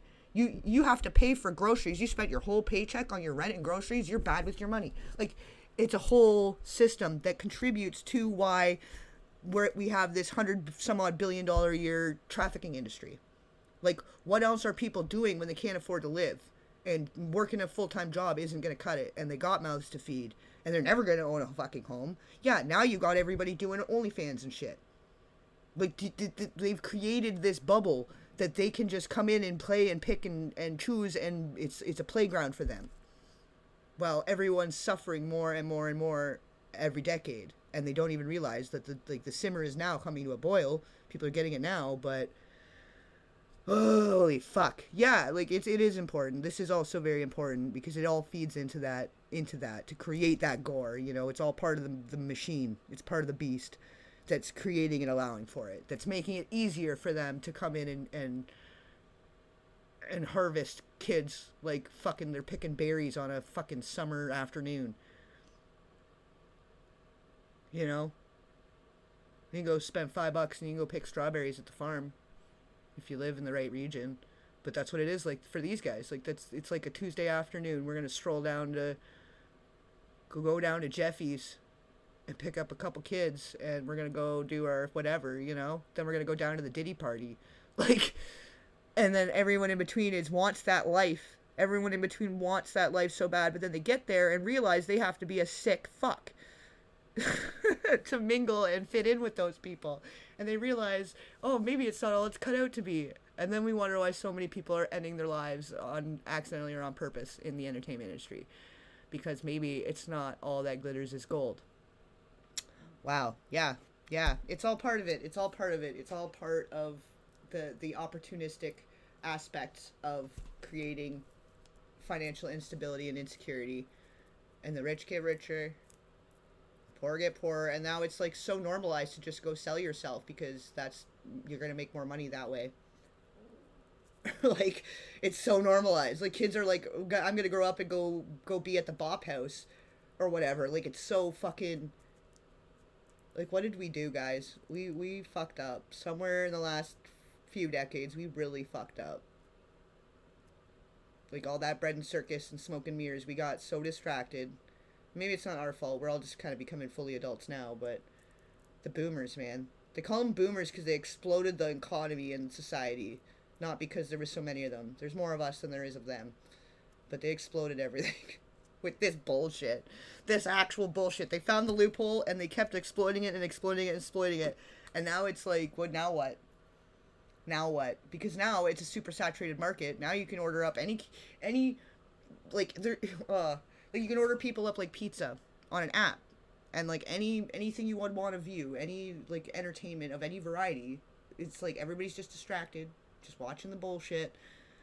And now the value of selling yourself is less and less and less because more and more people are doing it. So now it's just getting more depraved, more degrading that way. Like, how many more people are having to do things they got into it thinking it'd be fun? We're going to just take bikini pictures and I'm going to just sell this feet online thing or whatever. Some people get into it just thinking it's a fun thing. Next thing, they're fucking, you know, taking these weird fucking depraved requests because they got to pay their fucking rent. And now they're relying on that to pay their rent. You know? It's fucked up. It's really fucked up. And they're all just sitting back laughing because it's all benefiting them. No matter how you cut it, somebody on their side wins, you know? And then your kids suffer. What do they got to look forward to coming up next when they become adults? Like, what kind of depraved, wild society are we going to be living in? It's fucked up. And he's just fully, like, the fact that he was just fully saying this stuff, like, so plain as day, but he's doing it in such a salesman, once around way, like Coney Island way or whatever, his street talk, how he's gonna wheel and deal him, like, it's so friggin' ridiculous. Anyway, sorry, let's get back to the interview for real now. It is important, and it makes sense, and I know I shouldn't even keep apologizing, but I could just go on and on and on, and I don't know if you guys have that much time. I want to try to keep it within a certain time here. The bank says, I want everybody. Give me as many people as you can give me. Because Uncle Sam is the best credit in the world. Not only it's the United States government. We'll take it all. We'll take as much subprime. Yeah, you'll take it all because you need to pump it, right? We got to pump the liquidity. You got to pump it so that then you can pull it out. Exactly. You need it as many. He's fucking telling it. He's just saying it. Like, what the fuck? Sorry. Okay, for real now. As we can handle, because it's the best investment for the moment. It's a strange investment because it has politics that has inserted its way into the numbers. Politics doesn't belong in the markets, but now we're going to have, I want the votes, we'll make guarantees that you who can't get a house normally will be able to get a house from the bank. The bank says, This is the best deal in history. We will package 100, 300, 1,000 of you subprimers, and we'll sell it off to somebody else. And the whole system becomes mired in subprime mortgages. That's becomes the issue. What do you mean mired? There's just too much supply. It's a supply-demand problem. You get too much supply? No, it's a very good question. What does too much supply mean? Well, then you get the people, go back to your first question to me, government leaders. Government leaders know if they're good, and they can do mathematics, they can balance their checkbooks. So certain people in Congress said, well, how do you value these subprime mortgages? The banks say we've been valuing them the same way we've always valued them for the past 20 years. The accounting firms, there's something in this country called GAAP accounting, which is a standard type of accounting. And we account for them the same way we've always accounted for them. If we paid $1,000 for your mortgage last night, when we put it on our books today, we're going to say its value is $1,000. It makes sense. I paid for it what's its value? It's $1,000. That's what I paid for it last night. No. The Congress people said, that's not really a good answer, you know. That doesn't give us confidence that you know what you're doing. Because what happens if you have to sell it tomorrow morning?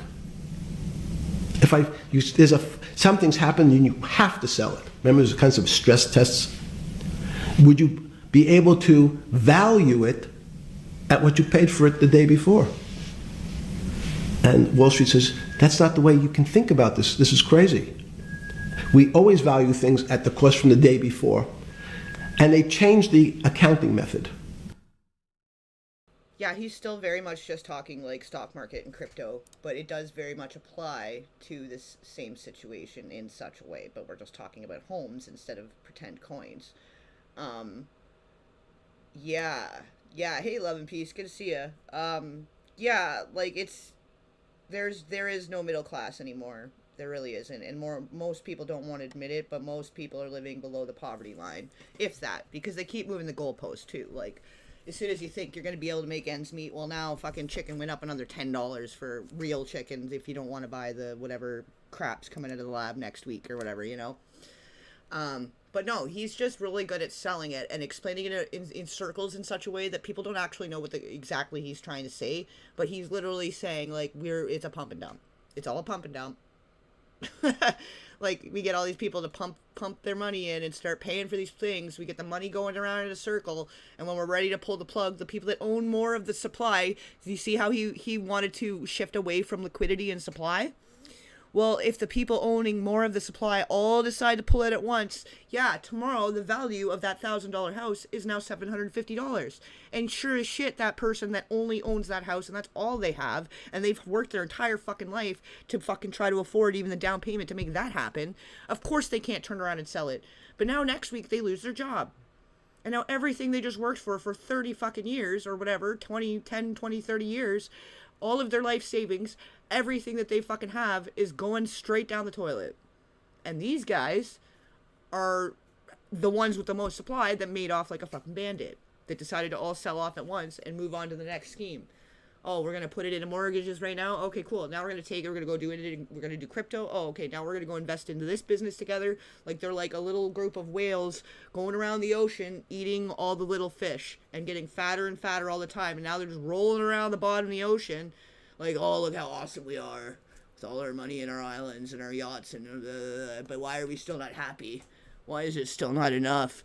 Right? And so then they're looking for other ways to fill that void. And then this is where we become more depraved and more deviant and more excessive into whatever drug use or whatever other stuff. You know, like there's self-medicating and then there's filling a fucking void.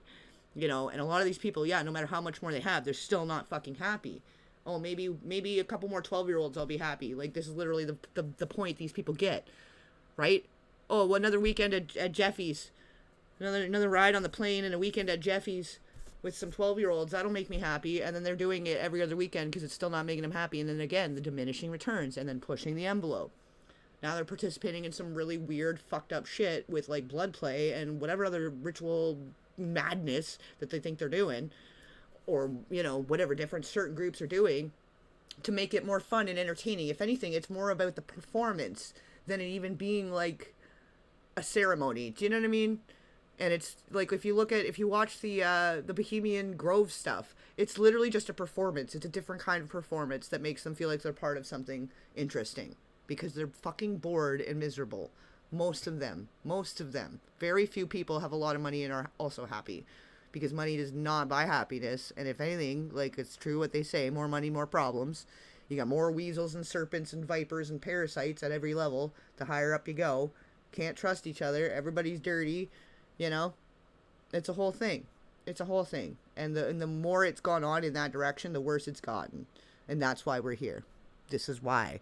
Because shit like that started happening. These greedy assholes started getting together in the early 2000s. They're all having their nice little parties, doing their nice little time. And then it wasn't enough. It wasn't enough for them. How do we get more? How do we do more? Let's go bigger next time. What's the next thing, you know?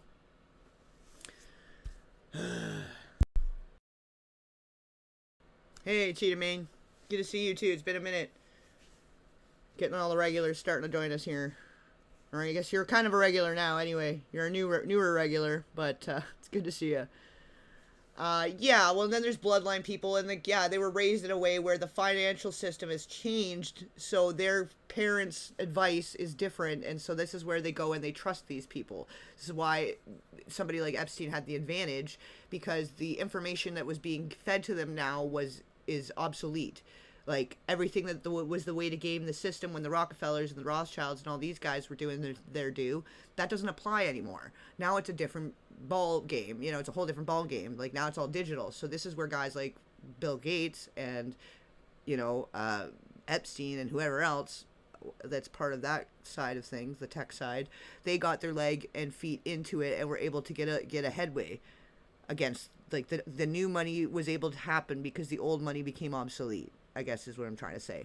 And then this is where now they're just running pump and dumps. And it's just going in a circle and coming back around. And to the point where, I don't know what the solution is or how we get out of that cycle, but, whoo, he really is just saying it. He is very, like, and it's almost like he's getting, he's pleased with himself that he's pretty much saying it without saying it. And nobody knows any difference. Like, that he is just very eloquently talking bullshit and getting away with a bunch of bullshit, you know? In essence, to say not what it was worth yesterday, but if I have to sell, what would it be worth? That's impossible. So what happens is every bank now has to value something they bought yesterday at lower than they paid. Never before in 20 years did they have to do this. So something they bought at 1,000, on their books was 1,000, is now 990. That starts to, you asked the question about what did I start to think about. Something's 1,000 and 990, this person now has to value it at 980. When did you first start? Oh, they cut it there for a reason. Those greasy bastards. Because he's explaining stocks. He still can't think about it in a mortgage term because he's thinking stocks. Like, oh, it was 1,000 yesterday, so today, like, it's not daily. We're not remunerating mortgages daily. He's still talking about the market. And he's still talking about then pulling out that money.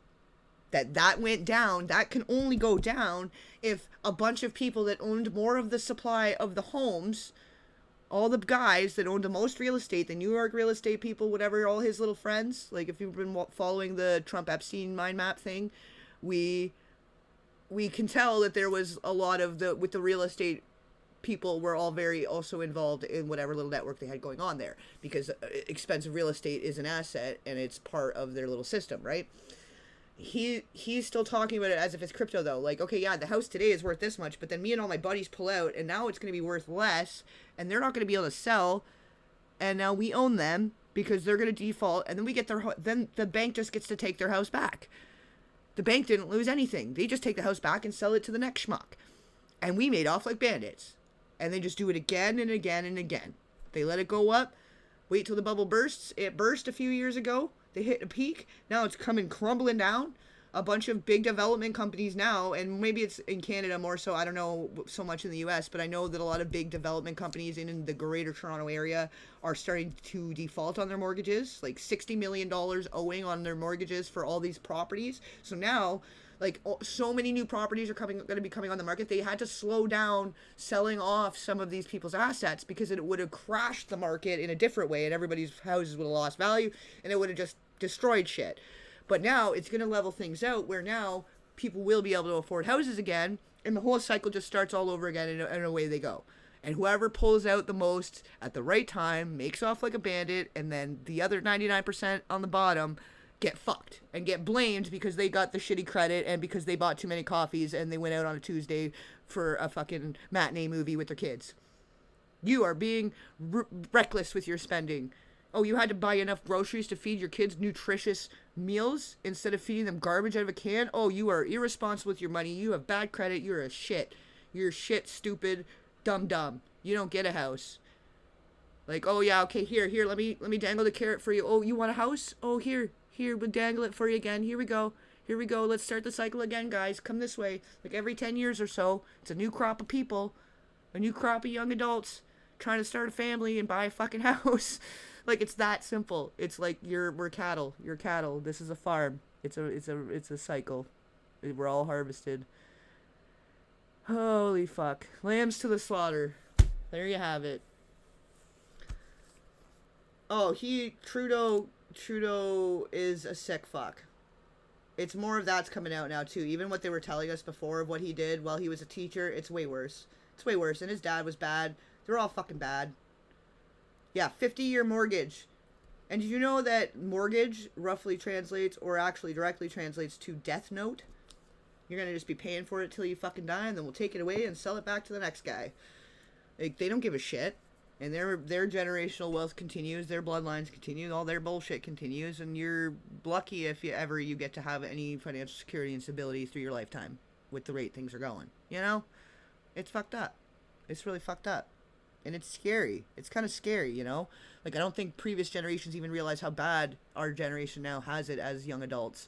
Like, the despair, the wage disparity, and the housing crisis and all the other inflation and stuff. Like, it is really fucking bad, and they don't want to see it. They don't want to believe that their money is slowly diminishing value and that they're going to have to start figuring it out soon. Like, they don't want to look at it. Nobody wants to look at it. But this is it. This is it right here. He's just talking about how they do the most elaborate rug pull every 5 to 10 years with all their rich buddies that they all meet up on whatever island or whatever weird camping venture or whatever weird fucking billionaire dinner events. Like, this is where all this happens. And they get together and they're like, how do we do the next fucking heist that's legal? That there's enough of a loophole that we get off scot-free and we get to blame it on the poor people. Like... How dare you? How dare you want to have somewhere to live, guys? How dare you? To get nervous, understanding Bill Clinton in all this. Did you change glasses? Yes. Okay. I changed shirt. I saw the black. Are you okay with the... Yeah, great. I think we're going to have all kinds of changes. I'm experimenting. Yeah. Okay. When did you get a feeling? Did you ever anticipate, before it happened, something like 2008 could happen? No. How could that be? It's the word I can beat to death is that it's very much like would I anticipate I'll have a heart attack tomorrow? Unlikely. Was 2008 a heart attack or a stroke? Debilitating. It's a better. It was both. But why was it both? Because, in fact, as I said, the blood was getting dried up in the system, and the head, which is sort of the central bank, wasn't working. So, to some extent, it was a combination. It was a crisis. Did you see that building up over time? It's always been lurking in the background. I mean, if you have an older parent, would you say it's possible? Did you anticipate him having the heart attack today? No, you hope things are going to go better and maybe they'll fix it up.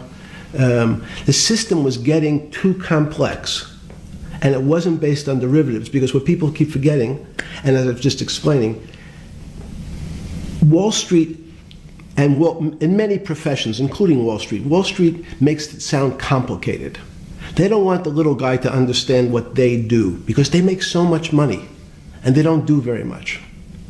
So they couch it in words like derivative and stock options and commodity futures. And liquidity and supply. He's so telling on himself right now. This is hilarious. This is hilarious. He's saying it. He's like fully bold-faced saying exactly what he's doing. This is what they do. Yeah, exactly. And that's what you're doing right now in the interview. That, yeah, you're like, don't worry about what liquidity means. Oh, supply. Supply doesn't matter. No. Whoever owns the most supply at any given time has the most power. And if they all decide to pull the rug together, everyone else is fucked. The lower 97 or 99 to 97% are fucked. And most of them, it's their life savings. Where these guys at the top, they're just pulling in the harvest. He's just fully saying it. Like, I can't believe how clearly he's saying it. It's fucking, like, what a pompous prick. Like, he's arrogant, like, arrogance. Like, he's getting a thrill out of being able to just, literally, he's talking to this guy like he's stupid. He's literally playing stupid right in his fucking face. Holy Christ. And different types of contracts. It's all fairly, everyone is capable of understanding it. It is not complicated. But Wall Street, because they make so much money from doing fairly simple things, needs to make it more complicated than it really is. We had a very big recession in the early 90s based upon real estate and Japan basically imploding. Let's again, okay. You had a recession in the 90s. I don't know what it's based upon. It's always interesting to look back and say, separate from, there's certain triggers, like in the 70s there was a... What do you think it was based upon, the 90s downturn? It's clearly there was a huge downturn. No, I know there was a downturn. That's what I know for sure. I don't. That's a fact. All. Everything else is sort of speculation about why did he have that? I understand that, but there's some speculation that has 0% probability of being true, and there's others that have 90%. In the range, when you look at the range of alternatives of what could have caused it in 90, and what I'm trying to do is get you all the way up to 2008. Look, you're the smartest guy in the room, right? You know that. Do you think there's anybody in the world today? Oops, this is going to be a bad question. No, but do you think anybody in the world today, the Alan Greenspans, the Bernankes, is there any central banker you know, any partner of any Wall Street firm, any guy running a trading desk, and I would take it that would be, or anybody at a Larry Fink at BlackRock, Steve Schwartzman at Blackstone, the top 100 financial guys, and let's throw in a couple of Nobel economists, and let's throw in the best professors at Wharton, at Harvard, at Stanford. Do you think that there's anybody that understands money or understands the world's financial system as good as you? There must be. But it doesn't come to the top of the head. No. Okay, fine. Now that I've gotten that, let's go back to 1990. In that arc from the fall of the Berlin Wall to 2008. Good. We started with the implosion in Tokyo of the Japanese economy, Japanese financial markets. We had the huge run-up in internet stocks, right? We had the implosion of that in 2000. The bankruptcy of Drexel Burnham in 90. Mm-hmm. Implosion of Japan. Huge. So this is kind of funny. He's been tracking the rug pulls. This was basically him tracking some of the same key players, creating rug pulls across different countries. Because there's the cycle too, is that they all can play in different countries and then come back around. It's like they could just never stop playing if they want. If they want to do this in every country with their buddies, they could just do it in as many countries as they want. And then, 10 years go by, they can come back and then start that cycle all over again. Because this is on a global scale. Like, we can't forget that. That is very true. Thank you for that there, Mr. Epstein or Bannon or whoever the fuck. he was kind of on that. I don't know if he's a good guy. I'm not really familiar with the Steve Bannon guy, so I can't say if he's a good guy or not. But it sounds like he was tracking the rug pulls, and he's asking him specifically. And now Jeffrey's like getting a little nervous because he's like, oh yeah, shit, this was all the last schemes we pulled, and we made off like bandits, and now we're on the island having a nice time. He's looking a little freaked out now because he's like, oh, you've been tracking me. You've been tracking the rug pulls. He's like, I don't know about that one. Oh, you had everything to say when you were talking about your when you were blaming it on the people with no credit. Like the holy shit. Wow. Huge run up in equity markets for the internet, implosion of the internet in 2000, 10 years later roughly.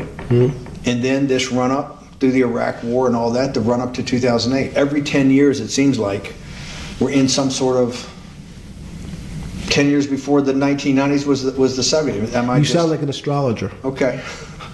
And not a financial person. I agree with you, a mathematician. It just seems to me a pattern of every 10 years. I'm going to try to discredit you right now by saying you sound like an astrologer. Does he? Does he, or is he mapping out all these big rug pulls that have been happening globally every 10 years? That he's noticing the cycle and the pattern. And now you're going to call him an astrologer. Well, those are all real events that did happen once every 10 years. That has nothing to do with astrology. But you can see how immediately he's like, oh, well, now you sound like an astrologist. You're just crazy. You're like, what is it, the fucking full moon? Like, there's no pattern there. What are you talking about? Every 10 years? No, you're an astrologer. What's your side? Holy fuck. That's misleading. That's exactly right. Because people like to see patterns. People like to see patterns where there are none.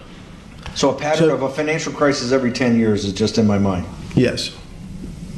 Long-term capital. Now he's fully gaslighting. Yes, yeah, it's just in your head.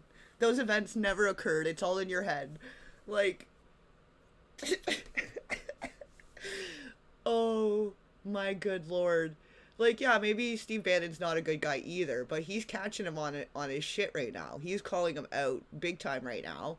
And he's got him dancing like, oh no, you're just an astrologer. It's in your head. Well, I'm pretty sure all of those economic events did occur. That's not just in his head.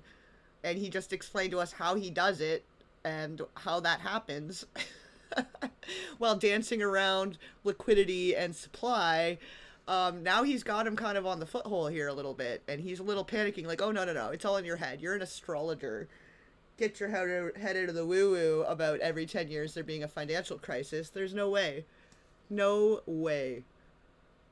That had to be bailed out back in the late 90s when everybody panicked. And that wasn't a big, that bailout today would look small, and it was a $5 billion or was $30 billion. Businesses fail all the time. But they long-term capital, and the Federal Reserve stepped in. But I'm saying people go bad. Things go bad all the time. Yes, you're correct. The audience is watching this, the little guys, they go bankrupt all the time and nobody gives a shit. You know why? They're a little guy. But when long-term capital management goes bankrupt, or Bear Stearns goes bankrupt, or Lehman Brothers goes bankrupt, people care because it's an unfair characterization. Why do you say that? Because again, it's the complexity of the situation. If you think about as he goes into literally saying, oh, it's not as complex as they all make it out to be, and this is what they're doing, and that's the banks being bad. We're not doing the bad thing. And then he's flipping the script to literally about to say the exact same thing that he said the banks are doing. Like, no, it's more complex than that. No. It's in your head. It's not every 10 years. And no, all my friends' companies aren't going bankrupt every 10, like, no. That's not real life. You're just imagining things. Like, he's a narcissist. That's like a narcissistic gaslighting fucking reach around bullshit. No, the banks do that, and oh no, it's the poor people, and no. We tell them it's complicated, but it's actually not complicated, but no, let me tell you that it's complicated. Like, people are actually fooled by this guy. Like, I know it's different now, and maybe, yeah, okay, I'm a little older and I'm a little more knowing and stuff, but really, looking at this right now, and even for 5 years ago, or whatever this was, maybe it was a little longer ago, but to not see exactly what's going on here, I'm a little ashamed for us all. Like, what a fucking slippery weasel. A slippery, slimy, Smelly little weasel. You have a complex system. You have your body. Now, in fact, the little guy is my finger. This is... And Bear Stearns is your heart. That's correct. The banking system is my heart. Here he goes back to his original script of the anatomy. No, let's go back to talking about blood pumping through your system, and the little guy's the finger. We can cut off the fingers and the body still moves. It's fine. It's fine if we cut off fingers. The blood will still pump. We're going to pump it, we'll keep pumping it, and then we'll drain it every 10 years, and we'll pump it with new blood. It's fine. And it doesn't matter if we have no fingers and toes at the end, because the heart will still be pumping the blood. It's fine. Like, he, like... Does he actually believe his own bullshit? It's hard to believe that he believes his own bullshit right now. But he's backtracking in a huge way. Like, oh no, it's my finger, don't worry. The system, I can't risk my because remember, Okay, it's not so only my... You haven't been able to name... Hang on. You haven't... What, hang on. No, hang on. I was trying to hang... I wanted to see if the hang on worked. No. It didn't You haven't work. been able... You're not good enough yet. You're like junior wizard trying to do it. You haven't... Yes. Okay, since we can't name another guy that's as good as you, there may be a couple out there. You're not bragging. You're humble. It had to be sometime. Please tell me there was some time before you went to jail and basically got cut off from daily information in the summer of 2008, that you started to get very nervous that this complex system, that something was deeply wrong. Okay, first, let's go back. When I say no one understands the system better than I do, it doesn't mean I You always understand. sound like a... Literally running the script, he just said the banks run. That nobody understands the complex system like I do, and I will explain it to you, and I know the answers. So we make it sound so complicated, but it's not complicated. Like, does he not, like, he must be a program something, because he just keeps defaulting back to a script. Like, he's very, like, he may as well be ChatGPT. You hit a brick wall, now we're going back to the original script. Let's go back to the anatomy script. Okay, no, that one's not working. Okay, go back to the let's talk about how complex it is. Use some words they don't understand and then tell them not to ask about that word. Talk about the liquidity again, but then don't talk about it. Doctor, you're afraid he's going to get sued for giving a thing. Yes, You're not taking on any liability. There's no contingent liability here for your answers. No. But the word understand is the problem. Okay. I don't understand the system. So I don't understand the financial Will you system. please stop? You cannot sit here and tell me. No. What we just went through, I'll go through again. The hedge fund managers, the money managers, the central bankers, the commercial bankers, the heads of the investment banks, the heads of all the trading desks, the top economists, and I'll throw in the business school lecturers at Stanford. Of all the top 200, 250, you can't name at the top of your head the guys are at least at your level. You have to understand it somewhat. No. Sorry. We all don't understand. He literally just said, no one understands the financial system better than I do. And now he's saying, no, nobody understands it. No, we don't actually know what's happening. No, I just explained the anatomy and the blood, and no, actually, never mind, I don't know anything about any of it. Actually, forget everything I said, I don't remember, I don't know. Now he's fucking fumbling so hard. He is looking so stupid right now. Like, he just made such a fool of him fucking self. I don't know, Steve Bannon might not be a good guy, but he literally just talked him into a circle back on himself. He Ouroboros him. He's got the dragon eating his own fucking tail right now. That's actually he out street smarted him there. If they were playing jacks on the corner or dice for quarters as 10-year-olds, like, this guy just fucking socked him one and took all his jacks home with them. All the dice. He made all the money. He wins. That he just fucking checkmate, brother. Ooh, it's so funny. Because he's literally, and it's like immediately trying to backtrack. Like, no, it's not complex. No, I didn't just say that. No. No, it's not. Oh my God. Understand it. No one understands it. It's a miracle. It's that's part of the problem. It's impossible to understand. That word understand simply means if this happens here, that will happen there. It's predictable. Understanding means it's predictable. It's not predictable. That's the... yeah, and so, but he just stuck him in the eye. Maybe he agreed to the whatever arrangement he had, but he literally just stuck him in the eye. And you can, if that's a fact, then he also is feeling very betrayed right now and hurt, because he's like, oh no, I thought we were playing this game together though. Why are you calling out my playbook? Like, we had a script here. And they even at one point went back. He was like, wait a minute, no, let me go back and I'll ask that question again, and you can give me a better answer. Like, so they didn't really, like, they left certain parts in that was kind of weird. Like, I don't know why you left that in, but then cut out big parts, like where he was going to go basically really fully explain how they pump and dump a stock. Because he's talking about a house at $1,000. What fucking house are you buying at $1,000? No, you're talking about a stock. And then, yeah, you buy it yet today at $1,000. Me and all my friends come in, we pump it up to $1,200, but then we all dump our coin tomorrow. You're waking up and your $1,000 coin's now worth $980. Like, that's what he's saying. That's what he was going to go into, and they cut that part. So, okay, maybe they're still kind of covering for him. But this guy, he just stuck him in the eye. Like, I don't know who else. Maybe he has an alliance too. Maybe he's playing two teams here. Or, well, I don't even know who this fucking Steve Bannon guy. I had not heard about this fucking guy, I don't think, until today. I have no fucking clue. So I can't really speak to his character overall beyond this. But he literally just, he talked him, like, he danced around him. Like, they are on a, like, that was child's play, dance around. And Epstein was not expecting him to know his game and play it back to him. He just literally served him the ball right back to him, and Epstein's like, oh wait, shit, you know this game? You know how to play red ass? Fuck. You know? Now he's fucked. Look at his face right there. Like, let me go back a minute here. Like, he is like, I can't believe you're doing this to me, bro. Like, are we gonna cut this? We need to cut this section, because you caught me in a bullshit. I just went in a bullshit circle, and you put me there, and what the fuck? Let's go back a couple moments. No. No. Sorry. No, I didn't. I never. Okay, hold on. The investment banks, the heads of all the trading desks, the top economists, and I'll throw in the business school lecturers at Stanford. Of all the top 200, 250, you can't name at the top of your head the guys are at least at your level. You have to understand it somewhat. No. Sorry. We all don't understand it. No one understands it. It's a I just explained it to you elaborately and told you how simple it is, and then the banks make it complicated. But actually, no, we actually have no idea.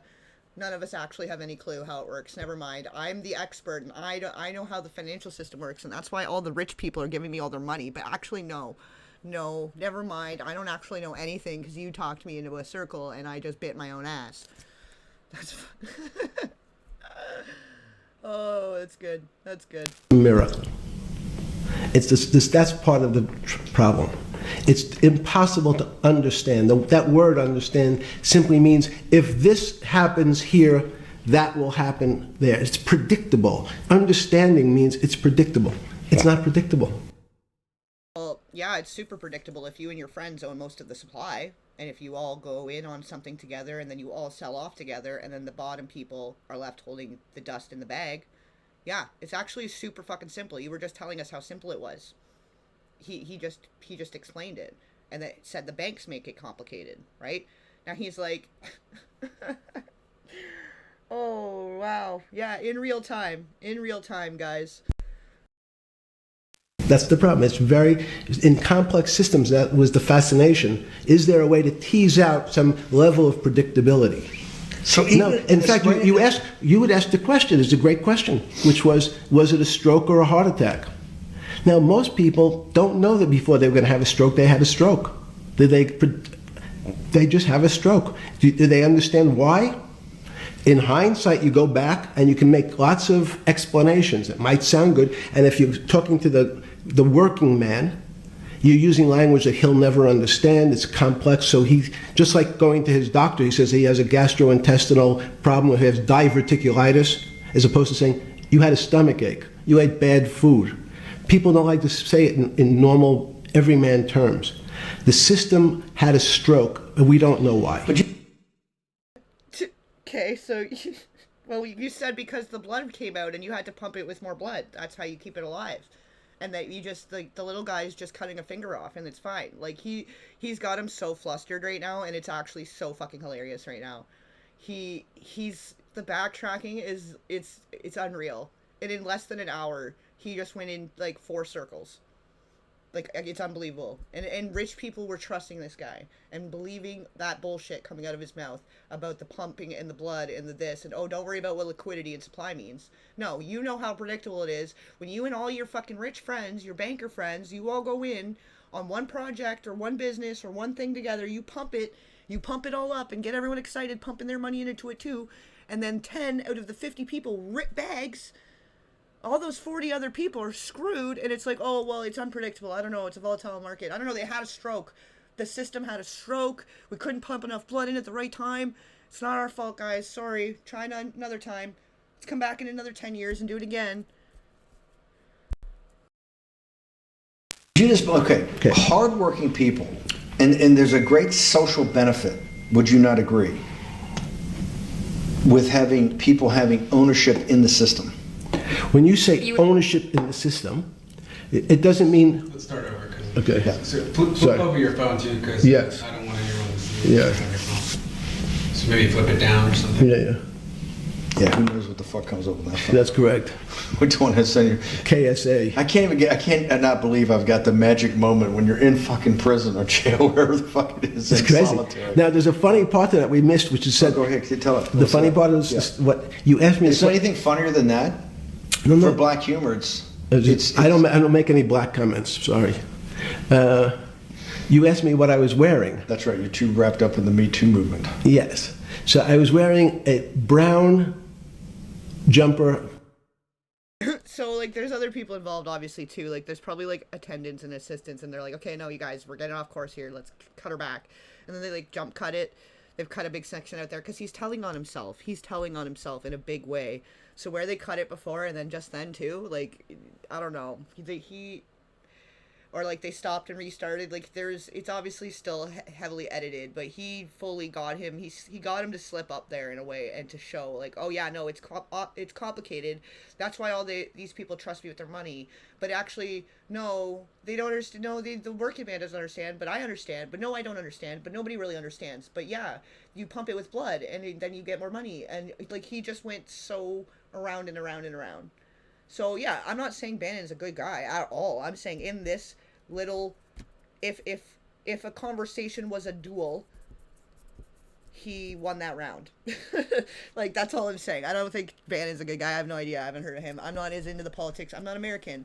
It's not like team sports the same way. I don't know who the players are, all of them. You know, I know enough that I need to know for my own research, and with, you know, I'm starting to find out with the mind map, because it all crosses over. There's not really two sides. It all goes together. And the Hollywood map overlaps with the Trump and Epstein and everybody in between map. So, I mean, it's whoever. I don't know. Fuck. Who cares who the guy is? Steve Bannon is irrelevant right now. Whoever he is, he just, you know, he kind of like psyched him out, or whatever the word would be. He pulled a little bit of a fast one and got him to trip up. And he said just enough there to be like, okay, yeah, you do know. You just explained it at length, and that's why they give you the money. Like, the way he set it up for that whole hour, he set it up to turn it around on him there. Or maybe he just came there in that moment. I don't know. But on a linguistic, verbal, like, diplomatic level, he like, it will bait and switch. He bait and switched him on the conversation. He got him to say enough to incriminate himself when he flipped the conversation. Because as soon as he flipped the conversation, it's like, okay, but for the whole 45 minutes, you just said how much you know about it, and that's why they trusted you, and so on and so forth, right? And a brown pair of pants given to me by the jail with the word trustee on the back. Because you had qualified to be a trustee? Well, the funny part was it was spelled Trusty, so I wasn't really sure. I'd been a trustee in many different operations, but it was the first time it was actually printed on my back and spelled incorrectly.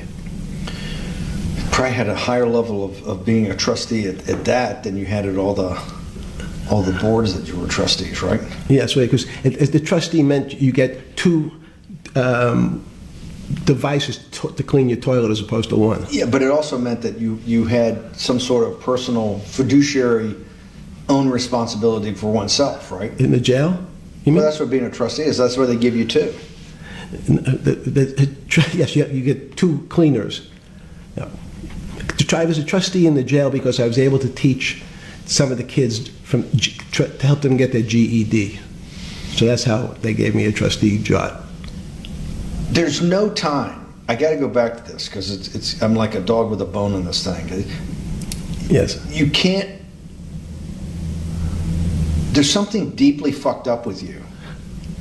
At least something. Well, we know there are things deeply fucked up with this. You will get through in this film, Right. but you cannot possibly have to sit there, knowing that you came from nowhere, knowing that you went to the very top of what is considered outside of science and maybe physics, the thing people most admire because it's like alchemy, understanding high finance. To sit there in what will be the defining financial crisis of our time, like Black Friday or Black Yes. Monday, whatever it was, in the Great Depression, and be there at that exact moment, triggered in part by a firm that you used to be a partner in and knew intimately well, and it created much of your initial net worth because of, and know that you couldn't, someone who lives on a phone, right? Yes. Because you do live on a phone, right? Correct. You had to make. Now he's trying to battle him with eye contact. Do you see that, what he's doing now? Because now he's putting him back on the spot. He was like, okay, yeah, we're talking about the board of trustee, whatever. Because now he's putting him back in the spot of like, as the financier, you should be the one to know that you were responsible. So who was responsible? It's not the people with the bad credit. It's the people controlling the supply. So you're saying this company that you knew intimately and you worked with, you made most of your money through them, but you don't know what caused the financial crisis. You don't know how it got rug pulled, is basically what he's saying. You and your 5 friends rug pulled 50 people, but you don't know how that happened. But you're the financier that all these rich people are trusting their money with, but you don't know how that happened. You don't know how it suddenly imploded. Like, oh man. But so now he's kind of trying to, he takes his glasses off. He's trying to like dominate him with eye contact. Oh shit. Yeah, it is alive. It is alive, but the chat and everything's a little behind. Like, there's a delay between when I see the chat and when I'm typing in the chat sometimes, and then when I'm replying with the like, you sometimes are gonna see something I'm typing, and then I'm gonna talk about it, but it's like there's a delay in between. So it's all good. But it is. I guess it's the same because I'll be in the chat in a premiere also, so it's hard to tell sometimes. But yeah, you know, me too. For years and years, I thought a certain way, and I'd get a few beers in me and go on a little rant, and then like people would think I was just kind of tinfoil hat crazy, like whatever, that's crazy. Like no, they wouldn't do that. That's crazy, you know. I got a lot of that for a long time, so it's nice that we can all kind of just talk about it more openly now, because he's literally saying it too. He's pretty much like, not only was it one of these biggest networks of crime against humanity, really, like when you think about it, it's not just the kids, it's everything in between. Like they were rigging the system, they were rigging and raping the system time and time again, like every 10 years or so, and in different business industries or whatever, or different, it's in the mortgages now, it's in this business and that business and whatever. Like it can be done over and over again in different ways, because like every company is supported by a stock market in such a way, like it's all very much the same. It's the same structure. So if they have a playbook to exploit it, and they're able to go over and over again with all their little rich friends, like it's just a cakewalk for them. But now he's like, oh no, I don't know, I'm the financer, but I don't actually know, I'm just on the board of trustees, I don't fucking know. Like I don't know how it all works. I just take the money and I put it over there, and I don't know what happens after that. Poof, it's gone. I don't know, it's magic. Maybe the wizards know. Let's ask the wonderful Wizards of Oz. Collect calls. You cannot tell me sometime during that day you did not have that conversation with yourself of how the fuck did I do this to myself, to put myself in West Palm Beach in a 6x9 cell with a metal fucking bed with a brown shirt that said trustee spelled wrong. So did I find it amazing that I was there? That's a Not amazing, and I don't want to say it was not funny. Oh, I thought I wasn't funny. Right.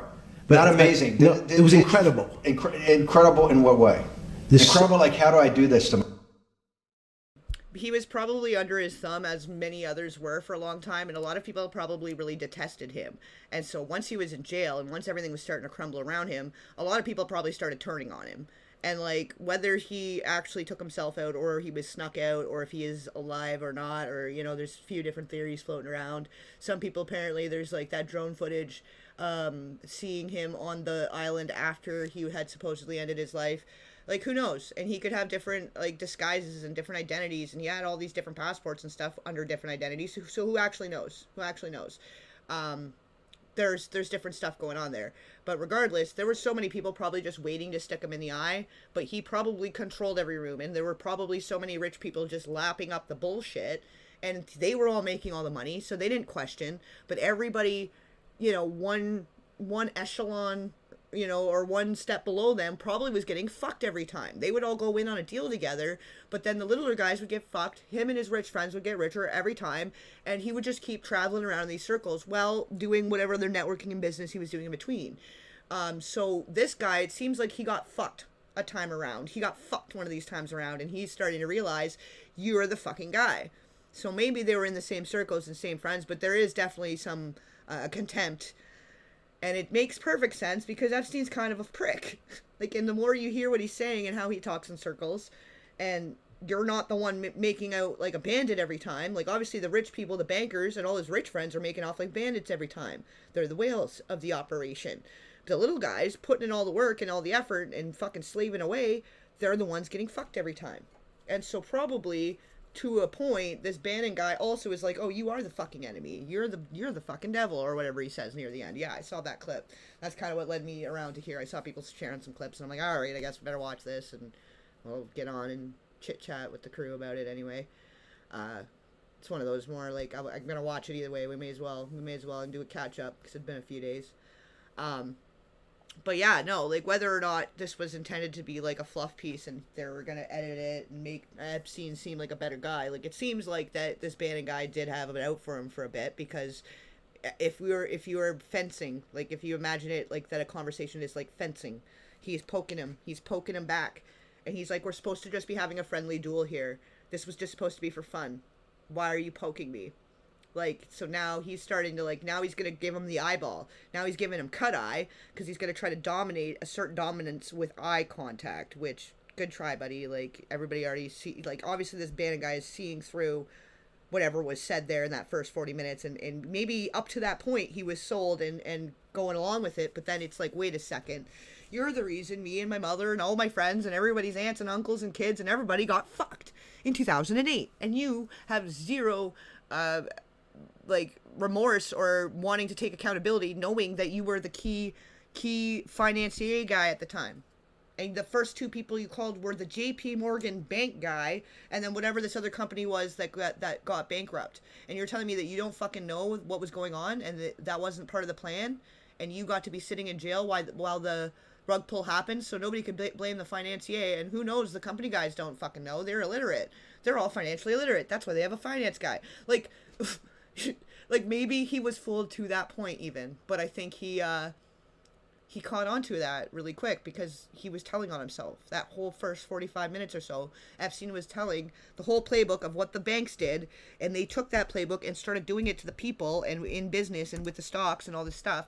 And then he's trying to flip around and be like, oh wait, no, we don't do that. No, that's the banks. No, it's the poor people with their bad credit. Oh, I don't know. It's not my fault. We didn't pull the rug. It's not me and five of my friends that control the supply in that company. We own most of the stocks, and we dumped it. It's not us. We didn't do it. I don't know. But you're the finance guy. You know? Then he's got no answers. He's, like, speaking gibberish. He's stumbling. He doesn't know. I don't know. I'm just the finance guy. What do I know? Well, you should probably know how the finances imploded overnight. And everybody lost their pensions, probably. It seems to be that Ghislaine, she might have known a thing or two about that. Also, because her father embezzling $400 million from people's pension funds. Yeah, there was an old-fashioned way, and then there was a new-fashioned way of doing it. And they just reinvented the wheel just enough to have it spinning a little smoother for the rich guys.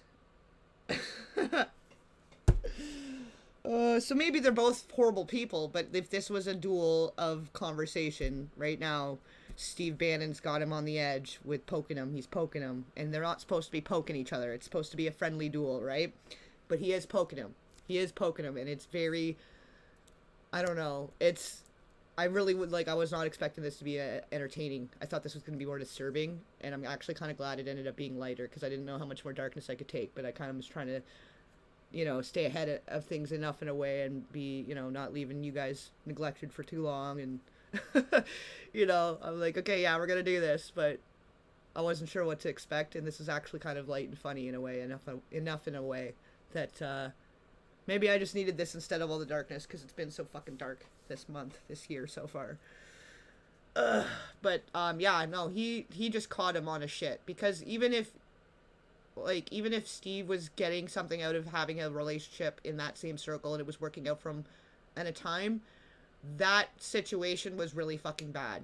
And if you have any ounce of empathy for the situation, you should want to know what happened. As the finance lady, you should want to know and figure out what had happened there and take accountability and try to figure out a solution. If you're a good person, if you have any fucking remorse or empathy for a business that you had a part in that just fucking imploded on everyone, you'd want to do something about it, right? But he just it's just doing business. He's just laughing about it oh, it's whatever. Yeah. And then everybody loses their houses and then there's homeless people and it's okay. It's their own fault because they have bad credit.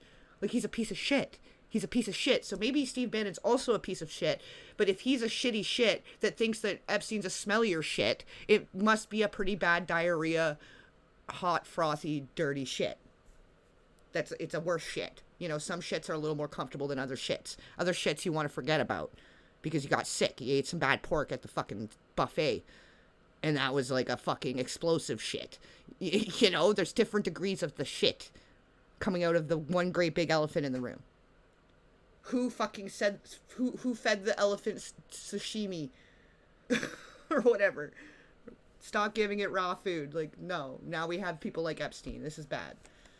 He's bad. So if the shitty shits are thinking that he's also shit, what does that say about him, right? Myself. No. It's as incredible as me sitting here in this house. They are both just two sides of the coin. That's how I think about it. That my life today is incredible. Do you consider yourself a stoic? No. I consider myself a hermit.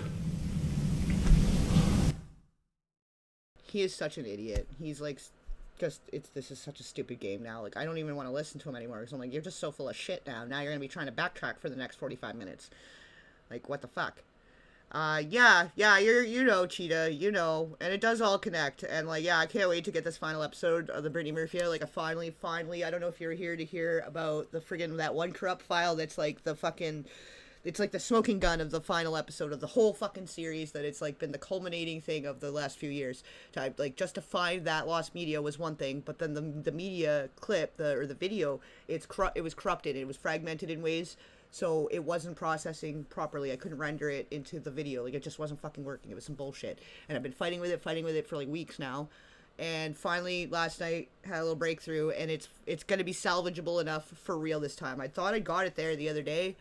And it seemed like it was going to work. But then when I went through and then rendered the video, it was still not working. I'm okay, this is fucking bullshit.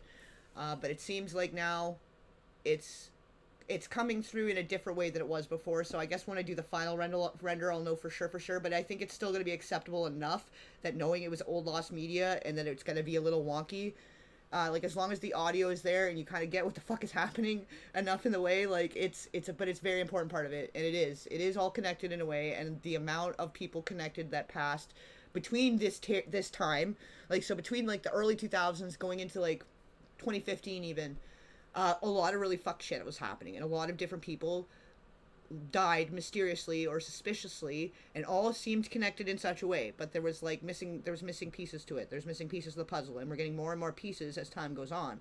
And this was one of the last pieces of that puzzle that I could finally shut out and close off that fucking saga, and it makes sense, and it's all very relevant to today. So I can kind of understand now why however many detours and however long it's taken, this fucking 3 years or whatever it's going on now to just get this Brittany Murphy thing done, but it worked out because there has been so many confirmations since, and everything that's happened now, it just the final section of it is just gonna make the most sense, and it's not just a speculation. It's more confirmed, I guess you could say at this point.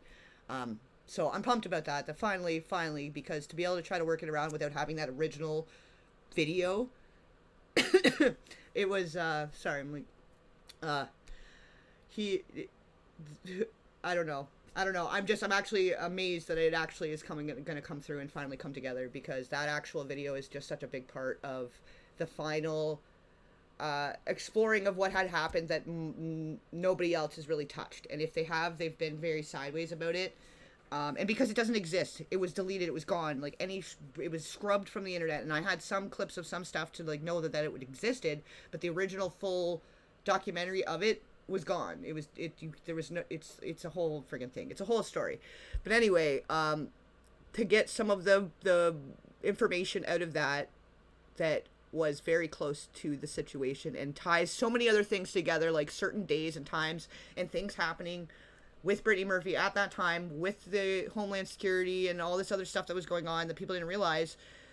It was all tying back to stuff that was going on with the Diddy and the Epstein and everything all at once, because the discrepancies and border crossings were also tied to human trafficking, right? Like, that makes sense. Yeah, it's a whole thing. I won't get into it on this, but I'm just very excited to finally get that final fucking episode. I'm going to get it wrapped up very soon now. I kept thinking I was so close to. I kept thinking I'd found the solution with the freaking clip, and it still wasn't lining up. It wasn't fucking doing it for me. And it's unlike anything I've seen before. Like, I've dealt with a lot of old and lost and, like, recovered archival type media, and to get it, useful and then putting it into a thing, right? So, like, it was unlike anything I'd seen. Like, the way that it was corrupted and fragmented in very important parts, too. Like, it was like it had purposely been fucked with and then put out there. It's like, this is the only one you're gonna find, but good luck with that. You'll be chasing your fucking tail around for months just trying to get this to clear this up or to decorrupt or whatever. I don't know. Maybe I'm just a cynic and maybe I've seen too much shit now, but it seemed very intentional. That even if there was any shred of it somewhere online, that something happened enough in a way that it was corrupted. But it's working enough, and even if it's not going to work, it plays back well enough that I'm just going to use my phone and record it playing on the fucking screen and then put that into the video, because, like, I'm done fucking with it, and I just need to finish this fucking thing and get the pot off the stove. But it does. The Brittany Murphy, like, I don't think I actually realized how right on the nose it all was when I had first started it, and even through that first couple years of doing it. And then once all the Diddy stuff and the Ashton and all that stuff started coming together, I was like, oh my fucking god. Like, and then connecting how, like, I started doing the mind map and really seeing how all these deaths connect. That's kind of how it started. That's how the Dark Hollywood mind map started. I was trying to just map it out for the Brittany Murphy thing at first, because there's at least like 20 deaths within a period of time, and some very closely connected to her that people don't even know about. And close to the Ellen situation, and Ellen was close to Diddy, and then who was close to Diddy that died in that sphere, and like now all that stuff's coming out about Jay-Z now. So maybe even now the fact that it's taken so long even to get to this point to finish the Brittany Murphy, because now I kind of got to rope that into about it's kind of more confirmed that the lawsuits against Jay-Z and Diddy make a little more sense, are a little more truthful. And then the fact that he had that allegiance, like, with R. Kelly, and they literally did a song together. Jay-Z and R. Kelly did a song together called Not Guilty, while R. Kelly was trying to fight his own child harm material and abuses, trespasses, charges. So we should have known then, probably. I don't know. I talked about it last year, and a lot of those videos didn't make it very far. But, yeah, I don't know. The dam is now broken. The floodgates are open, and I'm very excited about that. So I'm glad you guys are keeping up on that. And thank you, everybody, too, that's, like, staying patient with the book and stuff, and everybody that's, like, got in on the pre-order, and anybody helping out and contributing on Patreon and stuff.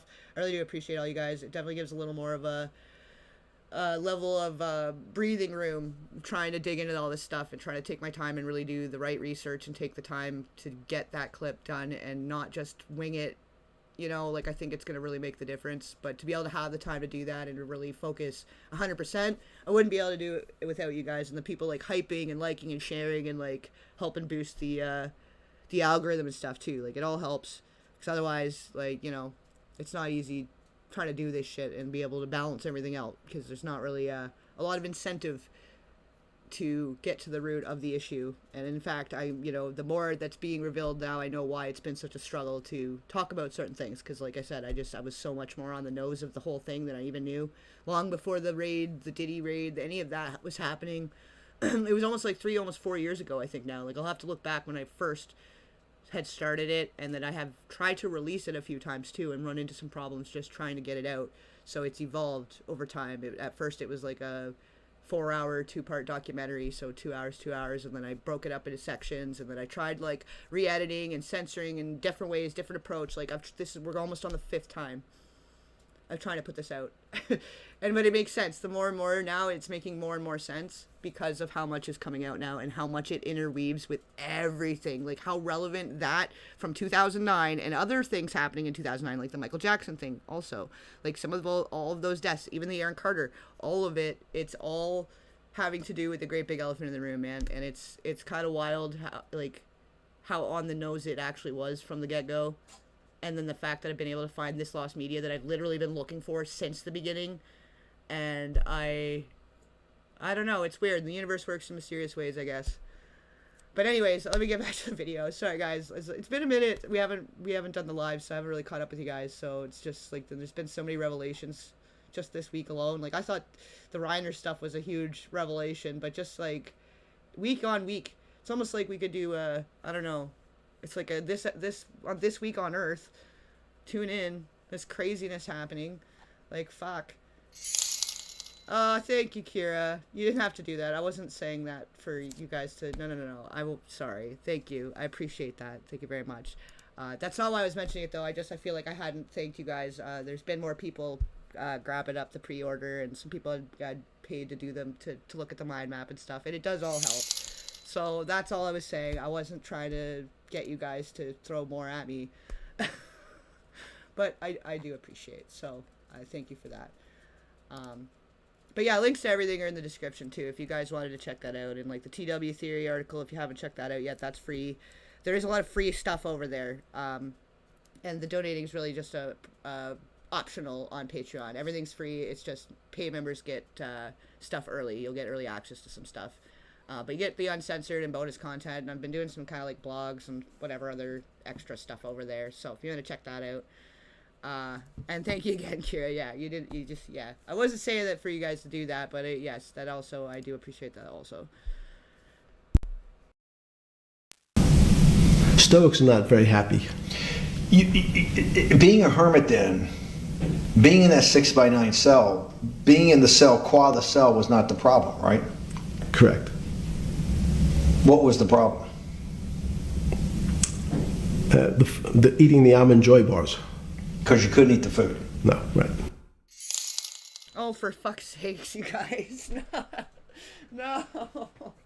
That's not what I was saying. No, you guys, like, I would rather, like, if you're gonna, I don't know, I'd rather you at least grab up the pre-order or get yourself onto the Patreon or something, so at least you're getting something in return. Like I really don't like...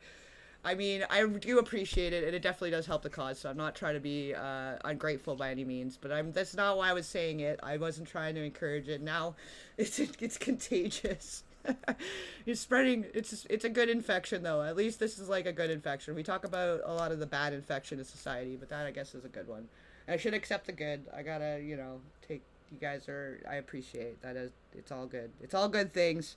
And it is better to not be stressed all the time. I don't have to be a martyr. I'm really, like, I'm starting to realize I don't necessarily have to be a martyr to be able to be out here telling the truth and, like, suffering in silence and shit, So, getting it out, doing the Patreon thing, I didn't even like doing that, really, but I feel like at least it's Did you just do it again? Is this delayed, or it just made another sound? I don't know if it's just catching up.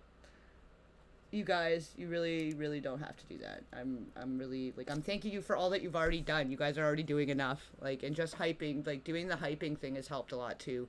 The new feature, when the new video comes out. I don't think you could do it on live, but on the new videos when they come out, when you hype it and like it and share it, all of that, the algorithm really loves that. And thank you, guys. I appreciate. I love and appreciate all you guys because it all counts. Like you guys hear me say it all the time. Like every drop in the ocean of influence counts, and you don't need to be an influencer to help make waves of change. So all of it helps, you know. And just tuning in and then listen to me ramble for 5 hours. I mean, it's not necessarily rambling; it's some good information too. But like just being here and being part of the conversation, and you know, helping spread the good word of the good fight. You know, I know you guys are right here with it in your mind. You know, you've got your eyes wide open and you're all part of it. You're all helping with the Great Awakening, you know, just even with the support and you guys saying like how much you appreciate and like all the good comments, you know, like I'm definitely seeing a shift this last year or so versus like the last several of trying to talk about certain things and the amount of comments, the hate comments you get of people talking about how crazy you fucking are all the time or just trying to argue or just it's all negative. You get a lot of negativity then. But in this last year or so, so many more people are waking up and like really being part of the conversation and adding value to it. And I'm seeing so much more progress, and it's so refreshing and so relieving. Like I'm so happy with the Great Awakening. Like I couldn't be happier with how much things are starting to evolve and move in the right direction. So just you guys being here, it's awesome, and I appreciate. But yeah, for sure, support real creators, like an independent journalist, just in general too. Like there's a few people actually I've been, like I was saying earlier, that I've been starting to talk to, and I do want to start showcasing some littler channels that are like doing the good work, you know, telling the truth, and really maybe sometimes they're you know coloring outside the lines, and their opinion might be a little extreme to a degree, but they're saying it like it is and opening a conversation about certain topics that usually people aren't as willing to talk about. And I think overall having the hard conversations is important, even if you don't always agree with each other.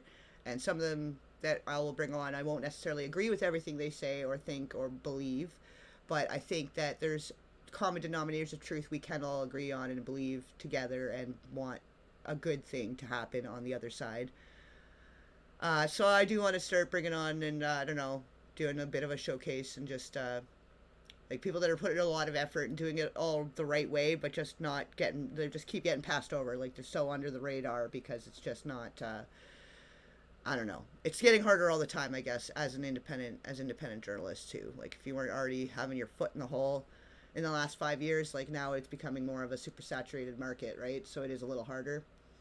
But I think there's a lot of really good channels I've started to notice. Like whatever they did in September, it was kind of weird. Like things got a little weird for a minute. It was a little bit of like a struggle for a minute, like getting the suggestibility and the viewership or whatever.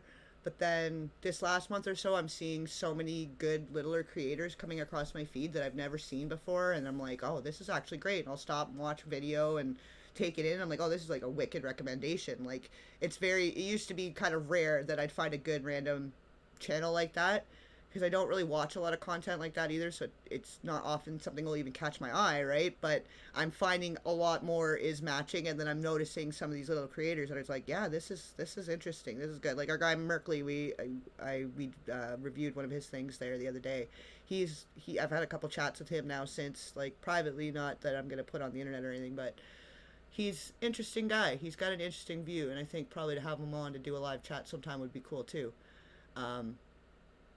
And just having an open discussion with real people, because I think it's like in a world with such fakeness, to have more real, authentic, genuine human conversation that other people can partake in, I think is important too. I think it's something that everybody can get something from, you know? Yeah, you should. You should. I supported this guy. I used to do more when I could afford it. I can't now, but this guy, I think on TikTok, it's urgencies, but with SEAS, like a C at the end. And I really love what he was doing, and I was supporting him in the Save Smooshy thing because Marineland was trying to sue him.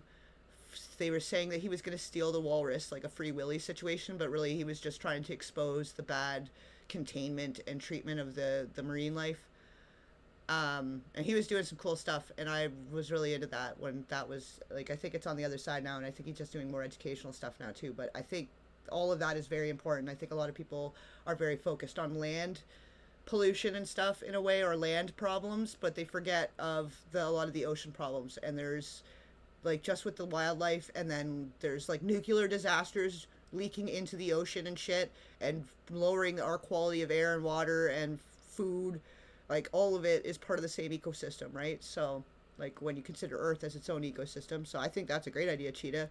And you do kind of have that natural, like, I feel like you have good opinions about things. Like, we've had some chats here in the chat, and you know, you seem like a good, like, I want to say granola, but I don't think that's the word. Like a homegrown kind of, like, you have a good intentions and want a good, natural, healthy lifestyle that, yeah, more people should be able to learn more about it and embrace it and be for it, you know? River Phoenix, actually, before he died, he was starting to get very active in the environmental stuff too, and I think they push the climate change thing so much, but then they're leaving out so much other environmental and wildlife issues, and so I could get behind that 100%. I really love manatees. And I adopted, it's like a pretend adoption. You're donating to like a sanctuary, like where animals go after they're rescued or they can't perform anymore at these theme park things, like at the marine lands. So the sanctuaries that take these animals in, you can donate, and it's like you're adopting a dolphin or whatever. So I have a dolphin named Rocket and one named Floyd. But it's just a little certificate thing, but it's like a sanctuary that's like, it's not that they're not there for your entertainment. They're there for the recovery and trying to, like, if they can ease them back into the wild or whatever, you know. So I'm really into the marine life thing, because I think a lot of people forget about them, and they're not good looking animals, I guess. So people don't care. But I think they're adorable. Like the sea puppies, like sea lions and shit. I'm like, they're fucking cute animals. I don't even know why people don't care as much about the sea life. I'm like, oh, sea puppies. I got to see them in real life one time in the real ocean, and I took some videos, and I was like, look at the sea puppies. Look at them. Look at the manatee. Like, manatees, I just think they're fucking, I don't know. I love it. I don't care. Maybe it's weird, but... but thank you guys. And yeah, let's get through this damn thing. But I think it's a good idea. I do think that's a good idea. From some of the stuff you've mentioned and your views on some stuff, I think it doesn't hurt to start. And I don't know, who knows where it goes and what you make of it. I think more people want genuine people, though, like just real people again that have real passions for things and want to do good things and whatever it is. If you go with a good heart and good intentions, you know, it's all good things.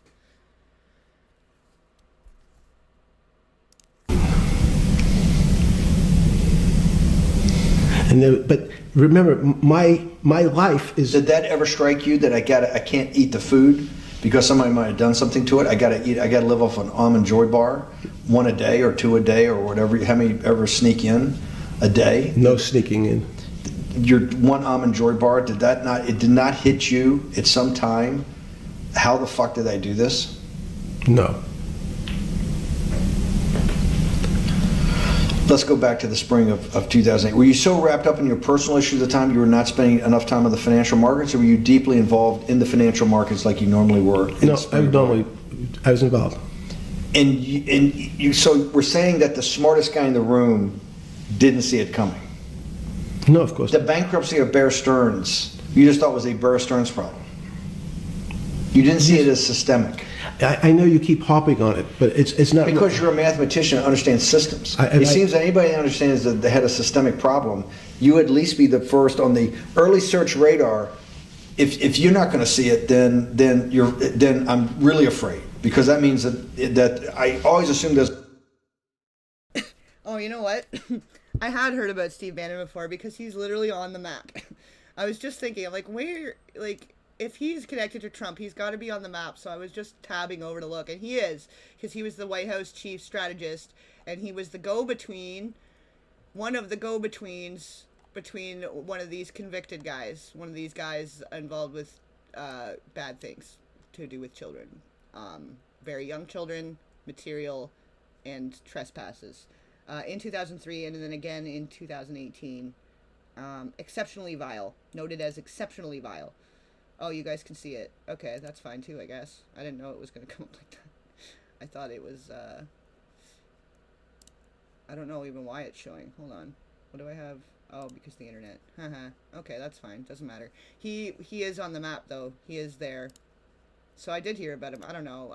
My brain's been so caked this last couple of weeks. There's been so much information and with these maps. And I haven't been on the Trump map as much as I have with the other ones. So, no, but I definitely, 2016 chief executive, Trump's campaign, arrested in 2020, arrested for fraud, 2021 pardoned by Trump. But so he was very involved with other really bad people, though. Like, maybe he wasn't in the ring the way that Epstein was, but he was communicating with this George Nader guy who was convicted in 2003 and then again in 2018. And so, like, Trump wants to talk about how he distanced himself from Epstein, but, like, okay, so you weren't cool with what Epstein was doing, but look at these 5 other people you were around that were doing awful things to children, you know? So how many times before it goes from coincidence to suspicious? There's at least a set of guys out there that have some sort of sense that something's not right. Imagine the guy who has a stroke or had the heart attack. When you ask him, did you feel funny the day before? He's going to tell you, yeah, I didn't feel right. Something was off. I didn't feel right. I had my stomach was right. I felt a little dizzy. I felt a little weak. But if you asked him that day before, do you think you're going to have a heart attack tomorrow? He'd say, no, I just feel a little weak. I'm a little dizzy. My stomach hurts. So these systems, and that's the issue of complexity. What complexity says is that, in fact, everything seems to go along, and people have seen it. One of the great examples of complex systems is sand dunes. In fact, the sand keeps building up. People have seen some, and all of a sudden, one more sand drop, and all the sand starts running down the hills. That's the way I see the financial markets. When you funded Santa Fe in the early 90s or late 80s? I believe it was early 90s. I can get back to you. But early 90s, Santa Fe was funded for the study of complexity theory. It was math. So let's back up. So why did I buy a ranch in New Mexico in 1993? So that gives you some sense. So I would have funded it in 1990. Los Alamos, which was the high energy lab up in New Mexico, was losing all its scientists. And Los Alamos, it was where Oppenheimer and where a lot of the nuclear weapons program, the bomb. That's where the Manhattan Project. Manhattan Project was yes, at Los Alamos, and you bought your property out in New Mexico to be near that? Yes, because the scientists were going to be, they cut the funding for high energy physics. But the people who worked in Los Alamos would still be in the Santa Fe area. They cut that because this was the Cold War dividend, right?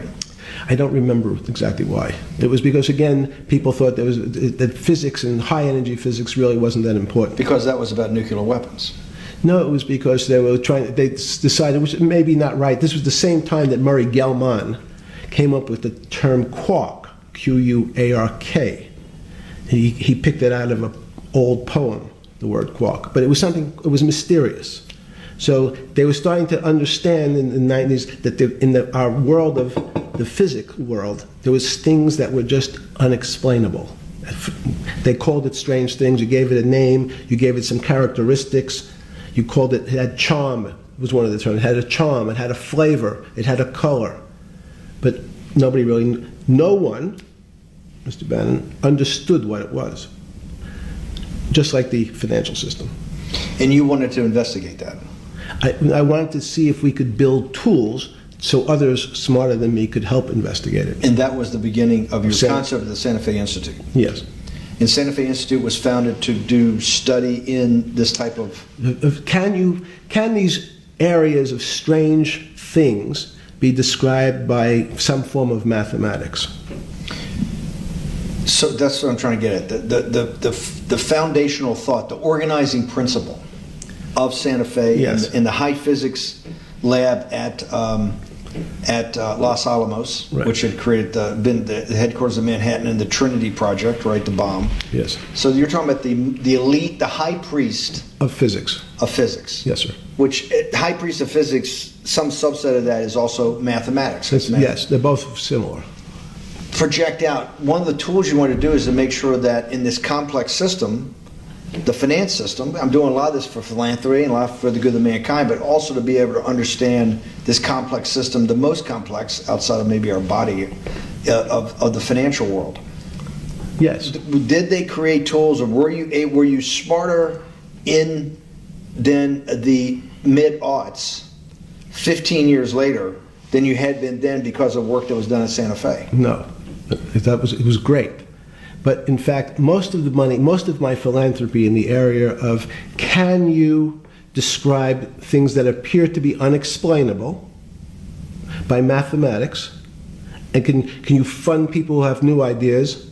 And unfortunately, when someone thinks they've been able to, there was a man, Stuart Kaufman, when they think okay, I figured out how to be able to predict the unpredictable, what appears to other people to be unpredictable. But my system, in those days it was called genetic algorithms, can predict what things will happen, and they all want to make money.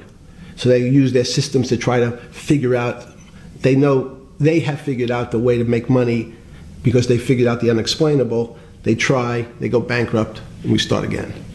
So with a cold view, what I've come to realize is that the attempt to mathematize, formularize, or what in your prior work, to understand what really is, in today's world, still unexplainable, is impossible.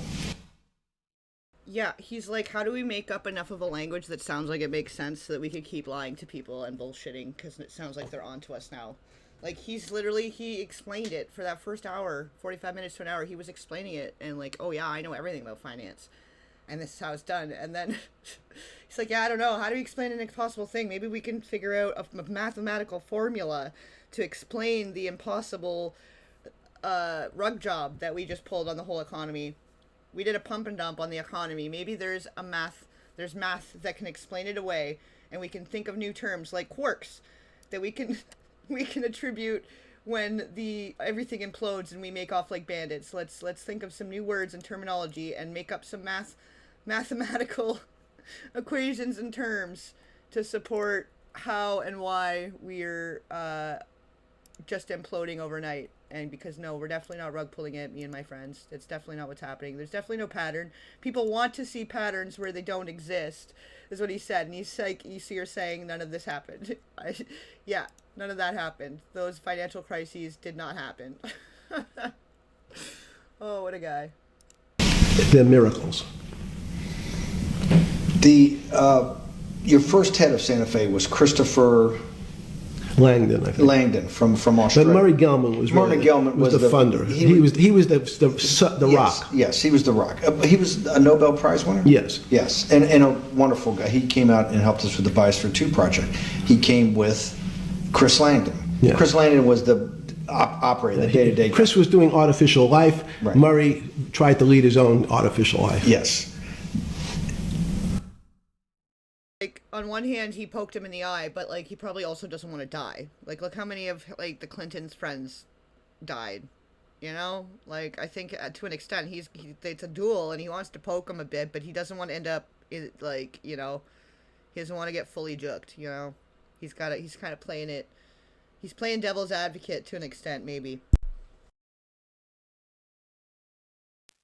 When Chris came to Biosphere 2 for the first big conference we had in 1994, he was one of the most impressive guys there among all the world's elite. Kew Gardens, the Lawrence Livermore Lab, the labs at Sandia, you know, all the major universities, Lamont Doherty, all the big Earth observatories, Woods Hole. What set Langdon apart, I thought, and the reason I invited Santa Fe to be part of it, was Langdon actually made a presentation that everything, and he was making this to scientists, a lot of marine biologists, a lot of people that are just beginning, Wally Broker and people who were just beginning the study of climate change, at that time called global warming. That he made this compelling presentation that everything's really mathematics. Yes. It's all just back to math. And you have to, all these experiments you do, you're not, one of the reasons they're not considered by the high priest in physics as being real experiments is that they don't have a mathematical basis to it, and everything has a mathematical basis to it. Langdon seemed like a radical visionary. What happened to that concept? You go back 350 years. So you have Isaac Newton, you have Leibniz.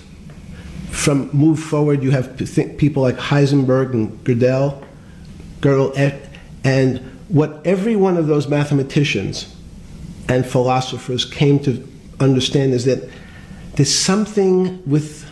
there's numbers can describe certain things, approximate certain things. But in fact, trying to put measurements and numbers on other things that are really unexplainable is folly. It's so 300 years ago they said that unexplainable realm was God. And people who attempted, in fact, to explain the unexplainable, who said, yes, I understand the unexplainable, were charlatans, they were the occults, they were the astrologers, they were the con men. Alchemist. Yes. Well, no, alchemist was, in fact, they believed that there was a way to transmute one metal into another. In fact, That's not what alchemy is, but yeah. I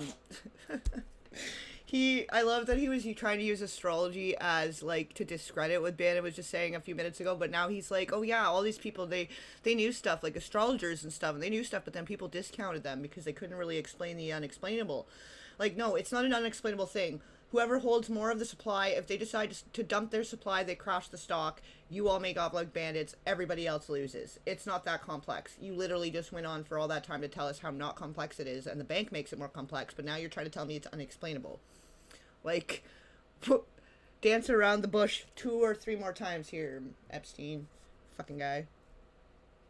they always wanted to see if they can create gold. There's no reason, if you think about it, they recognize that one metal is different than another metal because it has some additional pieces to it. It has additional neutrons or protons or electrons.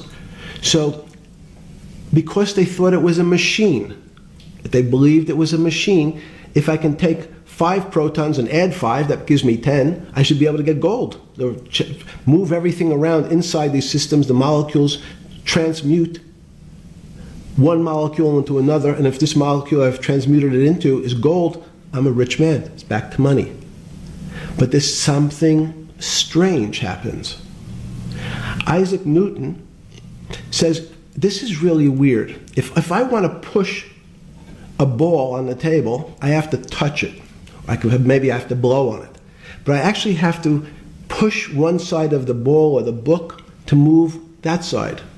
I'm pushing here, and obviously this thing is what appears to us humans. He's going in circles. Okay, are you talking about alchemy or metallurgy, or now you're talking about physics? Like, he has no idea what he's talking about. He's talking in circles, and he figures if he can go around in a circle enough, he'll catch ya, and you'll forget what you were even talking about to begin with. Like, this is all, like, narcissistic shit. He is, like, he keeps getting talked into a corner, so he's trying to, like, it doesn't even make sense. It doesn't even make sense. What does alchemy have to do with physics now? Like, and then you're talking about the neutrons, and like, that has nothing to do with, like, what is he fucking, are you talking about biology, science? Like, where he's picking little bits, and he knows people would pick up on that stuff, so he's trying to convince a room and win them back. Some people will pick up on these little buzzwords, and they'll be like, oh yeah, alchemy and transmutation and astrology, and oh yeah, he must know what he's talking about. He knows. Now he's talking about Sir Isaac Newton and physics. He's a smart guy. No, he is not. Like, what is he fucking saying? He's talking, it's just a bunch of bullshit. It's like a word salad to get you to forget what the first initial question was. To be solid, so it moves as one thing. But the only way to get something to move was to touch it or put a force against it. Okay, seems to make sense. Everybody has that experience. You know, want to lift. Or you pump it. You pump it with blood, like your body, because the bank is your heart. Oh my god. He's such a, like, he's like, this is how we make it move. We want it to go up, we need to pump it. You need something to push it. You need physics and alchemy and astrology, and that's how we do finance. Oh my god. The glass, I lift it. If I want to push a ball, I push it. If I want to pull a ball, I pull it. But he recognized when the ball fell off the table, it went in a different direction. How's that possible? Nobody pushed the ball down. And he said, this is crazy. Why did the ball go? So he's trying to compare stocks to physics, that just gravity brings it down. Gravity brought the price down to 0 and fucked everybody out of their pensions. Gravity is what is to blame for the financial collapse of 2008. It wasn't because, don't worry, it wasn't because I was in jail, because I don't even know what was happening. I was only the financier. I wasn't responsible for all the finances of that company. And I was in jail. I didn't know anything about it. But the first people I called were the bank people, the people with the most money that were doing the rug pull to make sure it all went off without a hitch. Oh my good Lord. Like this is just, people actually were fooled by this. Like adults that were our age now were fooled by this then. And like with money, people with money, like that's financial illiterate's not even the word. Like you got fooled, you got conned. This was like a long con.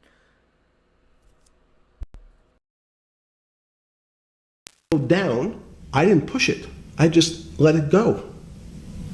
So someone's pushing the ball, because I know that I am confident that the only. Okay, so you didn't push it, but you let it go. So you dropped your stocks, or you dropped the supply, you sold off your shares, or you dropped it. That's what caused it. Gravity happens to be the actual falling of the thing. But, like, how are you trying to make gravity be the excuse for this right now? Like, the fact that he actually thinks people... Like, and I guess people were believing this shit. Like, I can't believe people believe this shit. Like, how are you...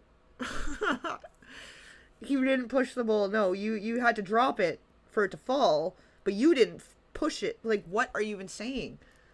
Like, he's gonna drive me insane, because it doesn't even make sense. Only thing that gets something to move is with a force that pushes. So there's a force that's pushing the ball down. In fact, he called it gravity. He measured how fast it was pulled, but never was able to explain why it happened. He could measure how fast the rug was pulled out from everyone, but he doesn't know how it happened. How does that happen? Oh, because the apple was fully ripe and it was time to pull it. It was time to pull it. And the gravity is what made it go so fast. Everybody started panicking. When the biggest supply owners started selling, everyone started selling. Like, we're watching it happen with Bitcoin right now. A bunch of huge wallets just sold off Bitcoin, and it went from over 120,000 or whatever it was right now down to less than 70,000. We are literally watching it happen right now, and it was like one major big wallet dumped a bunch of fucking Bitcoin at once, like 800 million at once or some shit, and everybody started panicking, and it drove the price down. But those big people that are controlling the supply at the top are dictating what people below them are doing. It's all very simple. That's what's driving it down. The people that with all the money in the supply rip bags, they pull the bags, they pull the rug out, and everybody else suffers every fucking time. He's like, I don't know, it's just gravity. It was probably gravity. Sir Isaac Newton can explain it. It was definitely physics, and it was gravity. I don't know. I'm just the finance guy. What do I know about the finances of these major companies, $1 billion of companies that I run for all these billionaires? I don't know anything.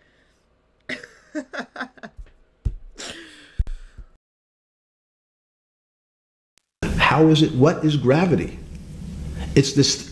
Everybody says, well, why did the ball fall to the ground? Because gravity took it. But what's gravity? That's, as Feynman would say, that's the name of the thing. We have no idea what it is. This goes to Santa Fe. They were trying to explain the unexplainable. Can we measure? Can we figure out a way to predict the stock markets using these types of chaos complexity? Before we get there, let's walk back through it. Let's go back to Newton. Sure. Pre-Newton and then Newton. What did Newton solve that for millennia up to Newton had not been solved? And then I want to go forward all the way to Santa Fe, what they were trying to solve. Let's start with just 2 or 3 of the basic guys, but let's go with Newton. What pre-Newton, it was what? And then why is Newton such a genius? In such I think mathematically they told me one time, I've seen there's been 115 billion people roughly that have lived on the earth. And of that 115 billion, Newton. Are you sure that's a number? That sounds a lot very high. We only have 7 now. I think in the history of the earth, I think I'll pull up the stat for you, but I think it's 115 billion people. They figure that probably is inflation. That's why have lived on Earth. But he's one of the handful of the most important. What did he solve for? Why is he so important for how we live today? And then we want to go through Leibniz and the other 2 or 3 other major ones to get us to Santa Fe. Well, it's a long journey. This is the heart of what we're trying to do. Let me take a bit of a detour just a second. What if you went to high school and the last year in your high school you took calculus? So Isaac Newton sort of invents calculus. Well, that sounds invents, mathematicians. To torture seniors in high school before they graduate. Yes, but obviously, no. Yes, the answer is yes. Certain people could never do calculus.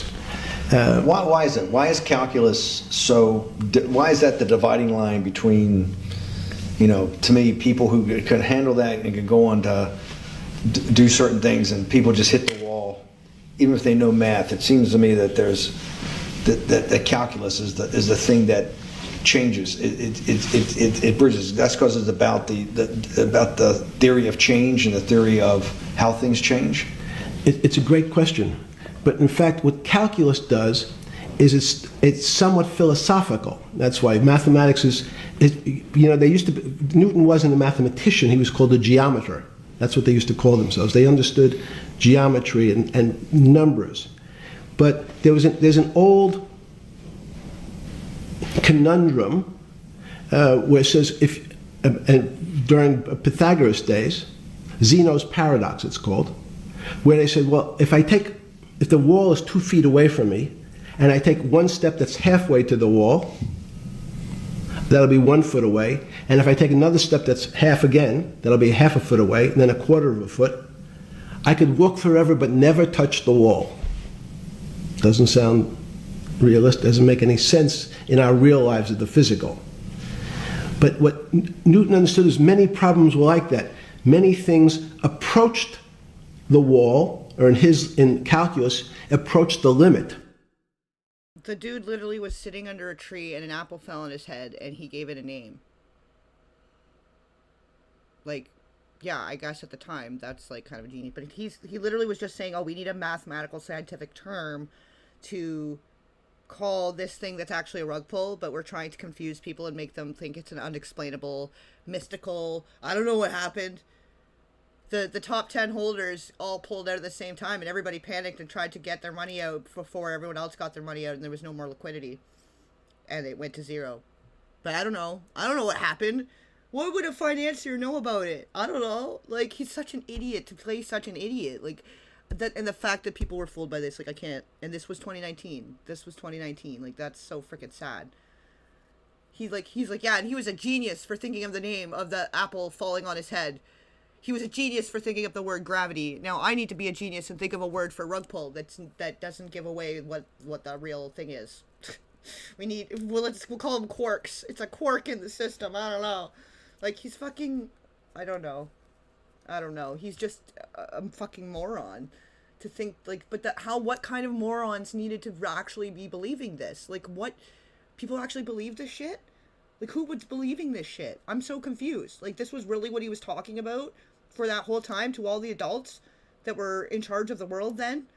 The 30 and 40-year-olds of the before time? Where were you guys on this? Come on. I'm just kidding. It's not your guys' fault. But, like, all these rich people that really thought he was, like, what? And I guess, yeah, that 10 people that made off like bandits, they don't give a shit. But how much destruction was caused along the way? It's insane. Well, there you go. Catatonic and gin. Exactly. There you go. There's also that. There's all different kinds of societies. But some people are greedy and sadistic and deviant and kind of psychopathic to an extent. And then some people aren't, you know? There's some people that are part of that shit that think that they're good people doing good things for their community and they don't realize that they're just supporting evil above them. And, you know, they want to explain that away all day of being a part of that. But I don't think I want to be part of any structure that abuses anybody, no matter what good you think you're doing. If you're baking cookies for the bakery where the mafia is beating somebody in the back, I don't think I want to be part of that. I don't think I want to bake cookies in that bakery. I don't know, you know? So there's a lot of different organizations like that where the nice people that are the good people that think they're doing a good thing are the cover for all the people behind the scenes doing the bad thing, you know? But never really reached it. So he said, it's okay, you don't have to reach it. We can do lots of the mathematics as if it was so close, it was almost there. And we could do lots of mathematics almost being at the limit. And this is really important, Steve, for today. Because most of the science up until today was things that are starting to approach the limit. You were taught in high school that if you had 1 divided by 0, if you remember your high school algebra, you were told, what's the answer to that? Is there an answer to 1 divided by 0? No, if you were in high school, I'd say, stay away from it. It's the boogeyman. You could write it down as a... We know this one from Mean Girls. The limit does not exist. We learned this, guys. No, he's just talking shit. He's going around in circles talking nonsense, where if he was in a room full of drunk, rich idiots that had teenage girls on their laps, they'd be like, yeah, okay, sure, yeah, you know what you're talking about. Oh yeah, you're Isaac Newton. You're the Isaac Newton of finance, but you can't explain why it would crash. But you can explain, like, I can see where they would be fooled, but like, I don't know. It just seems so obvious. Maybe we know more now from 5-6 years ago, but he just, like, it just seems so obvious. I don't understand. I don't understand how people are fooled. It's undefined.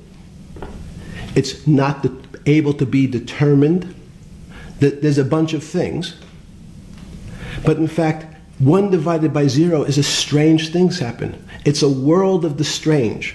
And what I'll explain to you after is that when you get 1 divided by 0, you get into a world we don't know what happens. The answer is it's not explainable. We can call it things like undetermined. We can have a convention to say it's X, Y, or Z. But in real life, we don't know what happens when you are actually at the limit. So that's Newton thought the same concept, is that the limits were God. You got close to God, but you can never be God. He had this sort of religious interpretation. Okay, I want to go back. You think she was in the background? Ghislaine? Hold on, I didn't see it. In the mirror? Oh, you guys are really looking here. I didn't see it. How are you even seeing that? What are you talking about?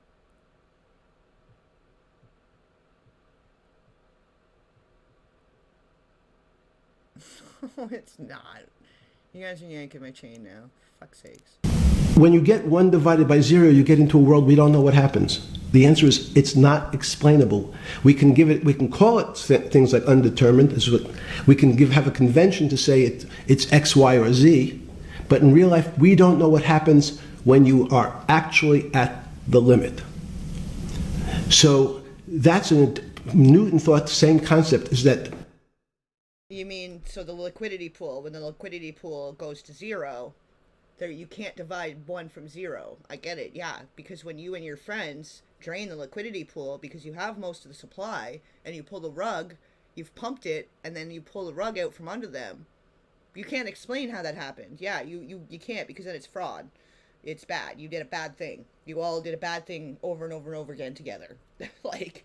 And now Trump's kind of doing it. He's taking over the whole thing because, like, he's got Barron figuring out the crypto stuff, because it turns out it's not actually as complicated as all these guys have made it sound all those years, right?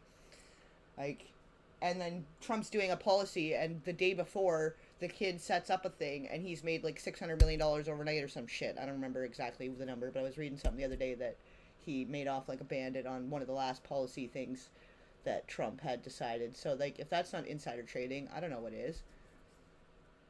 The limits were God. You got close to God, but you can never be God. He had this sort of religious interpretation. Okay, I want to go back to Newton. Why is Newton such a big dividing line in mankind's history? What is it about Newton? What is it about what he's trying to solve? What did they not know beforehand? And because we live to a degree in a Newtonian universe, although I realized later subparticle atomic physics, but at least for a while it was Newtonian. So what's the dividing line? Why is he so important? Why is he an inflection point in mankind's movement from the swamp to the stars? It's a great question. The stars was by Kepler. What Newton starts to allow us to do is to make accurate predictions. Remember that we've talked about that with money, about the things in our physical world, how cars, he didn't have cars then, how horse carriages moved, how bowling balls moved, how pool cues and excuse me, pool table balls. Had people tried to solve that before Newton? Many. Heraclitus or Plotinus, Pythagoras, had these greats that we hear about, had they tried to solve the same problem?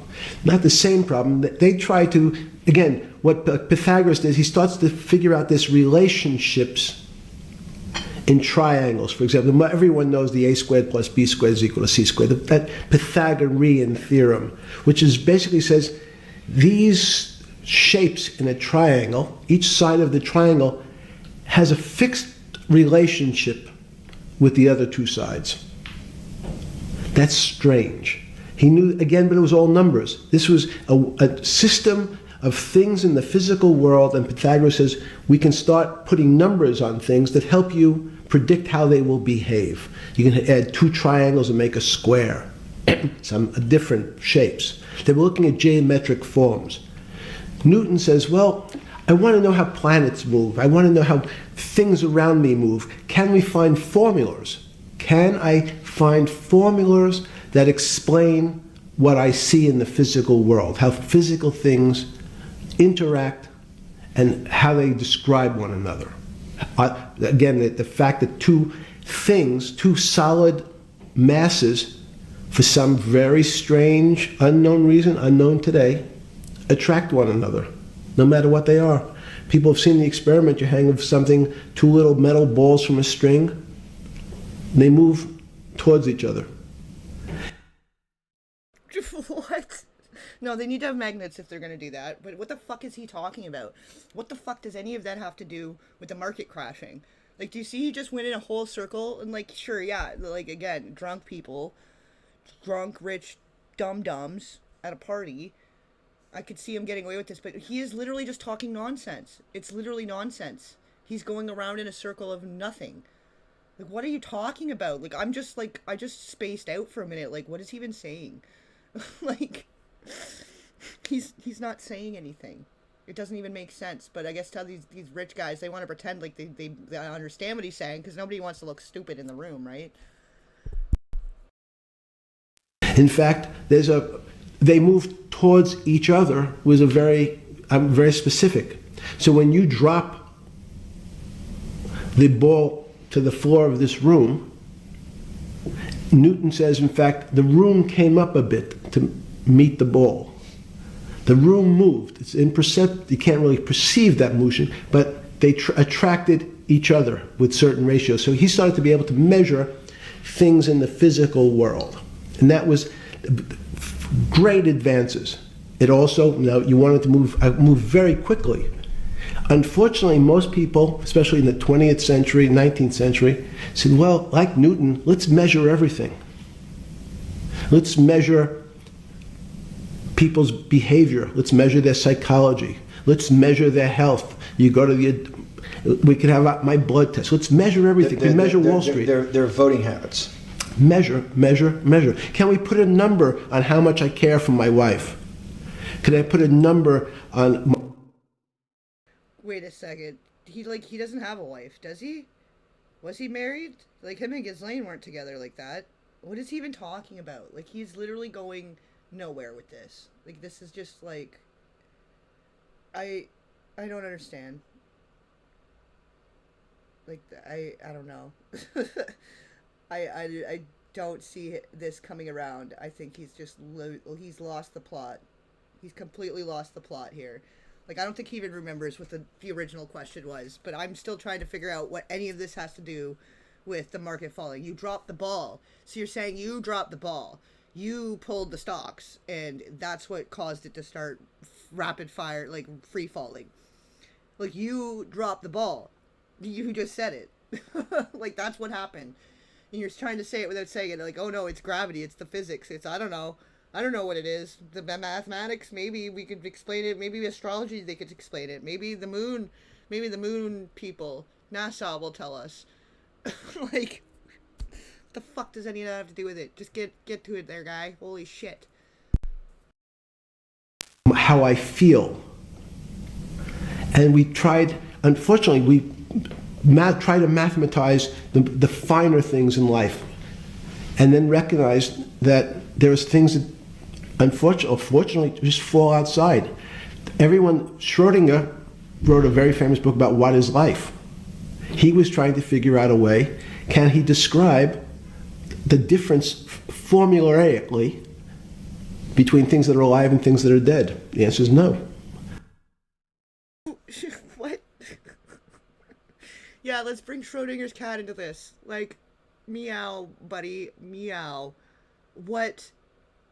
Like, does this actually work? This is a Harvard-educated man. And he was floating around with all these rich people, all the most elite. Like, are they actually that fucking stupid? Like, that's concerning. If the elites are that stupid that they were listening to this guy talk in circles like this, trying to explain finance, he's like, I don't actually know. I'm the finance guy, but I don't actually really know. I might drop the ball, and the stock might hit zero, but if you're in with me, we'll all make off like bandits, and who cares about the bottom half? Like, he's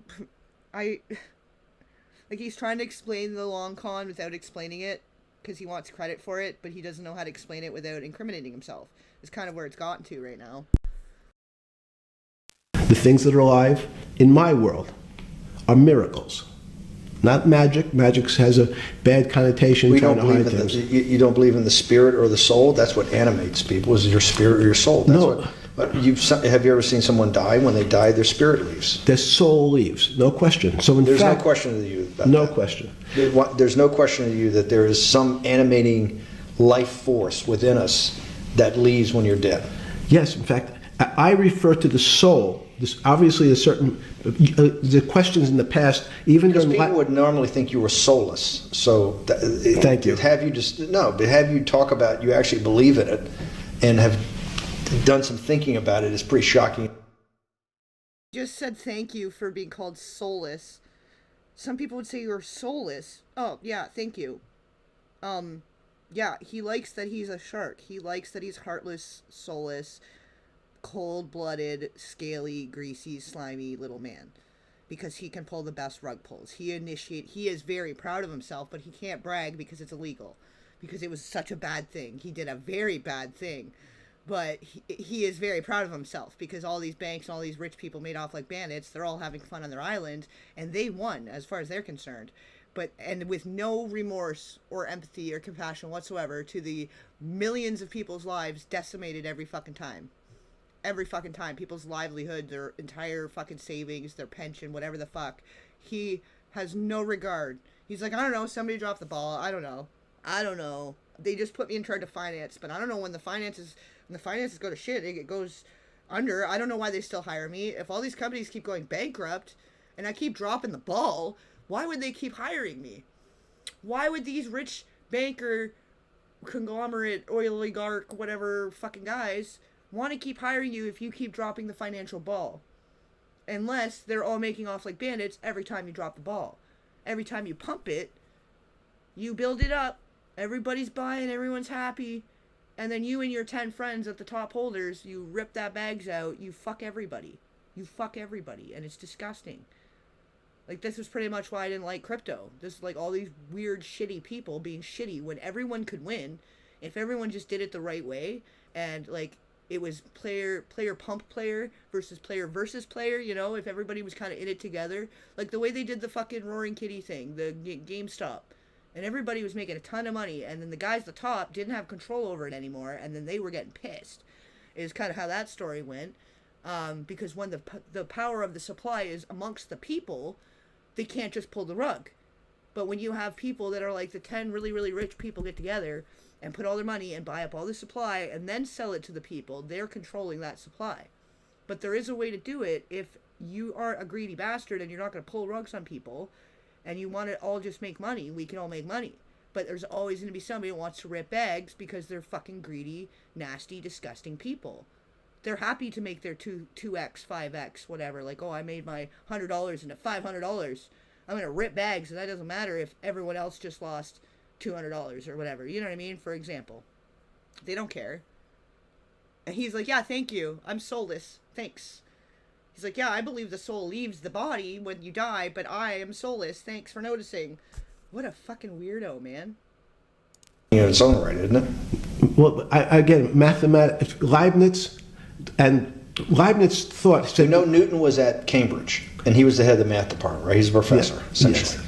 But Leibniz, was Leibniz a German professor? Yes. But what Leibniz said is, the soul is so strange, because God took chemicals, which is simply the material, like tables, and he somehow made this material able to have a thought. How strange is that?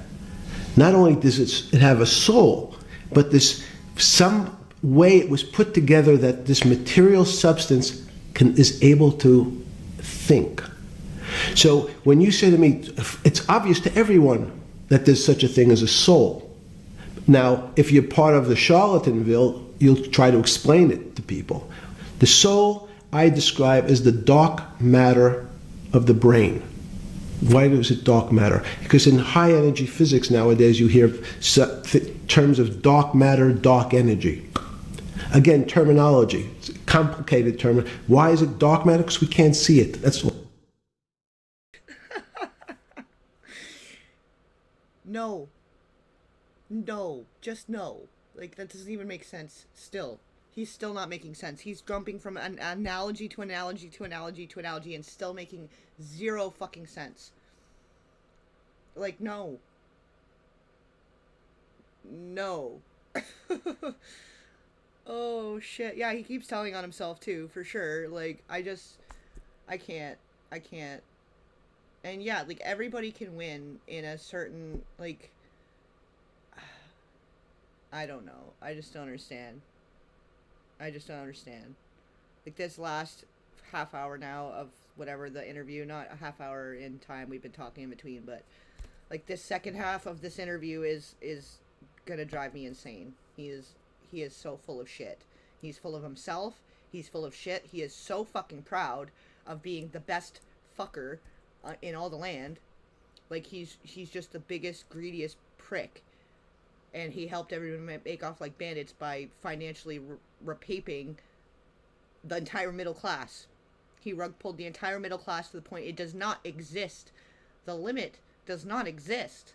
Well, it does, because eventually you're not going to have anybody to rug pull from, and you're all going to be on your islands with your $1 trillion, and then what? Fuck. Like, what? Like, these are the people running the world.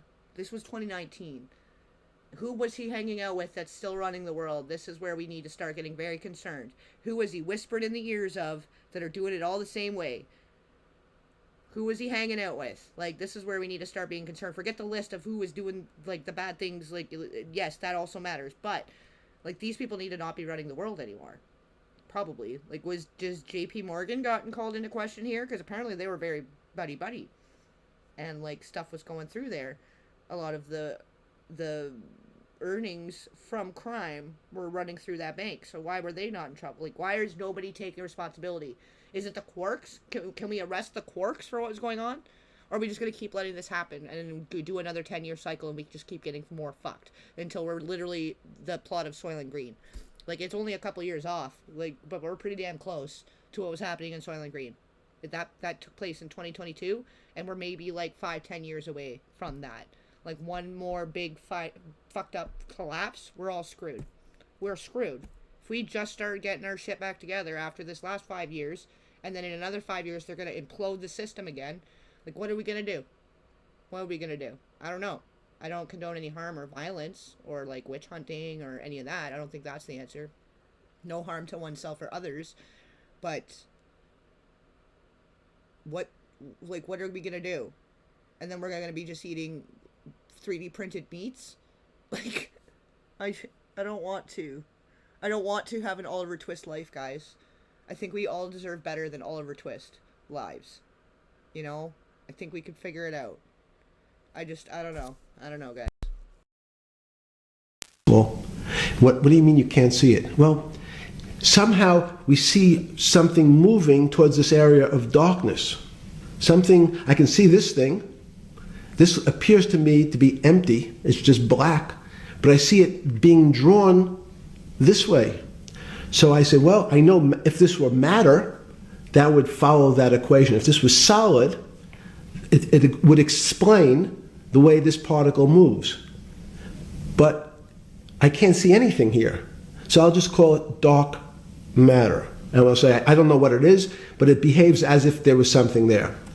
The soul is obvious to everyone that there's something different between things that are alive and things that are not alive. But we have no idea what it is. It's currently unexplainable. I believe we need an entirely different system of analysis to try to figure out. But Sorry. No, with Newton, with all his chemical studies and things he worked on the spiritual side, Leibniz that just talked about the soul, Schroeder talked about what is life. If a modern scientist or someone that you funded at MIT or at Harvard or one of these things talked in those types of terms, they would be considered to be a wingnut today, wouldn't they? They would not be. They would not be on the path for tenure, right? Unless they were in the philosophy department. This is exactly my point. We're talking about three of the greatest mathematicians in mankind's history that have really changed mankind. Talking like this, what happened? How do we get to a situation where they could not be in the high physics? They could not be in the mathematics department or working in high energy physics. Good. It's an easy answer. Newton was a combination of mathematician or geometer then and philosopher, and as time went on, those disciplines seemed to move apart. We had philosophy. Some of the philosophers can't do math, and some of the mathematicians. And again, mathematicians often break into two categories: people that solve problems. Those are more like geometers in the old days, just problem solvers. And then there's thinkers, theoreticians. They're more like the old movement towards philosophy. But neither one of those two groups have been able to figure out why something is alive as opposed to something that's not alive. No one's been able to describe what the soul is, but we all know it exists. And I think what we need is a new, science is a bad word. I think science only describes the things we already know about the physical world. In fact, there's an argument that the physical world that we see has been created out of our systems of mathematics. Mathematics, everyone knows mathematics describes the physical world much greater than it should. I think I'm starting to understand why he liked spending so much time with teenagers. Because that's the only ones that are gonna believe his shit and want to listen to his shit because they're like, oh yeah, you must know what you're talking about. You're an older person with a lot of money. You must know what you're talking about. I feel like that's the only people that were really actually fooled by this shit, and then they get sucked into the whole realm of it. And then the rest of them, they're just his rug pull buddies. They know what's fucking going on. They knew what they were doing. And they were all playing around in the playground together about it. They knew exactly what the fuck was going on. That's what happened. It's called a rug pull. It's called a pump and dump. Those are the words. I don't even have to be Isaac Newton. I don't even need a Nobel Prize. I'll just tell you. We don't need to discover a fucking word. That's what it's called. You're a fucking greasy asshole that crashed the fucking economy with your fucking banker friends and all your little P3DO friends on your stupid fucking island. I bet Oprah's in it on too. Oprah and all these other guys, all these fucking really rich, like Ellen, Diddy. No wonder they were all floating around together because they all had all this money. They needed to figure out how to make more of it and what they were going to do, and they wanted to be on the next rug pull. Maybe it wasn't even about the trafficking and the girls and the kids. That was just a benefit. It was like a feature and a benefit to the operation. It wasn't even about the business they were doing. It was always about the fucking rug pull. And if you were in on it, you'd make out like a bandit. But if you weren't, you're trying to do the right thing, or you think you guys are actually doing a business thing, you end up sitting there holding an empty bag. While your little friends made a bunch of money, well, you got your 2x, your 3x out of it, sat around sucking each other's dicks and doing blow, instead of doing the fucking thing and everybody making some good money, like doing an actual business, running it like an actual business. Why couldn't you just run the bank like an actual business instead of crashing it into the ground? Why can't you run the whatever other businesses he just talked about that he had bankrupted and caused financial collapses in other places? Whatever other fucking business he just mentioned. Why don't you just do the business? Get your dicks out of each other's mouths. Stop chasing teenagers and children. And go do the business. Do the real business. Remember the industrial age and everybody was doing business and everybody was making enough money that they could afford a home and to send their kids to college or whatever, you know, like it was a simpler time. I mean, we have more conveniences and things now that we want to keep, but like, you know, why are we doing this? Why? We can't allow this. Like, now we see it. We can't unsee this. There's no way. There's no way we can continue to allow this and be fooled more times. Like, how many, he's like, oh, people want to see a pattern that's gonna, well, how many times does the pattern emerge before it goes from coincidence to suspicious? Should we ask Sir Isaac Newton? Maybe Newton will know. Maybe we can ask fucking Stanley Kubrick if we actually landed on the moon. Fuck. Unless you, my view, the physical world really comes out of conscious beings that have mathematics. So they create it. This table appears to you and I to be solid. To a bat, because we have light that's bouncing off the table into our eyes, it appears solid. If instead of eyes that responded to wavelengths of visual light, our eyes responded to radio waves, the radio frequencies, it's not different. He's literally been talking for 30 minutes and still not explained how he, as the financial guy of the operation, allowed it to completely collapse. Because he said, oh, it had nothing to do with while you were in jail, so then what happened? So what happened? Let's go back to Isaac. Okay, what does that have to do with it? Like, he keeps trying to bring him back to it, but for literally 30 minutes now, he's just been talking nonsense. Absolute nonsense. And it has no explanation to how the financial guy that all these billionaires trust with their money continues to drop the ball, but they keep trusting him with the money. And you're not going to tell us why it keeps collapsing, but they keep trusting you with the money? I think it's pretty obvious. Is it not obvious? Like, 30 minutes of not going anywhere. Like, what the fuck?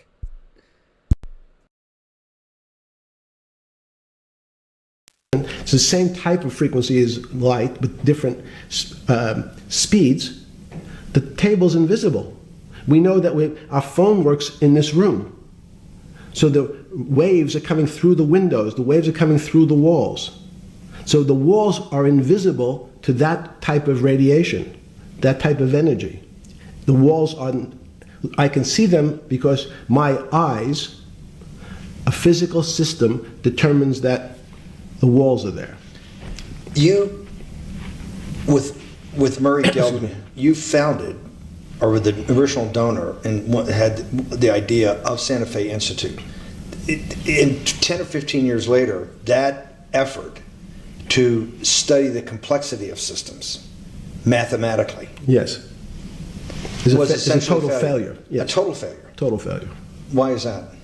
It's the failure of science because, in fact, if to some extent science doesn't describe romance. I don't know why I'm attracted to somebody. I don't know. People are attracted to each other, and everyone has the same feeling. They've seen someone walk in the room, and they say, "Oh, that person gives me a creepy feeling." Science has tried to describe. Science doesn't describe what creepy feelings means. What the fuck does that have to do with this? Now you're talking about romance, and you get a creepy feeling. You associate romance with a creepy feeling because you're a creep. You're telling us you're a creep now, bro.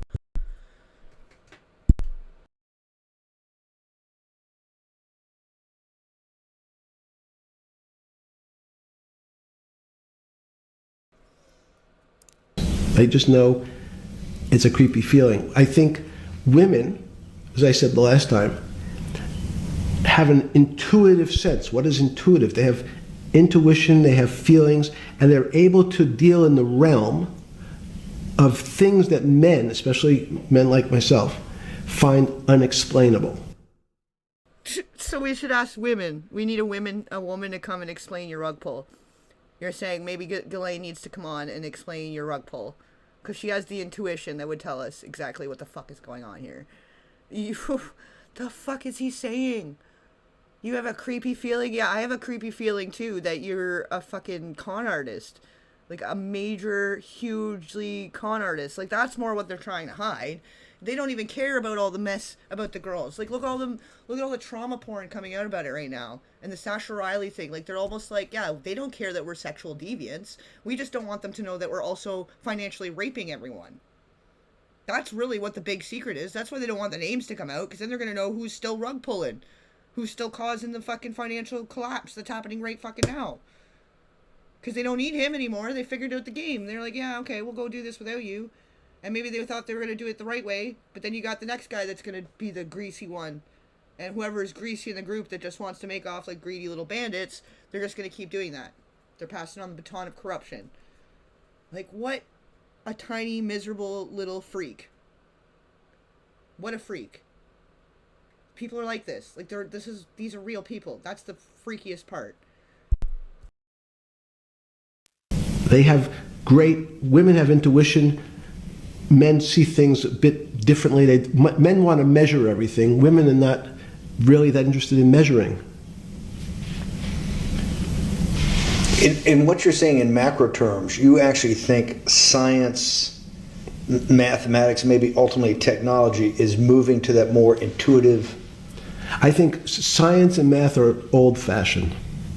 And unfortunately, people are still taught that they have to learn algebra in school and certain things in school, as opposed to learning to have an emotion. Is this what Larry Summers was trying to get at? Maybe didn't say it perfectly enough, but what he was trying to get to in that system, the systems we study today, the way mathematics is either taught or understood, that women just haven't gotten up to the highest realms of engineering or physics or mathematics because of that. And you're actually implying that there's a either new branch of science, or we've hit an inflection point like in Newton that's going to go in a Newton took mankind in a different direction because he was able to measure.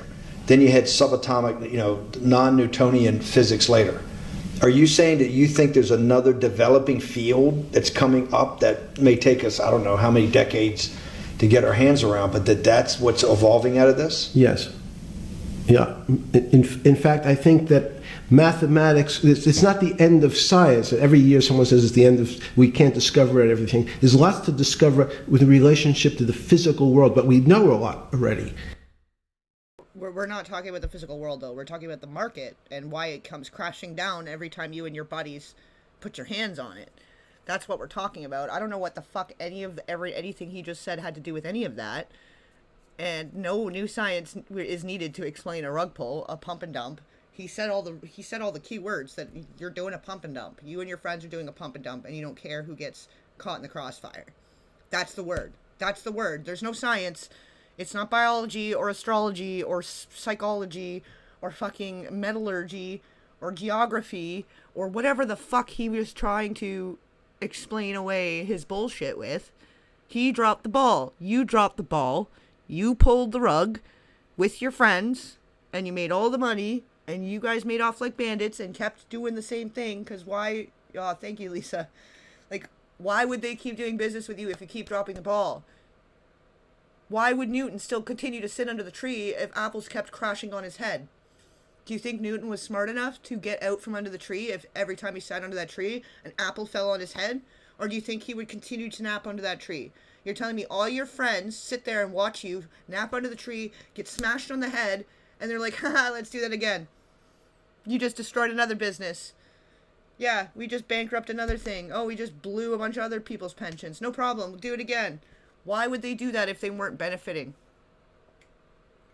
They had to be benefiting, because why would they continue to work with somebody that can so consistently drop the ball? Like riddle me this, riddle me that. Maybe that's Tom Riddle. That's the Tom Riddle of it all. And now we know who the Voldemorts are.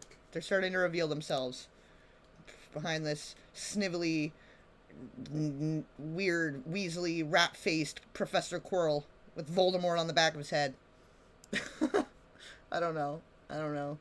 Oh, it's like a little sticker. I was going to say, why didn't it didn't do the pop-up thing, though. It's a sticker thing. I see why. And it won't let me thumbs up it back. So I was like, what's happening with this? It's a little sticker. That's cool. That's fun. Yeah, no, like we know what this is. We can see what this is. And he thinks he's doing such an elaborate, fantastical thing. But he's really not. They are exploiting a broken system that they created to be broken on purpose. They planned to break it. They went in with the plan of pumping and then dumping it. And then when they all pull the rug, they all have the money. They're all still doing just fine. How are they still doing fine financially while everybody else is fucked? Like, there's no other way to explain it. And yes, everything else also that comes along with this is bad, but this is the ultimate shtick that, like, they really don't want people to know, because if people stop participating in the system that they could keep pumping and dumping, then they're fucked. You will own nothing and be happy, remember? Remember? Make it great again, and you're gonna own nothing and you'll be happy. That's what they keep saying, right? They'll just keep rug pulling until you own nothing, but we'll make sure you're still happy, because you'll have all the gambling and the porn and the explosions and gory fucking thriller, horror, action, everything, fucking game shows and reality shows and fucking all the bullshit in between. You won't even worry about it. You'll be in virtual reality fucking around. Like that gamer movie. That was scary real now, that when you in retrospect. We're so fucked. We're so fucked because they just kind of got rid of the middleman. They didn't need him anymore. And Diddy, they don't give a shit. He's just another fall guy. But, like, the way this is all connected to so many other people, the elite people, and I don't know. This is just fucked up. He revealed the whole playbook, at least. Like, he's been going in circles, and then for the last while, he's just talking nonsense. But he definitely revealed the playbook in a big way. In respect to the unexplainable world, we almost know nothing. Women, again, sense it. And instead of Larry Summers, I won't digress too much, but Howard... Is there any ladies in the room that can sense his bullshit? Like, holy shit. Like, can a lady come and sense before the market decides to rug pull so everybody can get out safe and you guys make nothing? Maybe that's what we need. I don't know. Like, what is he fucking saying? What is he saying? Gardner early on said, there's not one form of intelligence. It's not mathematical intelligence. There's emotional intelligence. There's kinesthetic intelligence. You know, there's this argument that I reject that black people are less intelligent than white people. It's not true. We know, for example, that if I was in the forest and I had to run from the lion or figure out a way not to be eaten, and my competition is a local African, I'm the one who's getting eaten because they have the intelligence to deal with their local environment. So it's just different. It's not better, it's not worse, but there's many differences amongst different types of people. And so people have different intelligences, and they excel in some intelligences usually, and less so in others. Yeah, I was just thinking that. I'm like, you just try to use all your big Harvard words at once and try to just confuse people. You think that people will be confused by the time you're done spewing your nonsense. They'll forget what even you're talking about to begin with. That's what he's hoping. And he probably knows it's supposed to be like a 2-hour chunk of time or something. So he's like, if I could eat up a bunch of minutes talking about nothing, we won't get anywhere and it'll be fine. When did it come to, because the world of high finance is a world of pure reason, or is it a lot of emotion and gut checks and you know, on trading desk and central banks when these decisions get made? Is it that high church, like the high church of science of high energy physics, or is it as much emotion that comes in as much as the mathematics and the reason? It's a great question. I think if you talk to really experienced and successful traders and you ask them how they know what's going on, they can't give you an answer. They don't know. They feel it. They can feel the way the market's moving. No, they do know what's going on, and that's how they keep making off like bandits. They know how to manipulate the fucking market. Like, what are you saying? You're saying that no finance person knows, that they just feel. They're all women? So you just said, like, what? This is narcissistic. This is a narcissistic cult matrix entrapment. Like, we just wasted fucking all this time too. Like, I really thought that this was like okay, everybody's checking this out, we'll get on, we'll have a chat. But and yes, some things were revealed. This was good, this was still great, but like a lot of this was like a big red herring distraction. Like, oh yeah, there's gonna maybe be a few important things he says in this to do with anything, but for like a good long chunk of this, there's literally nothing going on. So I'm sorry, guys. Like, wow, I'm still glad we got to have this chat, but like, holy crap. Like, how did I I just, let's go talk in circles for fucking 2 hours, you know? Like, he's like, yeah. So you're saying all these hedge fund guys, all these really high powered Wall Street people are literally just out there feeling it. They just roll in, do a line, and just feel the market. We're just gonna feel what the market's doing today. Like, what are you fucking saying? Like, he'd rather throw his whole entire industry under the bus than admit that he's a fucking con artist. That's what it is. That most of them are con artists. That's what it is. I don't know. Like, they're, what else? That's why you can't explain it, because then you have to reveal the angle. You'd have to reveal the con to explain what actually is happening. And some people win, some people lose. It's a gamble. I don't know. But if you control all the supply and you pull out all the liquidity before anyone else gets a chance to, you win and everyone loses. That's how it works. The end. Like, what? They can feel the way the stock's moving. And that these are not very well-defined terms. It's difficult to put in mathematics terms. How did I feel it? You could look back and make guesses what I was seeing. But great traders feel it and then act on their feelings. That's the difference. Many people feel it but are afraid because they want a mathematical justification before they take that next step. When you first got on the trading desk at Bear Stearns in the late 70s or mid 70s, were you shocked by how little actual understanding of mathematics that the traders comprehended? Yeah, well, again, we had a Texas Instrument calculator. Most stockbrokers, especially before 1975, if they were good stockbrokers, could add. That's about it. They could multiply. If you could multiply, you were already in the top 50. So they're literally just salesmen. They're like a used car salesman, is what he's saying. Like, none of them actually know what the fuck's going on. They're just throwing money around, and they all make money in between, so they don't give a shit. Stockbrokers, like, they're making money whether you make money or not, so they don't care.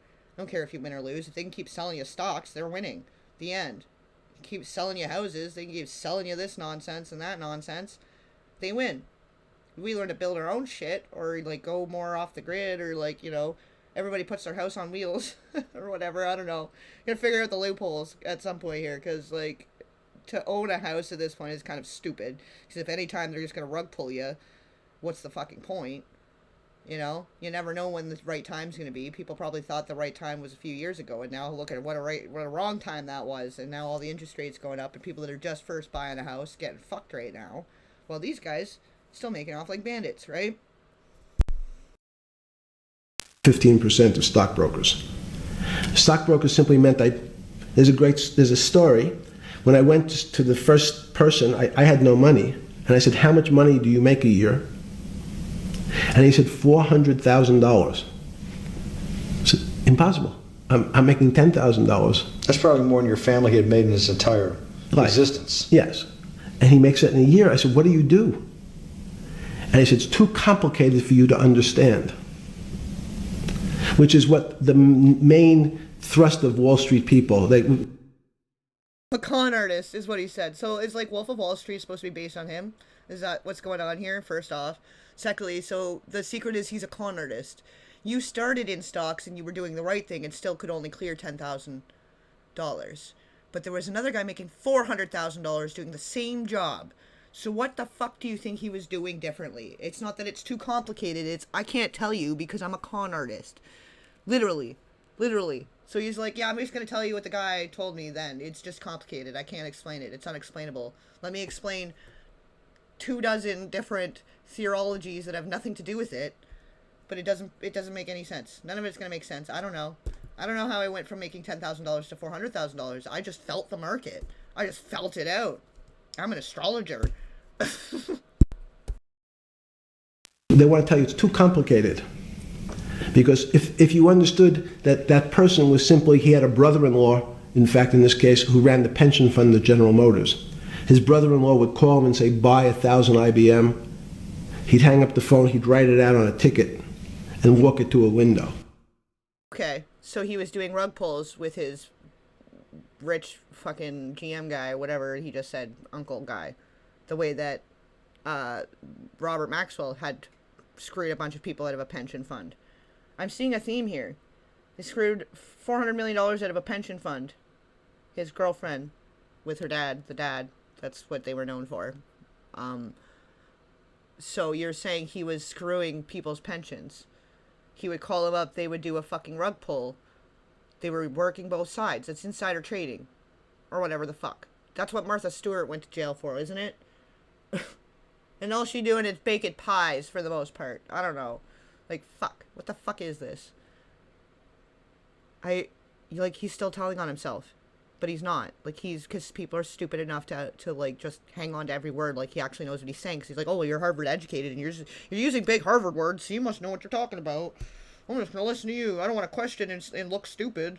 If I start questioning, like, I don't know what you're talking about, then I look stupid, because you must know what you're talking about, but they're all fucking stupid. So what the fuck? That was his entire skill set. Hello, write what my brother-in-law says, walk it to a ticket window.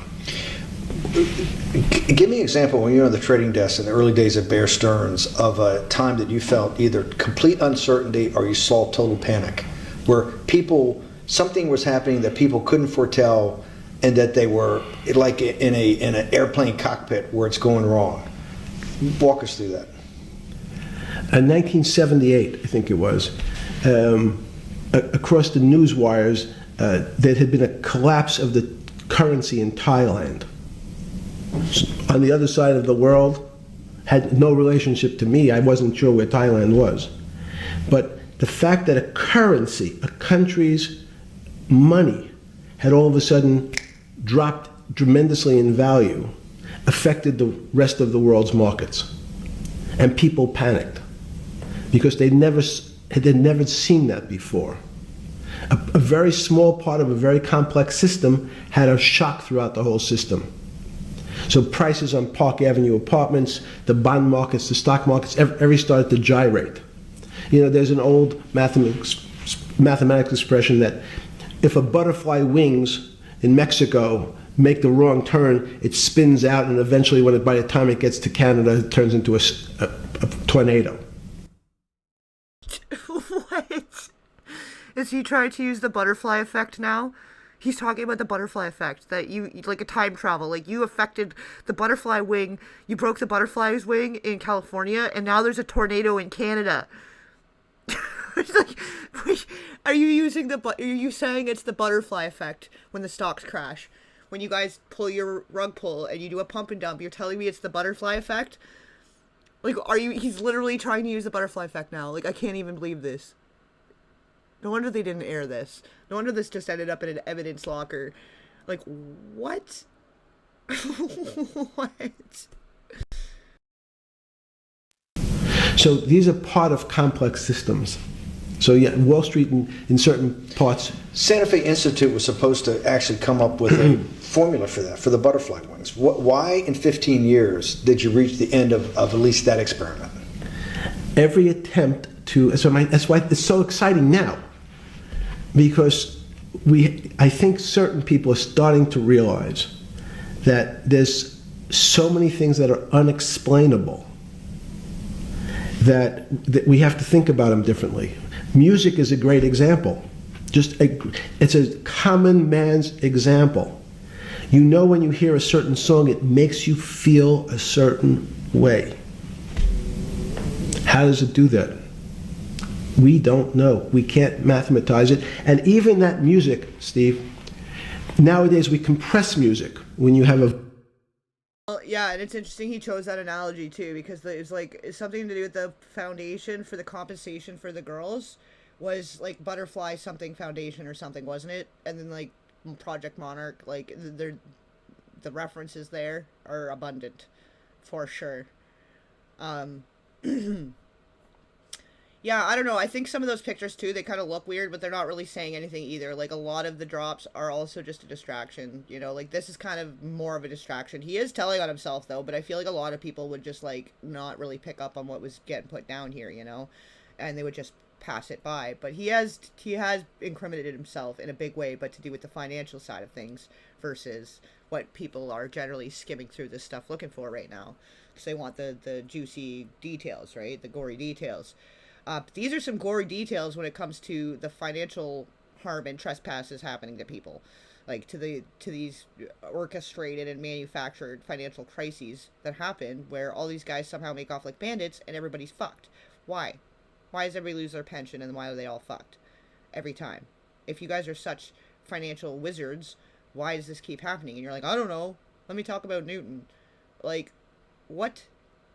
So you're talking about romance and your creepy feelings? Like, I don't need to hear about your creepy feelings. I need to know why you, as the financial officer of the fucking thing, can't explain why the rug pull happened. Who did the rug pull? If it wasn't you, you were in jail. Who is pulling the rug? That's it. Simple. Could have answered in 5 minutes. Violin, it's compressed onto your iPhone.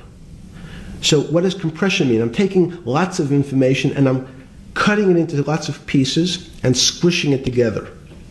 And when I squish it or compress it, I have to take out lots of pieces, but I say that they're not very important pieces. It's those pieces that we take out when we compress data, to me, are the most interesting parts of life. You just said a while ago, part of this new search for science may go back to when people were actually talking about a soul, and you said there's no doubt in your mind that there is a soul. Describe for me what you mean by that. What do you mean by soul? What do you mean soul different than the physical analog body that we're seeing on film right now? It's difficult to describe in words. I mean, I'm not a poet. Poems get a little closer to what that really means. But we can, even the concept of what is life becomes complicated when you deal with plants and seeds. Is a seed alive? Yeah, that's how he gets his money out of these people, because he's like, they're like waiting to get the party started, and he'll go on and on and on until they just give them their money. They're like, okay, if I just give you your money, will you just stop? And then we can go to the party. Like, I feel like this is how this works. He just goes in circles for hours, and they're like, yeah, you have the big Harvard words. You must know what you're talking about. Okay, take my money. Now let's go do the thing with the girls. Right? Like, this is, like, this has got to be it, because, like, at this point, I'm like, yeah, here, just take my money and just shut the fuck up. We know you're doing the rug pull. Like, this, it's very obvious. It's a very normal thing now. People know about this. This is not new now. But, like, as the financial guy, he should have the financial answers about the financial companies that he's worked for that continue to hire him even if he keeps dropping the ball. He's still not answering that question. I don't know. Certain people would say, no, it's dead. When you're a banana, one of my favorite examples is the banana that's sitting on the countertop in your kitchen today. Is it alive or dead? What do you think about human life? Tell me about human life. But your banana is alive. That banana is breathing. It's on your... You say, that's impossible, Jeffrey. No, it's not. Is the banana... The banana's alive and it's breathing. Yeah, is that where the banana taped to the wall fucking coin came from? You fucking moron. The banana's on the counter and it's breathing. The fuck is he saying? Like, this is for real life. This is real life. This is what rich people listen to, and then they invest in this. This is what they throw their money at. I am losing all hope for humanity. Conscious. All these are words. So everyone's trying to fit very complicated concepts into a very small box called conscious or alive. These don't fit in that way. So if you put your banana in a bag and put another fruit in with it, the fruit ripens faster because the banana breathes with it. We don't understand most of those things. So you asked the big question. Sorry. You talk about the life. What about human life? What about it? Tell me what do you think? What do you think human life is? It's a miracle. It's a miracle. And when I say miracle, I can't explain it, and I make no attempt to explain it at the moment. We don't know how to think about it. And again, another one of the Feynman quotes when he was talking about quantum physics. He said, anyone, Jeffrey, who says they understand quantum physics and quantum mechanics and quantum behavior, you know they're lying. Let's talk about it. That's post-Newtonian. Talk about what's the difference. Who founded quantum mechanics? Why is quantum mechanics taking Newtonian physics and taking it to the next level? It forms a much broader category. Let's go back to this desk. You use the thing of Newton using this desk. Why can't Newton? I'm literally at a loss for words. Like, this is real life. This is real life. These are the people running the world. Guys, this is what we're up against. This is actually not that scary. It's scary because of how stupid and fucked up and easy it is that they keep fucking imploding the financial system and everybody has to suffer. And then also while scavenging and being vultures over all of our children. That's also very bad.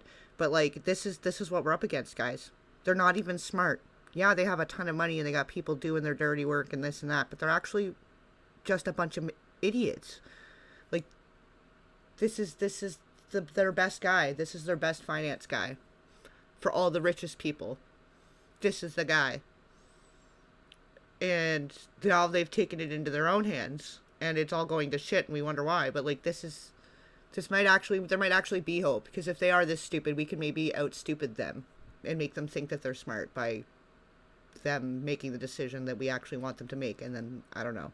There's got to be a way to out-stupid the stupid. Outsmart the stupid, maybe. I don't know. I don't know how to play on that level, because there was so much stupid in such a little time. I think I lost brain cells. I think brain cells just started bursting in this last, at least 25 minutes for sure. They're just popping. They're like, ha, oh, bye. No, you don't need us. You keep listening to this shit, you won't need us anymore. You're not even going to need two to rub together by the end of this fucking interview. Oh my god. Pop, beep, boop. There they go. Oh, Lord. I don't know. I think I got enough to spare for just this time. But, like, wow. Wow. Yeah, I need to eat a banana. I'm gonna make a banana smoothie. I'll just zip it up since it's not alive, and I can put it in the blender. Like, he can recognize that a banana is a living, breathing thing, but the people being bought and traded and sold like a product are not. He can differ. Like, what? No wonder people go crazy when they're dealing with these kind of people. You go crazy. You're gonna go crazy. You so badly don't want to take accountability and talk about what's actually happening here that you are going to drive people insane with your insane nonsense, circular, going nowhere, making no sense nonsense. I can't. Yeah, is it gonna scream when I put the banana in the blender for a smoothie? Probably not. But you know what it does? But you don't seem to give a shit about that. Like, he's just making me mad. Like, I'm just getting pissed off. But I feel like this is the point. This is how they keep you on a low frequency, is with this kind of bullshit. Oh my good God. Newton's theory explained everything. Why did subatomic quantum mechanics or quantum physics have to come in to explain this? Well, so let's go right back to square one. Why is it called quantum physics? So quanta is a word that simply means packet, small amount. So it's quantized. So when we recognize that this table appears, another very complicated word, solid to us, it's really made up of molecules or atoms. And atoms, we've given lots of names to what some of the behaviors. If you were in school, when you and I were in school in the 50s, the model was a little center thing in the middle, and an electron went around and around it. It was seen as a ball that went around and around it. And as we started to look at, say, well, let's see what this ball looks like. I want to be able to examine that little thing called an electron. We found that there was nothing there. There wasn't the thing. It was simply a cloud of energy that we can call an electron. So we already started to see mysterious things as we go into very super small quantities, quantum physics. So quantum physics started to go into the very small, and at very small distances, we see things that we can't explain. We just cannot explain. How am I doing on time? Yeah, I think the lewds are kicking it or something. He's having a Wolf of Wall Street moment. 4 minutes. Fine. And to summarize, no, sorry. Let's go back to human life. When do you think human life starts? It's not these. So you see, this is the question. You're asking me to measure something again. It's the the It disease. can't be measured. You just hate making commitments. Say That's why measure- I'm not married. I'm peeling this onion back a layer at a time. All your bullshit and happy target can't be measured, like that. Is that to say measure it's a commitment. You don't even like a commitment when you answer a question. I don't As know. they say in golf, commit to the shot. I don't know what it means to be measured. You do know what it means to be measured. You're one of the leading currency traders, hedge fund guys, or stock market financial wizards. You're in the high priesthood of high finance. You certainly know how to measure. That's why you're a billionaire. Any other answer besides that is total and complete bullshit, and you know it. I know very few things. You know things can be measured. You measure every day. You weigh and measure every day. You weigh and measure people. You weigh and measure leaders. You weigh and measure economies. You weigh and measure politics. It's a very you, good. You great. weigh and measure. You weigh. Hang on. Hang on. Your whole life, in fact, is measuring. So what you've now done is a great thing, is you've used the word measure, a mathematic term, in the common vernacular and abused it. So I don't even recognize what it means. It's so abusive to my field.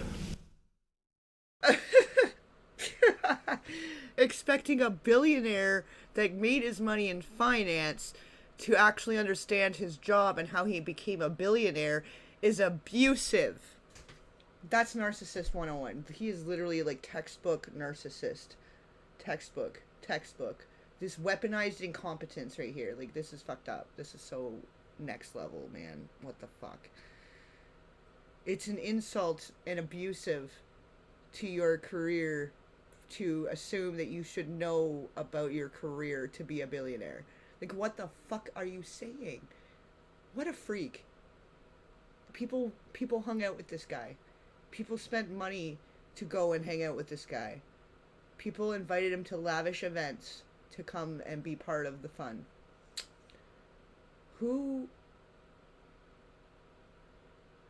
What? Like, this is so bullshit. He's playing bullshit all day, definitely all day bullshit. There's no way this is how he speaks to people. Like, there's no way. Like, why? Let's go to that. In mathematics, measure means what specifically? There's no specific. It's an approximation, or giving something a number. Einstein said, we're not asking you to go to the ninth decimal point. You didn't say that before. No, you're not going to the ninth. What if I say measure how tall are you? You'd say in your case 6 foot. 6 feet. But is it 6 foot 1 inch? Give or take, it's between 5'11" and 6 feet. But what's that?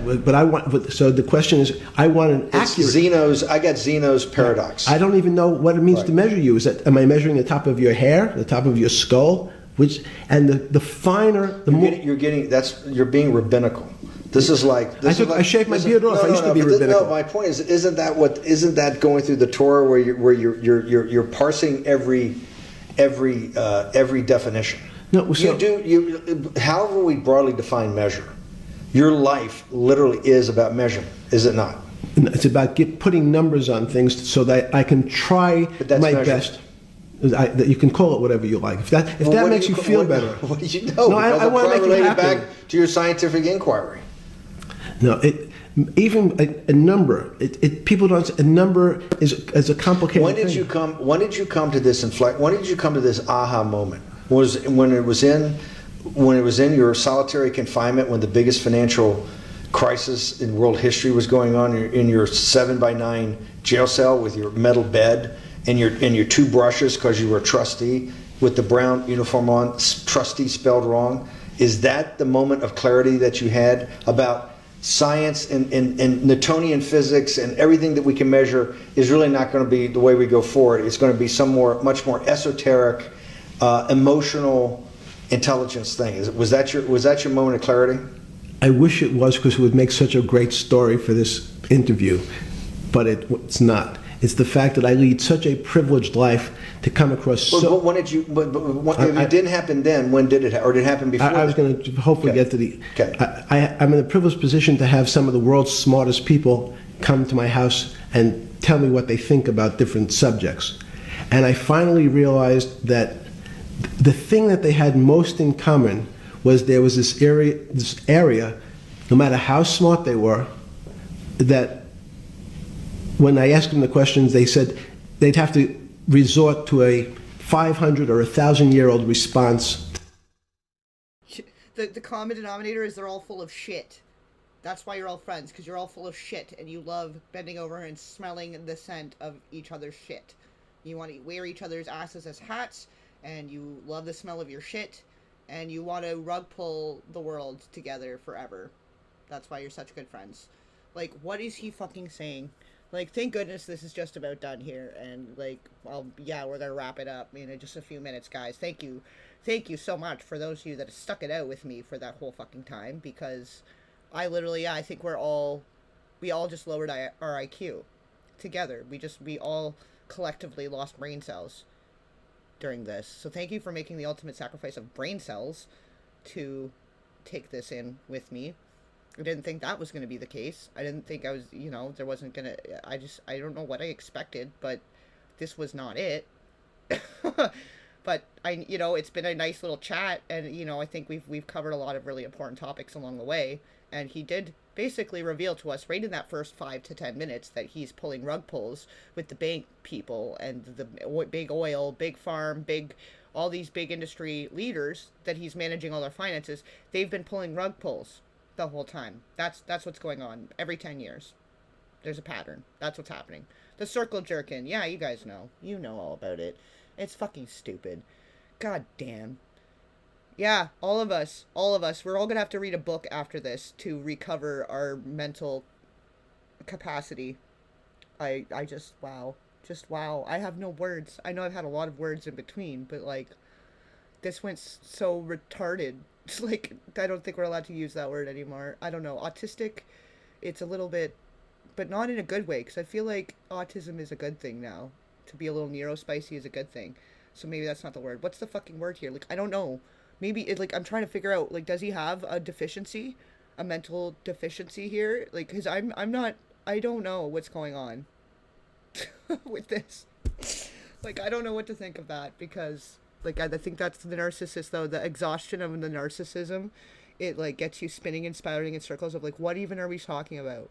And then that mental exhaustion leads you to a place and you've lost so many brain cells during that conversation that you don't even know where you're going anymore with it. Like, I don't even know. I don't know where we go from here. To that question, which was, I don't know. You know who else found that out?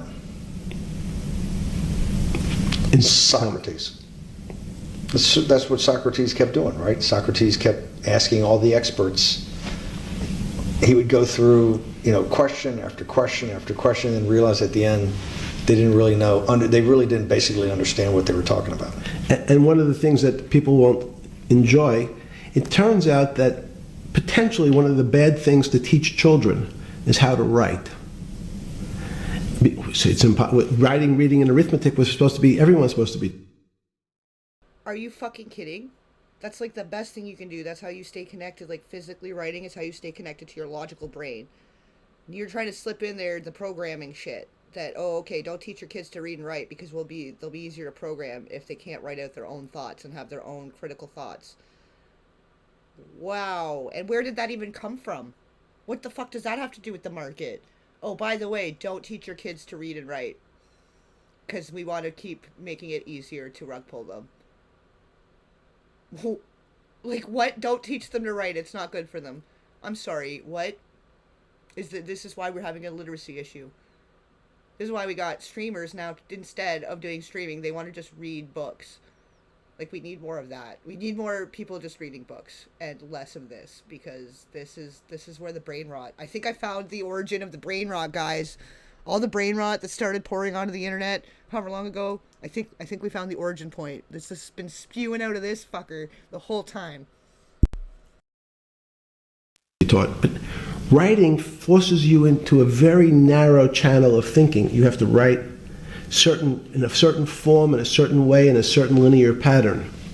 So your thinking becomes somewhat narrow. The reason I brought up writing is one of the recent discoveries of mine with respect to Socrates, Plato, and Aristotle is they never wrote anything. They Nietzsche is rolling over in his fucking grave as we speak. And Huxley's there too. What the fuck is he saying? Cursive, learn cursive, teach your children cursive. That's the only way they'll be able to read the ancient texts when they finally come back into play here. Because where is this? This is against my constitutional right. This level of stupidity is a crime against humanity, guys. Let me just slip this in at the end. Like, make it easier to program your kids. Don't teach them to read or write. What? They spoke, and people around who could write wrote. Socrates could think. So that was... Jesus of Nazareth was the same way, right? Never wrote anything. I thought he was a carpenter. He was a carpenter. But didn't he need like a little carpenter's tool? No, I don't get that. But at least his written record. Right. One last thing. Sure. Thank you for having me to your house.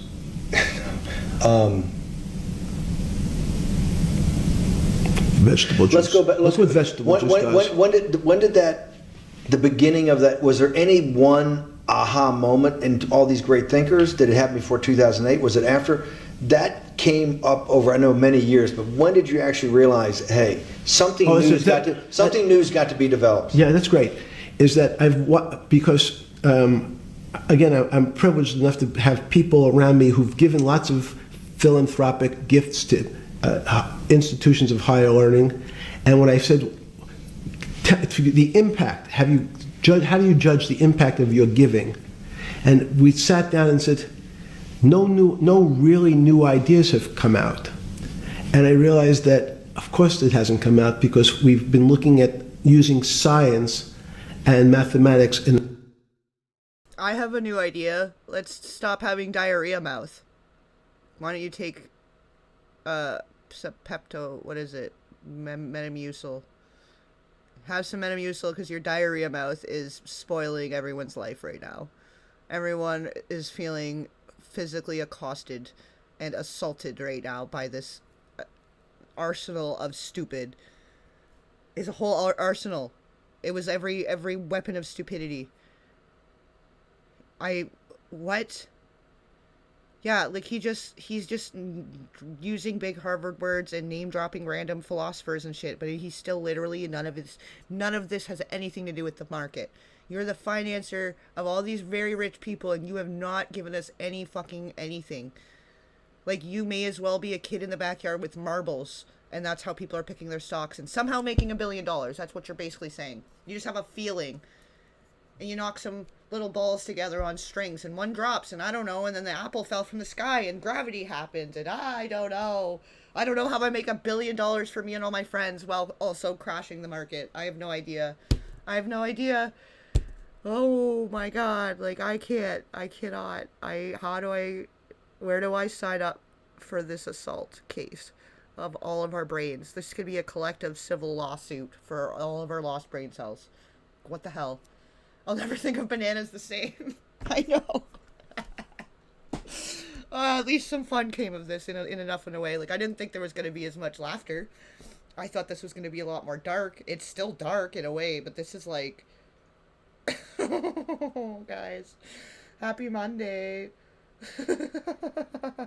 Like I can't. I'm baffled. I am discombobulated. I just don't know. I don't know. And it's the wrong tool. It's obvious. Institutions that are set up and try to put forward knowledge and understanding and truth, should they take your money? Derek Bach at Harvard said taking money for good causes is a good thing. So if Hitler took all the gold out of the teeth of the Jews and said, I want to give this to Heidelberg University to fund the Leibniz chairs so that I can study high energy physics, Derek Bach would say that was fine? Again, it's these questions are questions where good people on both sides, like your Charlottesville, could differ. I don't know. I don't know. I don't know where the Steve Bannon guy's coming from on that, because also he's not a great guy either. But like he made an excellent point there. Like, that was quite a colorful example, but that was the most example good. That example made the most sense out of any analogy used this entire fucking interview. So if you did that and took the money and then gave it to a good cause, that makes it okay. So you rug pulled the entire fucking world, but you think that you're giving your money to a good cause with all your little friends, their little foundations. So that makes it okay, right? Like, what? I can't believe it. Know the answer to So, this so question. tell us the two. Give us the two answers. What the one answer why it shouldn't be, and then the one answer where Derek Bach says, "I'll essentially take cash from anybody because I got so many projects, so many good guys, and this is the way I'll do it. So I'm indifferent to where the cash comes from. Money's money, and if I got good guys, I'm the fiduciary that says these are good people and this is good research. Okay, I'll take the cash from from any source, including you." What's the other argument? Let me give you that. I know in my case, Is your money dirty money? if you live, I just asked a question. Is your money dirty money? no, it's not. So in fact, Why is it not dirty money? because I earned it, a heart. But you earned it. I earned it legally. We went back to this before. You earned Yes. it. You earned it advising the worst people in the world, right? That do enormous bad things, and just to make more money. So instead of asking me the question, should you take the money? Because I think it's a legitimate question. You think it's a legitimate question? Yes, no Why? question.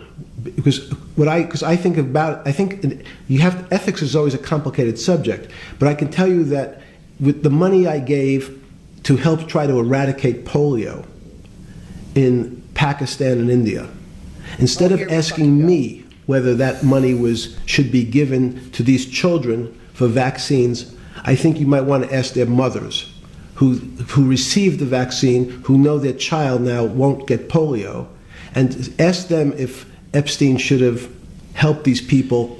If we walked in, you're a mathematician. If we walked into that clinic where they're giving that money out to these people that are in the most dire straits of poverty and sickness, and told them that the money was coming from class 3 sexual predator? Tier 1. Was tier 1's the highest and worst? No, I'm the lowest? I'm the lowest. You're yes. the lowest. Okay, tier 1, you're the lowest. But a criminal. Yes. That the money came from them. What percentage of people do you estimate? I understand you don't like probabilities. Do you estimate would say, I don't care, I want the money for my children? I would say everyone said, I want the money for my children. Did they know where the money came from? I think if you told them, if I told them the devil 100%. Himself. The devil himself said, I'm going to exchange some dollars for your child's life. Do you think you're the devil himself?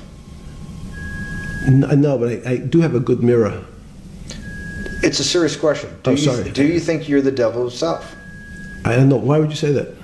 Because you have all the attributes. You're incredibly smart. You remember the devil is somebody who knows. Smart? The devil's brilliant. You read Milton's Paradise Lost. No, the devil scares me. Satan is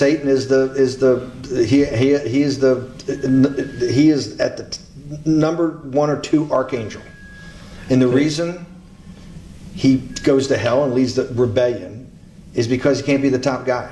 And his thing is, I'd rather reign in hell than serve in heaven. I saw that in a movie once called American Dharma. I don't remember who said it. Okay, we have to go. Okay, good. Okay. That was good. They just fucked around for long enough to kill the time, and without ever saying any fucking thing. Wow. Well, I can't refund your brain cells at the gate, but be careful as you exit. I try not to trip over anything. Everything might be a little more difficult now with how many brain cells we now all lack. So just, try not to bump into each other. Try not to, Wow. I don't know. I don't know about that. I have no idea what to even say to all of that. That was very exhausting. That was a lot. If this is how he talks to people, this is how no. We all need to read a book. We're gonna all read a book. And yeah, anyways, I guess we'll just leave it at that. That was a good long fucking stream though, so thank you everybody for hanging out and chit-chatting and being part of that. And yeah, I've been going through the files, and I do have some other stuff that I'm gonna share with you guys that is a little more substantial and has a little more purpose than that. I don't know exactly what I was expecting that to be, but I guess I'm not that surprised either, because I mean, yeah, look at his, I am at a loss. I'm at a loss. Anyway, yeah, everybody, thank you. Love and peace. Buried in sight. Veronica, Lisa, who's still in here. Cupcake Explosion. All you guys have made it right to the end. Thank you guys. Alex, still in here. MJE333. Thank you. Who else is still here? Thank you, everybody that stuck it out. Carrie. I know a few of you have been here right since the beginning. Ms. Mick. Thank you, guys. Right on. All right. But yeah, so I guess just keep an eye out. I have other Epstein file stuff I've been going through, and some of it just needed audio enhancements and stuff. Like, it's crap. Like, some of the audio quality is crap, so I'm fixing some stuff up. And we'll share that soon, and then everything else will be coming soon. Then Brittany Murphy soon, and then we're going to circle back to the Reiner, and then the mind map. So all of that and more is coming. So stay tuned. And yeah. I'm just like... I don't know how I don't know. Anyway, that's it. I'm out. This video has been brought to you by Patreon, where I post more info, resources, bonus, and uncensored content. Everything is free to all members. Paid members just get early access, and some other features and benefits. It's mainly just a way to support the cause, stay informed with behind-the-scenes updates, and there is a public chat. I share all other news and updates outside of my body of work to the Eyes Wide Open group and over on Twitter. Everything mentioned and more can be found in the description. Lastly, make sure to like, hype, share, and subscribe.